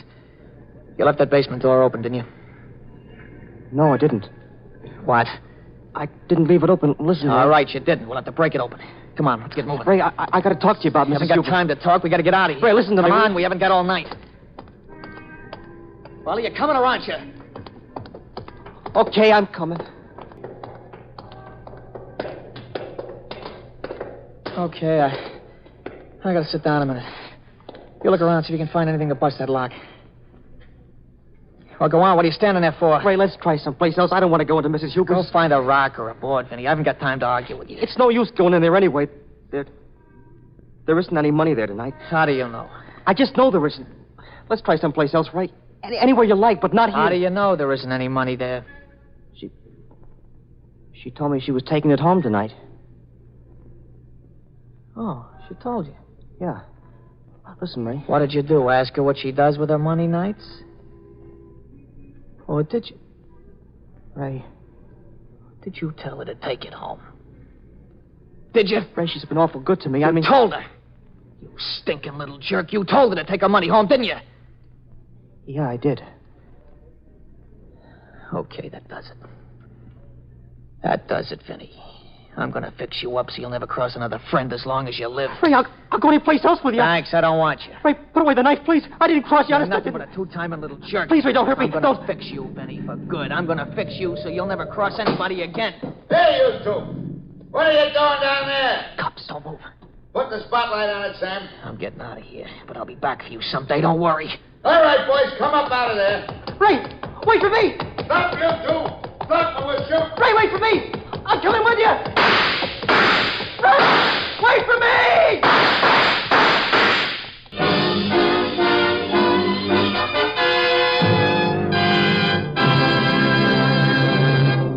As a result of the police roundup of teenagers, we were able to build a perfect case against the gun peddling ring.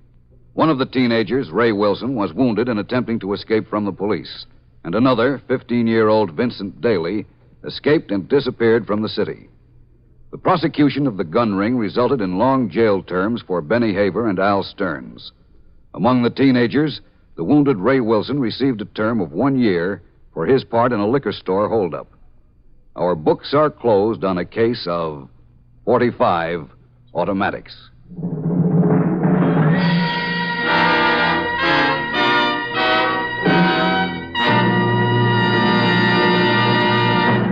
This program is based upon Frederick L. Collins' copyrighted book, The FBI in Peace and War, and the broadcast does not imply endorsement, authorization, or approval by the Federal Bureau of Investigation. This is the United States Armed Forces Radio and Television Service.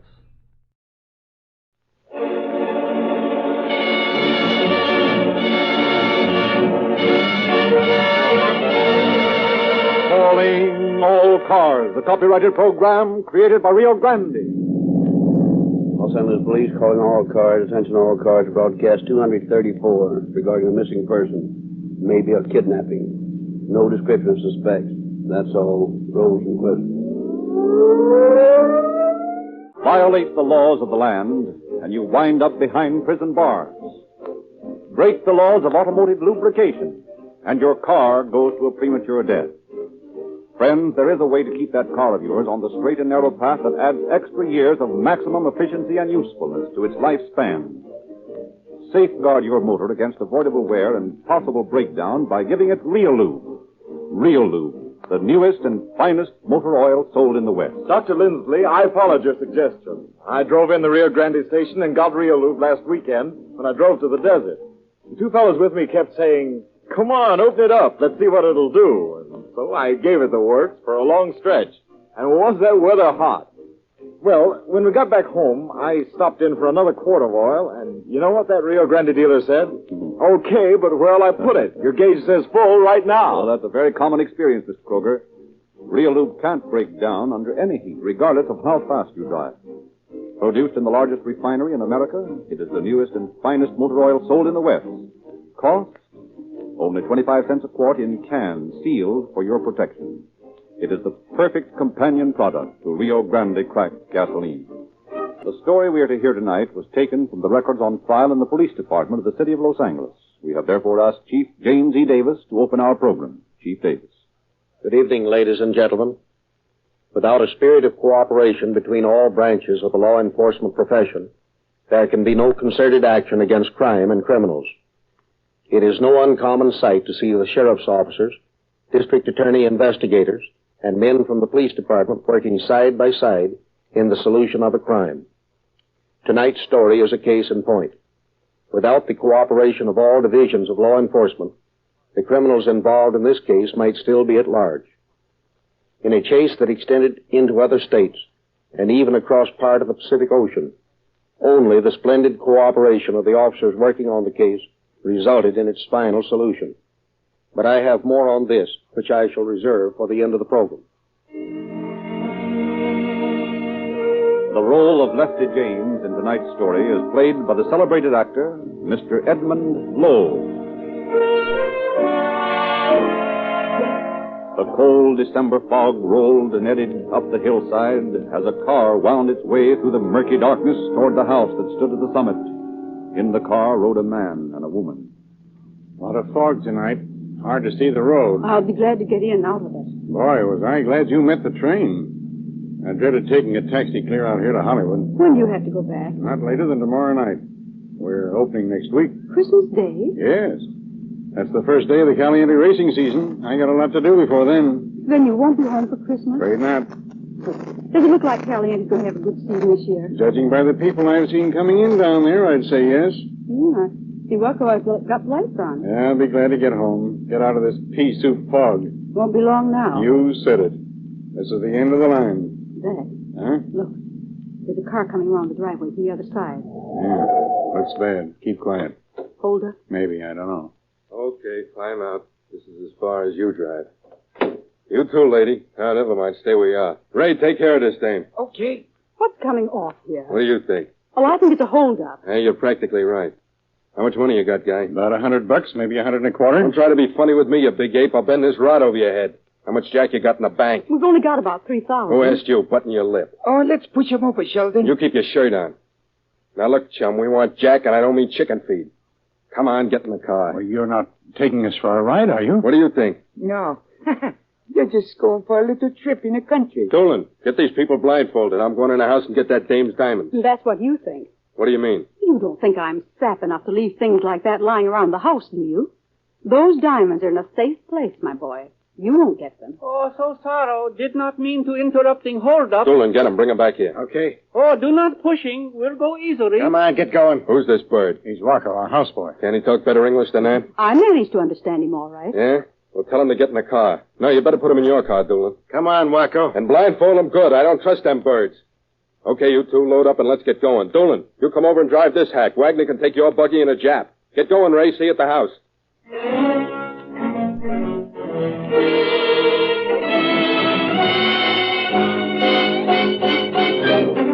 Down through the fog-drenched night, the kidnappers and their victims made their way toward the place of rendezvous. There, still blindfolded, the three prisoners were thrust into the darkened house selected as their prison. Throughout the long night and the day that followed, they were guarded by the hoodlums. Dozens of times they came in and went out, but never leaving the prisoners unwatched.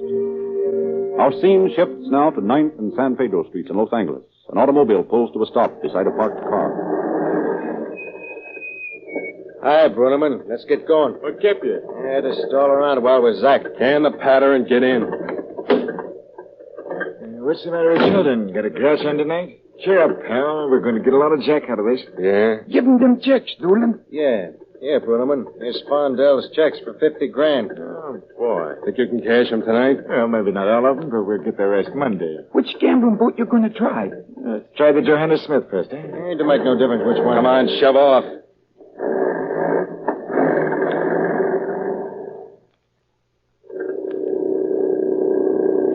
Hey, you've gone too far. You passed the place where we catch the water taxi. Well, why didn't you yell before? I was talking. You always are. Pipe down. Shuttle's worse than Louis Frank. Well, park here till you birds make up your minds what you're going to do. Yeah, we could go on down farther and go on out to one of the other boats. Hey, watch it. There's a cop's car coming, and it looks like they're going to stop. They do, and we'll blast. Take it easy, Ralph. You're going to get us all in the jam. You're too handy with that joint. Let me handle the Sheldon. I can chill the beef. Yeah, you better do it then. What are you boys doing out here this time of night? We're just waiting to decide which gambling boat to go to. Well, in that case, you won't object to our looking you over. Get going, Bruneman. Square this beef. Oh, officer. Huh? I'm Les Bruneman. These boys are friends of mine. They're okay. That's so? I know you're okay. Well, here's my card. That'll identify me. I can vouch for these boys. Just the same, I'm going to look them over. Yeah? You'll have to be quick at it, copper. Jakes, get over here! Come on! Hot-headed, vicious Ralph Sheldon had again shot an officer. Patrolman Wagner lay severely wounded when the firing had ceased. Sheldon had been captured by a passing officer. Ray Wagner, shot through the body, had escaped. Jimmy Doolan, diving in the ship channel, had also made his way to safety. Lester Bruneman, erstwhile companion of the kidnappers, now turned coat and appeared as the wrong friend of the kidnapped man. His pitiful tale of being hijacked by the kidnappers, of his abduction to Long Beach, and of his innocent participation as a go-between in an effort to save the life of his friend, stirred the hearts of the arresting officers, who had no reason to suspect his duplicity. In like manner, Zach Spondell also felt that Bruneman had been his friend, that he had fallen victim of the ruthless kidnappers. So Les Bruneman was released.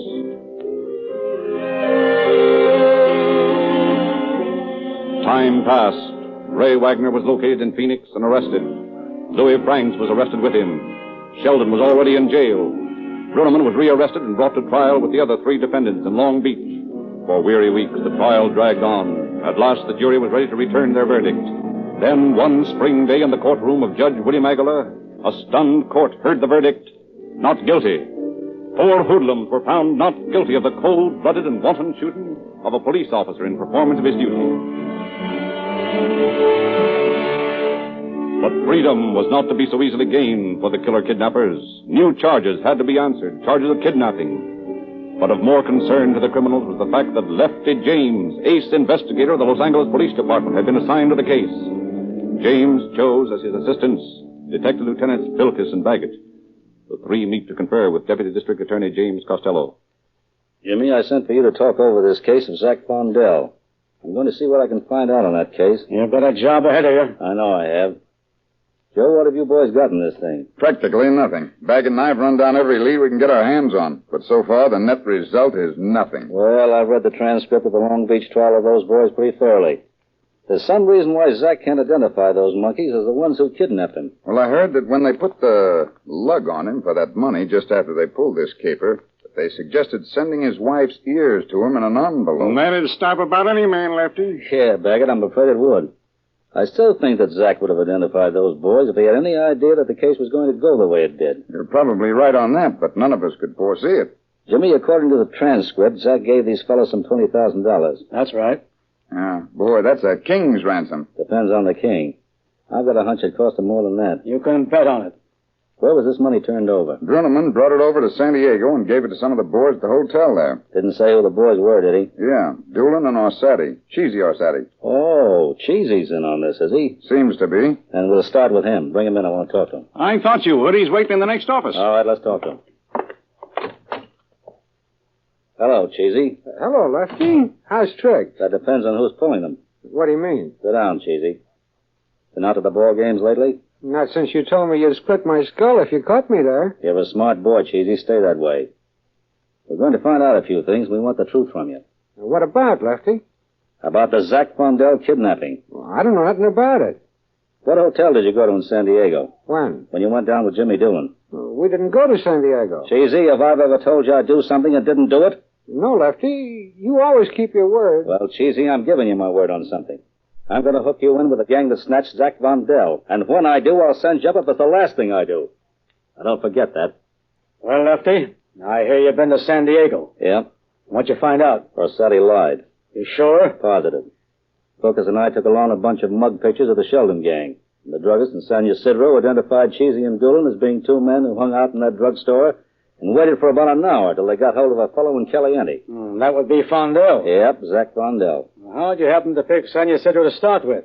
Remember when Cheesy was in here the other day? Yeah, why? Remember him lighting a couple of cigarettes? What's the connection? The matches he used had an ad for that drugstore in San Ysidro printed on them. Oh, what else did you get?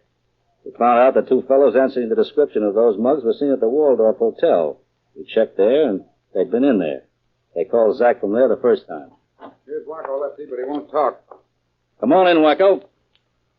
Sit down. Now, take it easy. We're not going to hurt you. But why do you sending for me, please? Take a look at those pictures, Wacko. Ever seen them before? No, never see pictures. No. Never see the men in those pictures? Well, maybe yes, maybe no. Make up your mind. But not able to telling from pictures. Wacko, do you think you could find a house where you were held prisoner that night? Oh, yes, can finding. Joe, you still got your field glasses down here? Yeah, my Go desk. get them, will you? Sure. Be right back.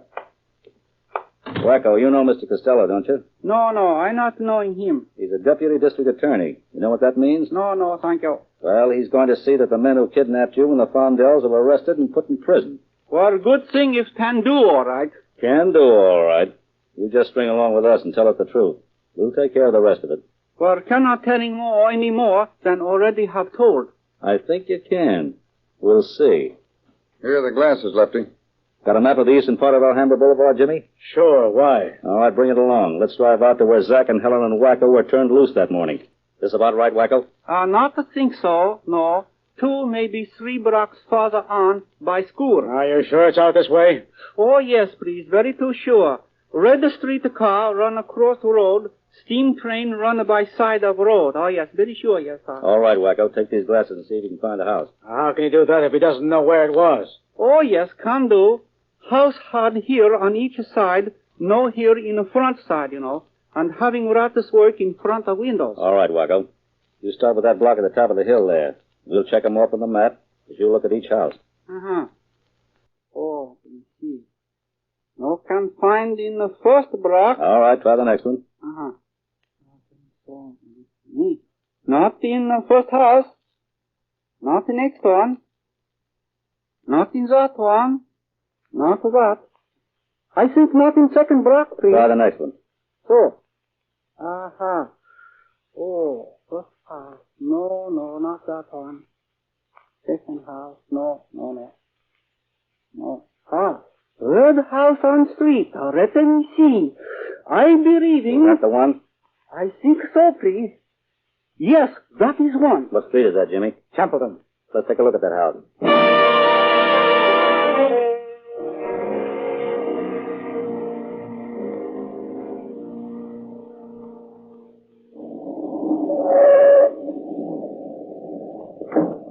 Is this the place, Waco? Yes, please. This is place, all right. Should be 6 wooden steps up to first landing, then 16 more steps to door. Oh, you counted them, did you? Oh, yes, sir. Thank you. Looks like the place has been burned. Trying to destroy evidence, probably. What'd you say the number was, Waco? The one you filtered while you were blindfolded. Number 4733. This is the right place, then. Let's see if the keys we got out of that car in the Long Beach case fit this door.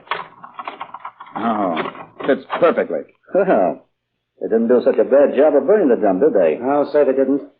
Waco, did you have a fire in this fireplace? Oh, yes, sir. Yes, sir, please. I putting in much wood on fire, then try to set curtains on fire. Why? Well, so firemen can come and rescue me. Well, that's a good idea, but it worked. Why didn't it? Why? Well, because you see, number one boss man make me put some of fire out. Who was number one boss man, Waco? A gentleman named calling Sheridan. Why didn't you tell us that before? I are told not to. Who told you not to?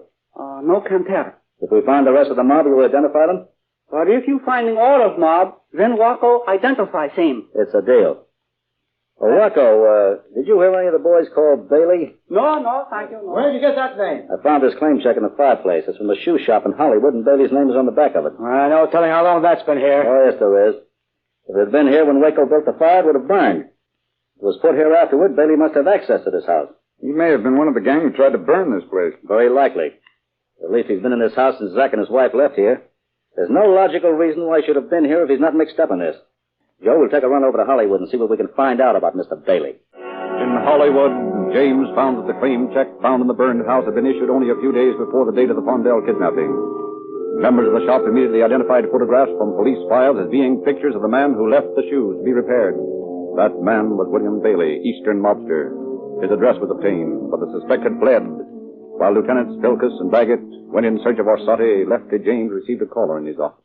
Now, what was it you wanted to see me about? Well, when I read in the papers about these men who shot that officer in Long Beach, I thought I recognized some of their pictures. But when I read about this Mr. Bruneman, I knew where I had seen them before. Where was that? Well, you see, I work in the credit department of a radio and music store. And I've been trying to trace a man named Doolan for several months. He came in and bought a radio last December. On the 12th, I believe. And he gave Mr. Bruneman his reference, and some other fellow named Frank. Well, I haven't been able to get in touch with either of them. And now I understand you've got Mr. Doolan in jail. Well, not yet, but we hope to. Did he use his right name when he bought that radio? No, sir. He told me his name was J. Clark. But he gave these other two as references, and they checked up all right. You say this was December the 12th? Yes, sir. How do you know? Well, here's a copy of the sales contract. There, you can see the date for yourself. Mm-hmm. He gives Les Bruneman his reference, all right. You sure this man is Jimmy Doolan? I'm positive. I saw his picture as one of the men who escaped. I'd know him anywhere. Was he alone when he bought the radio? No, there was a short, dark fellow with him. Hear his name? No, sir. Know him? You saw him again? Oh, yes, sir. Here's Cheesy again, Lefty. Come on in, Cheesy. That's the man who was with Clark or Doolan when he bought the radio. How about that, Cheesy? How come you always picking on me, Lefty? I ain't done nothing. I'll stop picking on you when you come clean and tell me what you know about the Fondell case. And I don't know nothing about it, Lefty. Honest. You couldn't be honest if you tried. Thanks, miss, for coming in and identifying this monkey. Oh, it's been a pleasure. What's eating that dame? Where did you find Cheesy, Focus? Out in the ballpark. What did I tell you about that ballpark, Cheesy? Oh, gee, Lefty, you wouldn't do that to a guy, would you? That's what you think. Let me hear of one holdup or hijacking out there, and it's a vacant lot for you. Why don't we do that anyway, Lefty? I save time. I'm fed up with rats like this one. Oh, you got me all wrong, Lefty. I'll tell you what I know. It ain't much, though. Go on, spill it. Well, I did know Jimmy Doolan and the boys, but I didn't have nothing to do with them, though. So I gathered. Did they know Les Bruneman before they snatched Fondell? No, they never seen him. How do you explain that Doolan gave Bruneman a reference on that radio deal? 3 weeks before Fondell was kidnapped, and you were with him. Well, I was... Did you go to San Diego with Doolan? No, Don't lie to me, Orsatti. I ain't lying to you, Lefty. Say, you got a cigarette, Joe? Sure, here you are. Thanks. Nervous, Cheesy? No, I ain't Want a nervous. match? Oh, yeah. Sure you can smoke it yourself, Cheesy? Ever seen matches like those? Not that I know of. That's funny. You left them on my desk the last time you were in here. They come from Sanya Sidrow Pharmacy. You just got back in town then, hadn't you? Well, you see, I Get started at telling the truth, Cheesy, before I slap you in the break from now on. Yeah? What for? For conspiracy to kidnap Zach Vondel. No, you ain't gonna pin that rap on me. I didn't do that. All I did was point him out for him.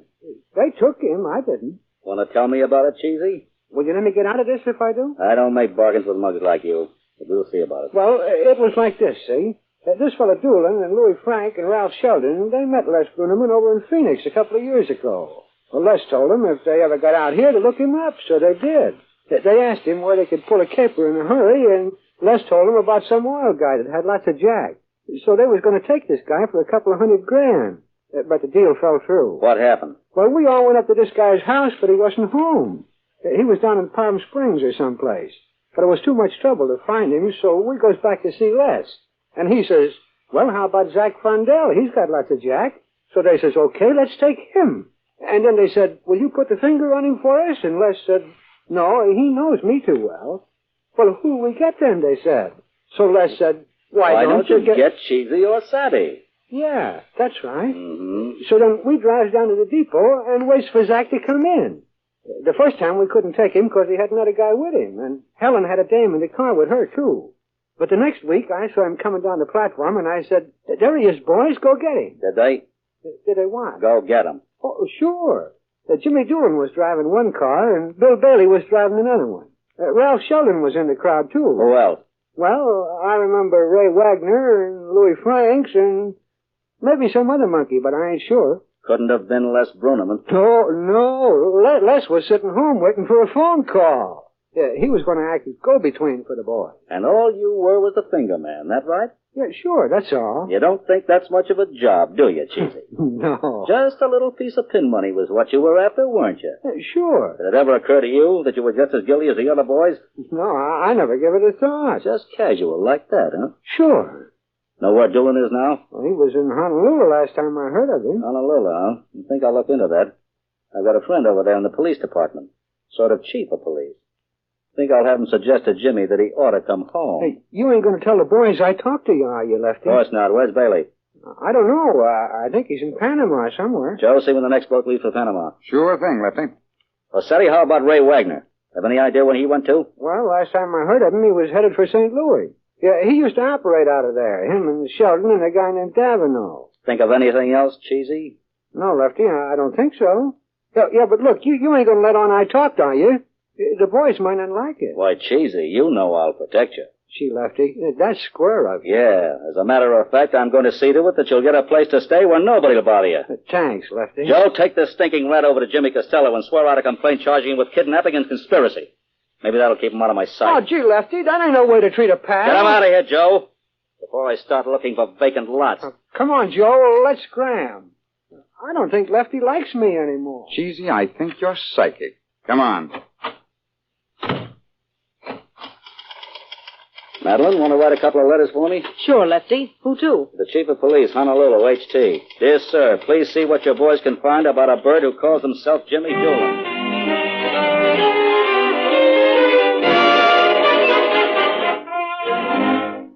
From Honolulu came the reply. Jimmy Doolin decided change of scenery necessary. Local hoodlums beat him up with a crowbar.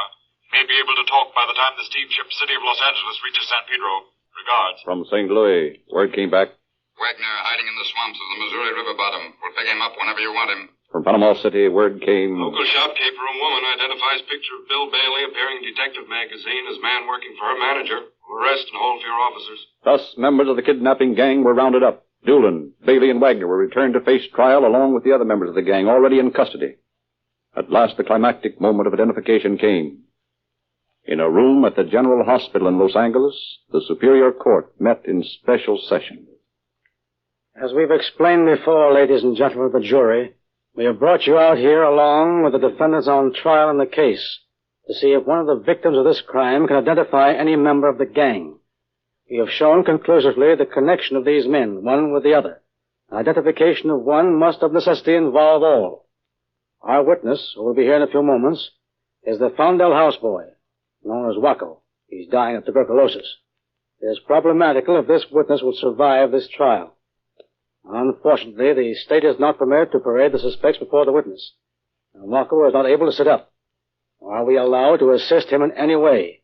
We must do the best we can with what testimony he can give. Bring in T. Wakabashi. I think you can wheel him right over here. That's it. Now, Wacko, we're not going to ask you a lot of questions. We just want to know if you see in this room any of the men who kidnapped you and held you prisoner. Now, just take your time and look around. Hey, Sheldon, get up and take a walk over to Costello. Yeah? How come, copper? I said take a walk, you lugger. I'll take a post with that sour face of yours. Okay. Keep your shirt on. Oh, Mr. Costello, can I see you a minute? Oh, that is man. That is number one. Boss man. He is one of men who kidnapped Mr. Fondell and Mrs. Fondell and me. Are you sure, Wacko? Yes, I am sure. I know his face. Any place. That is man. Tell me, Wacko, you refused to identify this man once. Now you do it. Why? Well, you see, those men, they say to Mr. Fondell and Mrs. Fondell, they say, you tell who we are, and we come back and kill you. We cut off Mrs. Fondell's ears and send same home in an envelope. They say to me, you forget what we look like, or it be too bad for one small Japanese. Now I do not care anymore. Wacko is going to die. Anyway, policemen keep gunsters from cutting off Mrs. Fondell's ears. So now everybody happy. Thank you, priest. In just a moment, Chief Davis will present some additional facts. These must-get their automobiles have maximum efficiency when they are loaded with the sure-fire ammunition of quicker-on-the-trigger Rio Grande Cracked. The gasoline that costs less because it delivers speedier acceleration and the top power and speed of which a car is capable. This is the test-proved conviction of an army of your public servants. The men at the wheels of your police cars, fire engines, ambulances, and your state and federal government officials, an overwhelming number of whom depend upon Rio Grande to power their emergency automotive equipment. Tens of thousands of motorists also use this better gasoline and are enjoying the same police car performance that awaits you at the red and white Rio Grande station in your neighborhood. Begin getting your police car performance with Rio Grande Cracked now. And Chief Davis. Walker was right. Policemen keep gangsters from cutting off ears. That particular group of gangsters was found guilty and sent to San Quentin. That is, all except Les Bruneman. What later happened in his case is now history. A history that came to an end when 1445 caliber automatic slugs ended his life in a tavern in Los Angeles. But history that proves again, and most conclusively, that crime does not pay. Thank you, Chief Davis. Los Angeles Police calling all cars, attention all cars, to cancellation of broadcast 234 regarding a kidnapping. Suspects in this case are now in custody. That's all. Rosenquist.